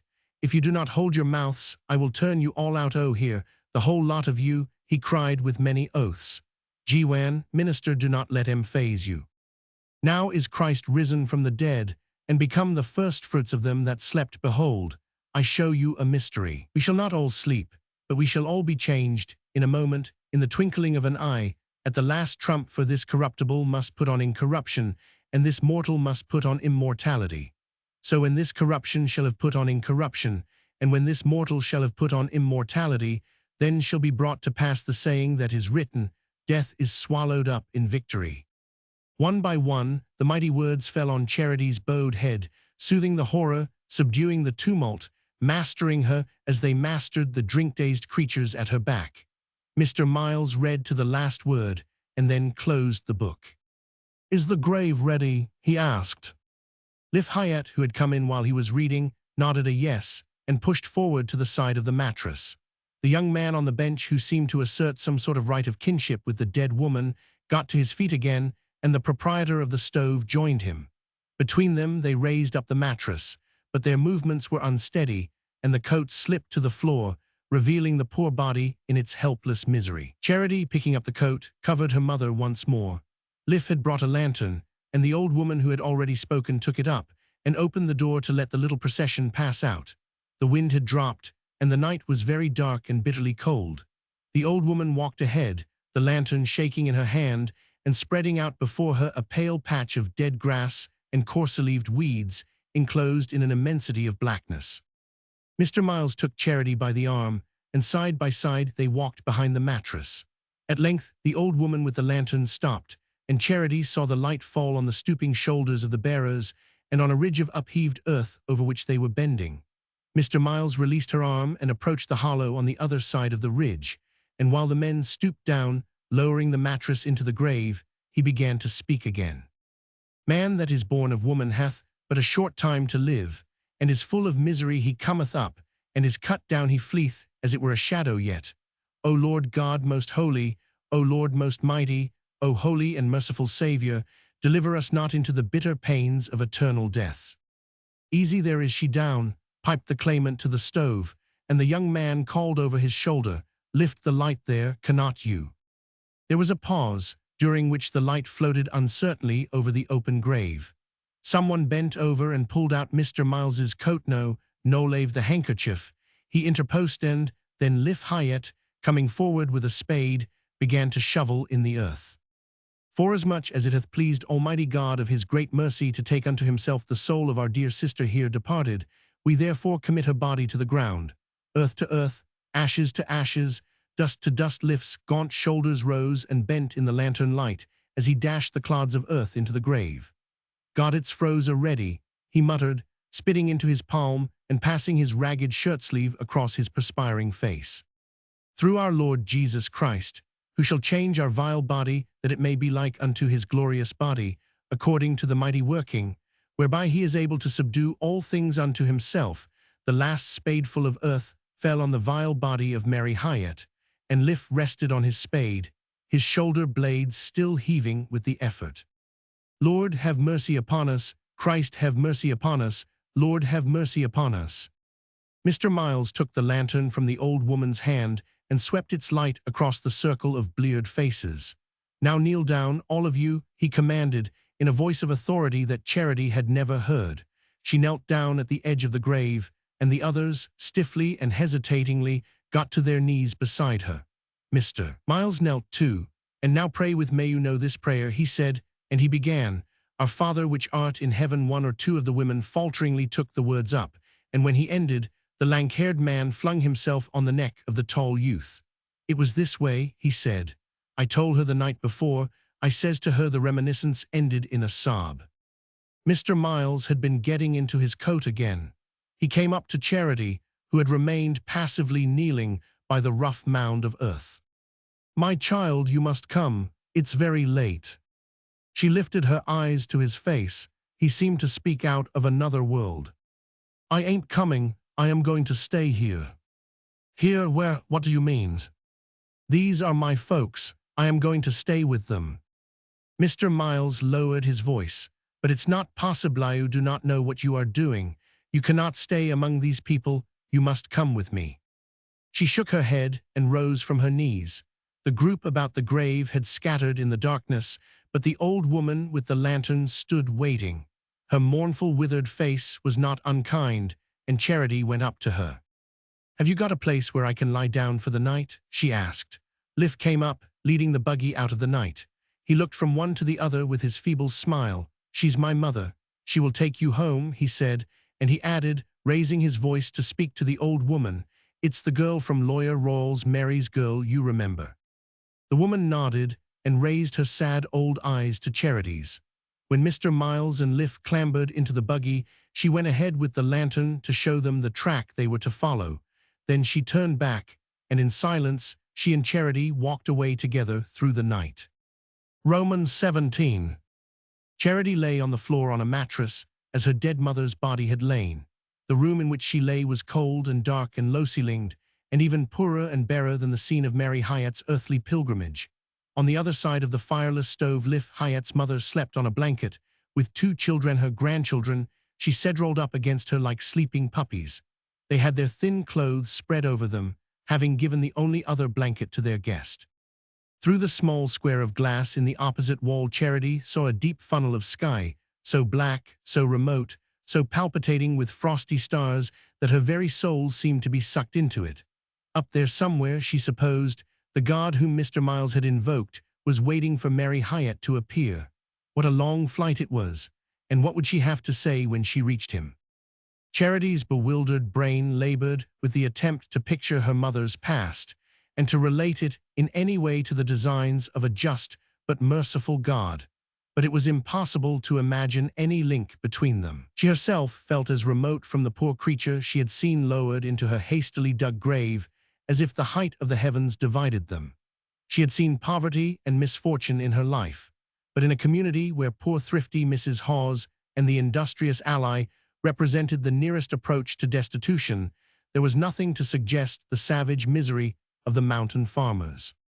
As she lay there, half-stunned by her tragic initiation, Charity vainly tried to think herself into the life about her. But she could not even make out what relationship these people bore to each other or to her dead mother.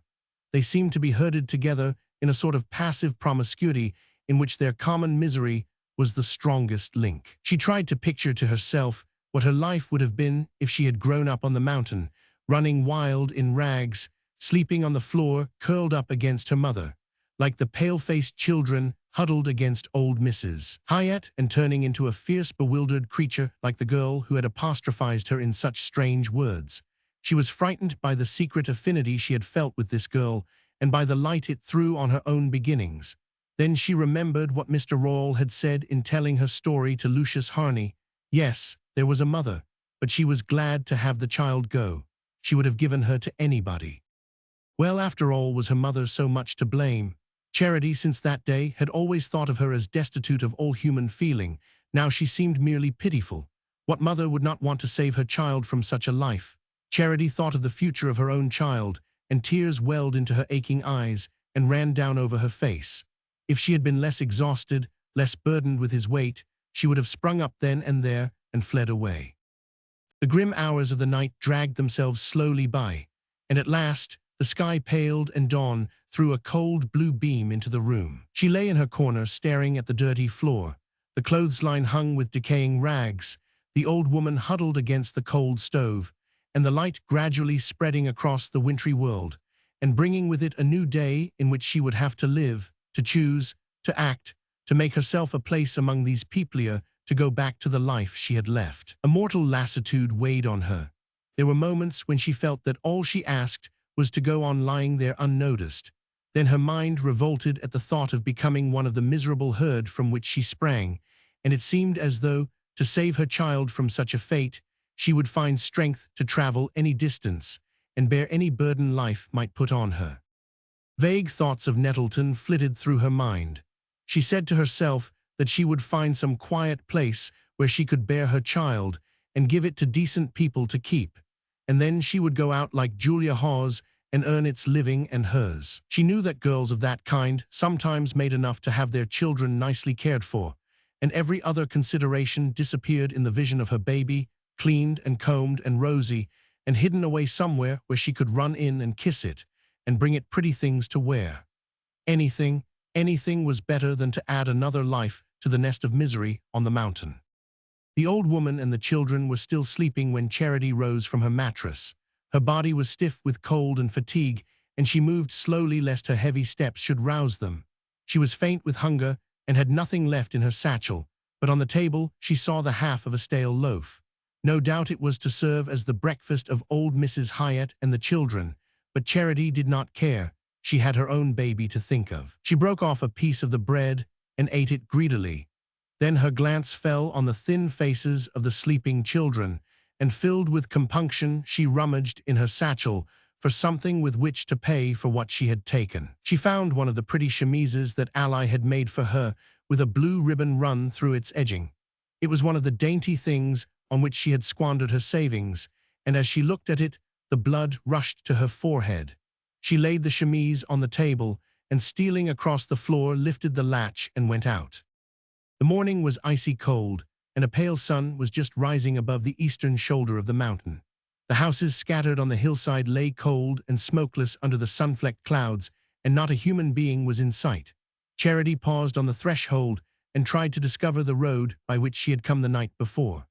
Across the fields surrounding Mrs. Hyatt's shanty, she saw the tumble-down house in which she supposed the funeral service had taken place. The trail ran across the ground between the two houses and disappeared in the pinewood on the flank of the mountain, and a little way to the right, under a wind-beaten thorn, a mound of fresh earth made a dark spot on the fawn-colored stubble.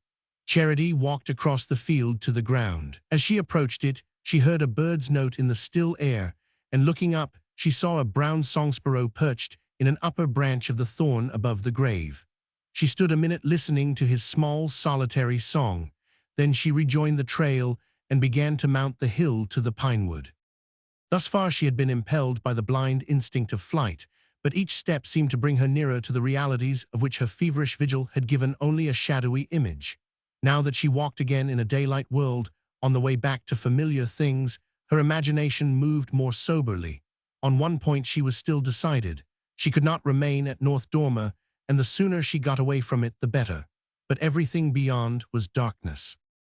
As she continued to climb, the air grew keener, and when she passed from the shelter of the pines to the open grassy roof of the mountain, the cold wind of the night before sprang out on her. She bent her shoulders and struggled on against it for a while, but presently her breath failed, and she sat down under a ledge of rock overhung by shivering birches. From where she sat, she saw the trail wandering across the bleached grass in the direction of Hamblin, and the granite wall of the mountain falling away to infinite distances. On that side of the ridge, the valleys still lay in wintry shadow, but in the plain beyond, the sun was touching village roofs and steeples and gilding the haze of smoke over far-off invisible towns. Charity felt herself a mere speck in the lonely circle of the sky. The events of the last 2 days seemed to have divided her forever from her short dream of bliss. Even Harney's image had been blurred by that crushing experience. She thought of him as so remote from her that he seemed hardly more than a memory. In her fagged and floating mind, only one sensation had the weight of reality. It was the bodily burden of her child. But for it, she would have felt as rootless as the whiffs of thistledown the wind blew past her. Her child was like a load that held her down, and yet like a hand that pulled her to her feet. She said to herself that she must get up and struggle on. Her eyes turned back to the trail across the top of the mountain, and in the distance she saw a buggy against the sky. She knew its antique outline and the gaunt build of the old horse pressing forward with lowered head, and after a moment she recognized the heavy bulk of the man who held the reins. The buggy was following the trail and making straight for the pinewood through which she had climbed, and she knew at once that the driver was in search of her. Her first impulse was to crouch down under the ledge till he had passed, but the instinct of concealment was overruled by the relief of feeling that someone was near her in the awful emptiness. She stood up and walked toward the buggy. Mr. Royall saw her and touched the horse with the whip. A minute or two later, he was abreast of Charity. Their eyes met, and without speaking, he leaned over and helped her up into the buggy. She tried to speak, to stammer out some explanation, but no words came to her, and as he drew the cover over her knees, he simply said, "The minister told me he would left you up here, so I come up for you." He turned the horse's head, and they began to jog back toward Hamblin. Charity sat speechless, staring straight ahead of her, and Mr. Royall occasionally uttered a word of encouragement to the horse. "Get along there, Dan. I gave him a rest at Hamblin, but I brought him along pretty quick, and it's a stiff pull-up here against the wind." As he spoke, it occurred to her for the first time that to reach the top of the mountains so early, he must have left North Dormer at the coldest hour of the night, and have traveled steadily but for the halt at Hamblin. And she felt a softness at her heart, which no act of his had ever produced since he had brought her the Crimson Rambler, because she had given up boarding school to stay with him. After an interval, he began again. "It was a day just like this, only spitting snow, when I come up here for you the first time."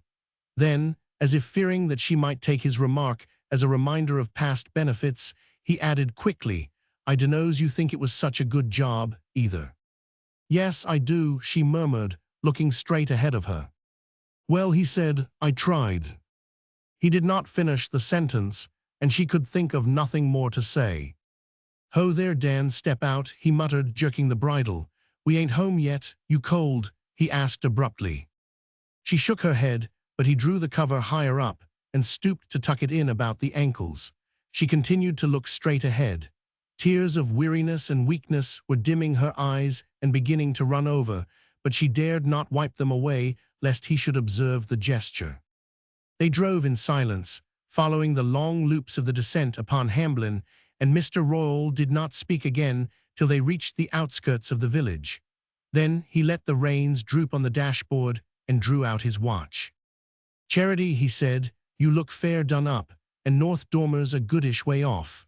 I have figured out that we would do better to stop here long enough for you to get a mouthful of breakfast and then drive down to Creston and take the train." She roused herself from her apathetic musing. "The train? What train?" Mr. Royall, without answering, let the horse jog on till they reached the door of the first house in the village.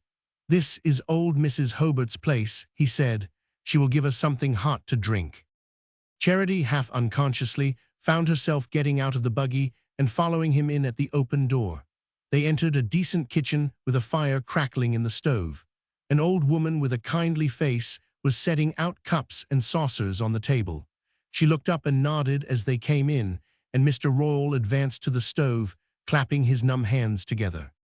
"Well, Mrs. Hobart, you got any breakfast for this young lady? You can see she's cold and hungry." Mrs. Hobart smiled on Charity and took a tin coffee pot from the fire. "My, you do look pretty mean," she said compassionately. Charity reddened and sat down at the table. A feeling of complete passiveness had once more come over her, and she was conscious only of the pleasant animal sensations of warmth and rest. Mrs. Hobart put bread and milk on the table and then went out of the house. Charity saw her leading the horse away to the barn across the yard. She did not come back, and Mr. Royall and Charity sat alone at the table with the smoking coffee between them. He poured out a cup for her and put a piece of bread in the saucer, and she began to eat. As the warmth of the coffee flowed through her veins, her thoughts cleared, and she began to feel like a living being again. But the return to life was so painful that the food choked in her throat, and she sat staring down at the table in silent anguish. After a while, Mr. Royall pushed back his chair. "Now then," he said, "if you are a mind to go along." She did not move, and he continued, "We can pick up the noon train for Nettleton if you say so." The words sent the blood rushing to her face, and she raised her startled eyes to his. He was standing on the other side of the table, looking at her kindly and gravely, and suddenly she understood what he was going to say. She continued to sit motionless, a leaden weight upon her lips. "You and me have spoke some hard things to each other in our time, Charity, and there's no good that I can see in any more talking now. But I will never feel any way but one about you, and if you say so, we will drive down in time to catch that train and go straight to the minister's house. And when you come back home, you will come as Mrs. Royall." His voice had the grave, persuasive accent that had moved his hearers at the Home Week festival. She had a sense of depths of mournful tolerance under that easy tone. Her whole body began to tremble with the dread of her own weakness. "Oh, I cannot," she burst out desperately. "Cannot what?" She herself did not know. She was not sure if she was rejecting what he offered or already struggling against the temptation of taking what she no longer had a right to. She stood up, shaking and bewildered, and began to speak. "I know I ain't been fair to you always, but I want to be now. I want you to know. I want." Her voice failed her, and she stopped. Mr. Royall leaned against the wall. He was paler than usual, but his face was composed and kindly, and her agitation did not appear to perturb him. "What's all this about wanting?" he said as she paused. "Do you know what you really want? I will tell you. You want to be took home and took care of, and I guess that's all there is to say." "No, it's not all." "Ain't it?" He looked at his watch. "Well, I will tell you another thing. All I want is to know if you will marry me. If there was anything else, I would tell you so, but there ain't. Come to my age, a man knows the things that matter and the things that do not. That's about the only good turn life does us." His tone was so strong and resolute that it was like a supporting arm about her. She felt her resistance melting, her strength slipping away from her as he spoke. "Do not cry, Charity," he exclaimed in a shaken voice. She looked up, startled at his emotion, and their eyes met. "See here," he said gently, "old Dan's come a long distance, and we have got to let him take it easy the rest of the way." He picked up the cloak that had slipped to her chair and laid it about her shoulders. She followed him out of the house and then walked across the yard to the shed where the horse was tied. Mr. Royall unblanketed him and led him out into the road. Charity got into the buggy, and he drew the cover about her and shook out the reins with a cluck. When they reached the end of the village, he turned the horse's head toward Creston. Roman 18. They began to jog down the winding road to the valley at old Dan's languid pace. Charity felt herself sinking into deeper depths of weariness, and as they descended through the bare woods, there were moments when she lost the exact sense of things and seemed to be sitting beside her lover with the leafy arch of summer bending over them. But this illusion was faint and transitory. For the most part, she had only a confused sensation of slipping down a smooth, irresistible current, and she abandoned herself to the feeling as a refuge from the torment of thought. Mr. Royall seldom spoke, but his silent presence gave her, for the first time, a sense of peace and security. She knew that where he was there would be warmth, rest, silence, and for the moment they were all she wanted. She shut her eyes, and even these things grew dim to her. In the train, during the short run from Creston to Nettleton, the warmth aroused her, and the consciousness of being under strange eyes gave her a momentary energy. She sat upright, facing Mr. Royall, and stared out of the window at the denuded country. 48 hours earlier, when she had last traversed it, many of the trees still held their leaves, but the high wind of the last 2 nights had stripped them, and the lines of the landscape were as finely penciled as in December. A few days of autumn cold had wiped out all trace of the rich fields and languid groves through which she had passed on the 4th of July, and with the fading of the landscape, those fervid hours had faded, too. She could no longer believe that she was the being who had lived them. She was someone to whom something irreparable and overwhelming had happened, but the traces of the steps leading up to it had almost vanished. When the train reached Nettleton, and she walked out into the square at Mr. Royall's side, the sense of unreality grew more overpowering.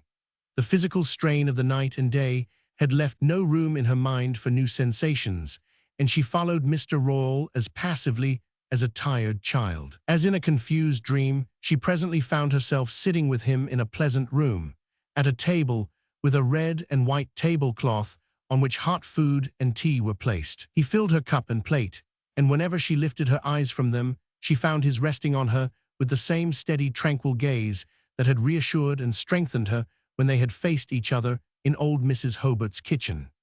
as everything else in her consciousness grew more and more confused and immaterial, became more and more like the universal shimmer that dissolves the world to failing eyes. Mr. Royall's presence began to detach itself with rocky firmness from this elusive background.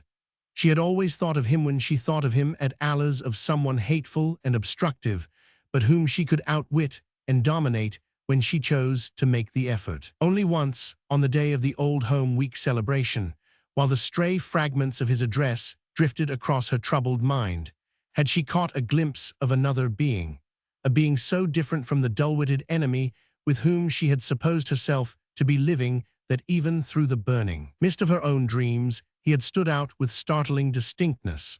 For a moment then, what he said and something in his way of saying it had made her see why he had always struck her as such a lonely man. But the mist of her dreams had hidden him again, and she had forgotten that fugitive impression. It came back to her now as they sat at the table, and gave her, through her own immeasurable desolation, a sudden sense of their nearness to each other. But all these feelings were only brief streaks of light in the grey blur of her physical weakness. Through it, she was aware that Mr. Royall presently left her sitting by the table in the warm room, and came back after an interval with a carriage from the stationer closed hack, with sunburnt blue silk blinds in, which they drove together to a house covered with creepers, and standing next to a church, with a carpet of turf before it. They got out at this house, and the carriage waited while they walked up the path and entered a wainscoted hall and then a room full of books. In this room, a clergyman whom Charity had never seen received them pleasantly and asked them to be seated for a few minutes while witnesses were being summoned. Charity sat down obediently, and Mr. Royall, his hands behind his back, paced slowly up and down the room. As he turned and faced Charity, she noticed that his lips were twitching a little, but the look in his eyes was grave and calm. Once he paused before her and said timidly, "Your hair's got kinder loose with the wind," and she lifted her hands and tried to smooth back the locks that had escaped from her braid. There was a looking-glass in a carved frame on the wall, but she was ashamed to look at herself in it, and she sat with her hands folded on her knee till the clergyman returned. Then they went out again, along a sort of arcaded passage, and into a low vaulted room with a cross on an altar and rows of benches. The clergyman, who had left them at the door, presently reappeared before the altar in a surplice, and a lady who was probably his wife, and a man in a blue shirt who had been raking dead leaves on the lawn, came in and sat on one of the benches. The clergyman opened a book and signed to Charity and Mr. Royall to approach. Mr. Royall advanced a few steps, and Charity followed him as she had followed him to the buggy when they went out of Mrs. Hobart's kitchen. She had the feeling that if she ceased to keep close to him and do what he told her to do, the world would slip away from beneath her feet. The clergyman began to read, and on her dazed mind there rose the memory of Mr. Miles, standing the night before in the desolate house of the mountain, and reading out of the same book words that had the same dread sound of finality. "I require and charge you both, as ye will answer at the dreadful day of judgment, when the secrets of all hearts shall be disclosed, that if either of you know any impediment whereby ye may not be lawfully joined together." Charity raised her eyes and met Mr. Royall's. They were still looking at her kindly and steadily. "I will," she heard him say a moment later, after another interval of words that she had failed to catch. She was so busy trying to understand the gestures that the clergyman was signaling to her to make that she no longer heard what was being said. After another interval, the lady on the bench stood up, and taking her hand put it in Mr. Royall's. It lay enclosed in his strong palm, and she felt a ring that was too big for her being slipped on her thin finger. She understood then that she was married. Late that afternoon, Charity sat alone in a bedroom of the fashionable hotel where she and Harney had vainly sought a table on the 4th of July. She had never before been in so handsomely furnished a room. The mirror above the dressing table reflected the high headboard and fluted pillow slips of the double bed, and a bedspread so spotlessly white that she had hesitated to lay her hat and jacket on it. The humming radiator diffused an atmosphere of drowsy warmth, and through a half-open door she saw the glitter of the nickel taps above twin marble basins. For a while the long turmoil of the night and day had slipped away from her, and she sat with closed eyes, surrendering herself to the spell of warmth and silence. But presently, this merciful apathy was succeeded by the sudden acuteness of vision with which sick people sometimes wake out of a heavy sleep. As she opened her eyes, they rested on the picture that hung above the bed. It was a large engraving with a dazzling white margin enclosed in a wide frame of bird's-eye maple with an inner scroll of gold. The engraving represented a young man in a boat on a lake overhung with trees. He was leaning over to gather water lilies for the girl in a light dress who lay among the cushions in the stern. The scene was full of a drowsy midsummer radiance, and Charity averted her eyes from it, and rising from her chair, began to wander restlessly about the room. It was on the 5th floor, and its broad window of plate glass looked over the roofs of the town. Beyond them stretched a wooded landscape in which the last fires of sunset were picking out a steely gleam. Charity gazed at the gleam with startled eyes. Even through the gathering twilight, she recognized the contour of the soft hills encircling it, and the way the meadows sloped to its edge. It was Nettleton Lake that she was looking at. She stood a long time in the window staring out at the fading water. The sight of it had roused her for the first time to a realization of what she had done. Even the feeling of the ring on her hand had not brought her this sharp sense of the irretrievable. For an instant, the old impulse of flight swept through her, but it was only the lift of a broken wing. She heard the door open behind her, and Mr. Royall came in. He had gone to the barber's to be shaved, and his shaggy grey hair had been trimmed and smoothed. He moved strongly and quickly, squaring his shoulders and carrying his head high, as if he did not want to pass unnoticed. "What are you doing in the dark?" he called out in a cheerful voice. Charity made no answer. He went up to the window to draw the blind, and putting his finger on the wall, flooded the room with a blaze of light from the central chandelier. In this unfamiliar illumination, husband and wife faced each other awkwardly for a moment. Then Mr. Royall said, "We will step down and have some supper, if you say so." The thought of food filled her with repugnance, but not daring to confess it, she smoothed her hair and followed him to the lift. An hour later, coming out of the glare of the dining room, she waited in the marble-paneled hall while Mr. Royall, before the brass lattice of one of the corner counters, selected a cigar and bought an evening paper. Men were lounging in rocking chairs under the blazing chandeliers, travelers coming and going, bells ringing, porters shuffling by with luggage. Over Mr. Royall's shoulder, as he leaned against the counter, a girl with her hair puffed high smirked and nodded at a dapper drummer who was getting his key at the desk across the hall. Charity stood among these cross-currents of life, as motionless and inert as if she had been one of the tables screwed to the marble floor. All her soul was gathered up into one sick sense of coming doom, and she watched Mr. Royall in fascinated terror while he pinched the cigars in successive boxes and unfolded his evening paper with a steady hand. Presently he turned and joined her. "You go right along up to bed. I'm going to sit down here and have my smoke," he said. He spoke as easily and naturally as if they had been an old couple, long used to each other's ways, and her contracted heart gave a flutter of relief. She followed him to the lift, and he put her in and enjoined the buttoned and braided boy to show her to her room. She groped her way in through the darkness, forgetting where the electric button was and not knowing how to manipulate it. But a white autumn moon had risen, and the illuminated sky put a pale light in the room. By it she undressed, and after folding up the ruffled pillow slips, crept timidly under the spotless counterpane. She had never felt such smooth sheets or such light warm blankets, but the softness of the bed did not soothe her. She lay there trembling with a fear that ran through her veins like ice. "What have I done? Oh, what have I done?" she whispered, shuddering to her pillow, and pressing her face against it to shut out the pale landscape beyond the window. She lay in the darkness, straining her ears and shaking at every footstep that approached. Suddenly she sat up and pressed her hands against her frightened heart. A faint sound had told her that someone was in the room, but she must have slept in the interval, for she had heard no one enter. The moon was setting beyond the opposite roofs, and in the darkness outlined against the grey square of the window, she saw a figure seated in the rocking chair. The figure did not move. It was sunk deep in the chair, with bowed head and folded arms, and she saw that it was Mr. Royall who sat there. He had not undressed, but had taken the blanket from the foot of the bed and laid it across his knees. Trembling and holding her breath, she watched him, fearing that he had been roused by her movement, but he did not stir, and she concluded that he wished her to think he was asleep.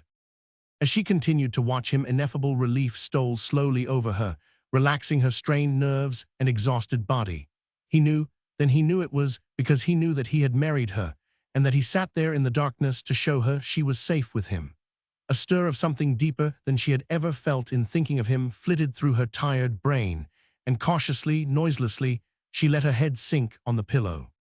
When she woke, the room was full of morning light, and her first glance showed her that she was alone in it.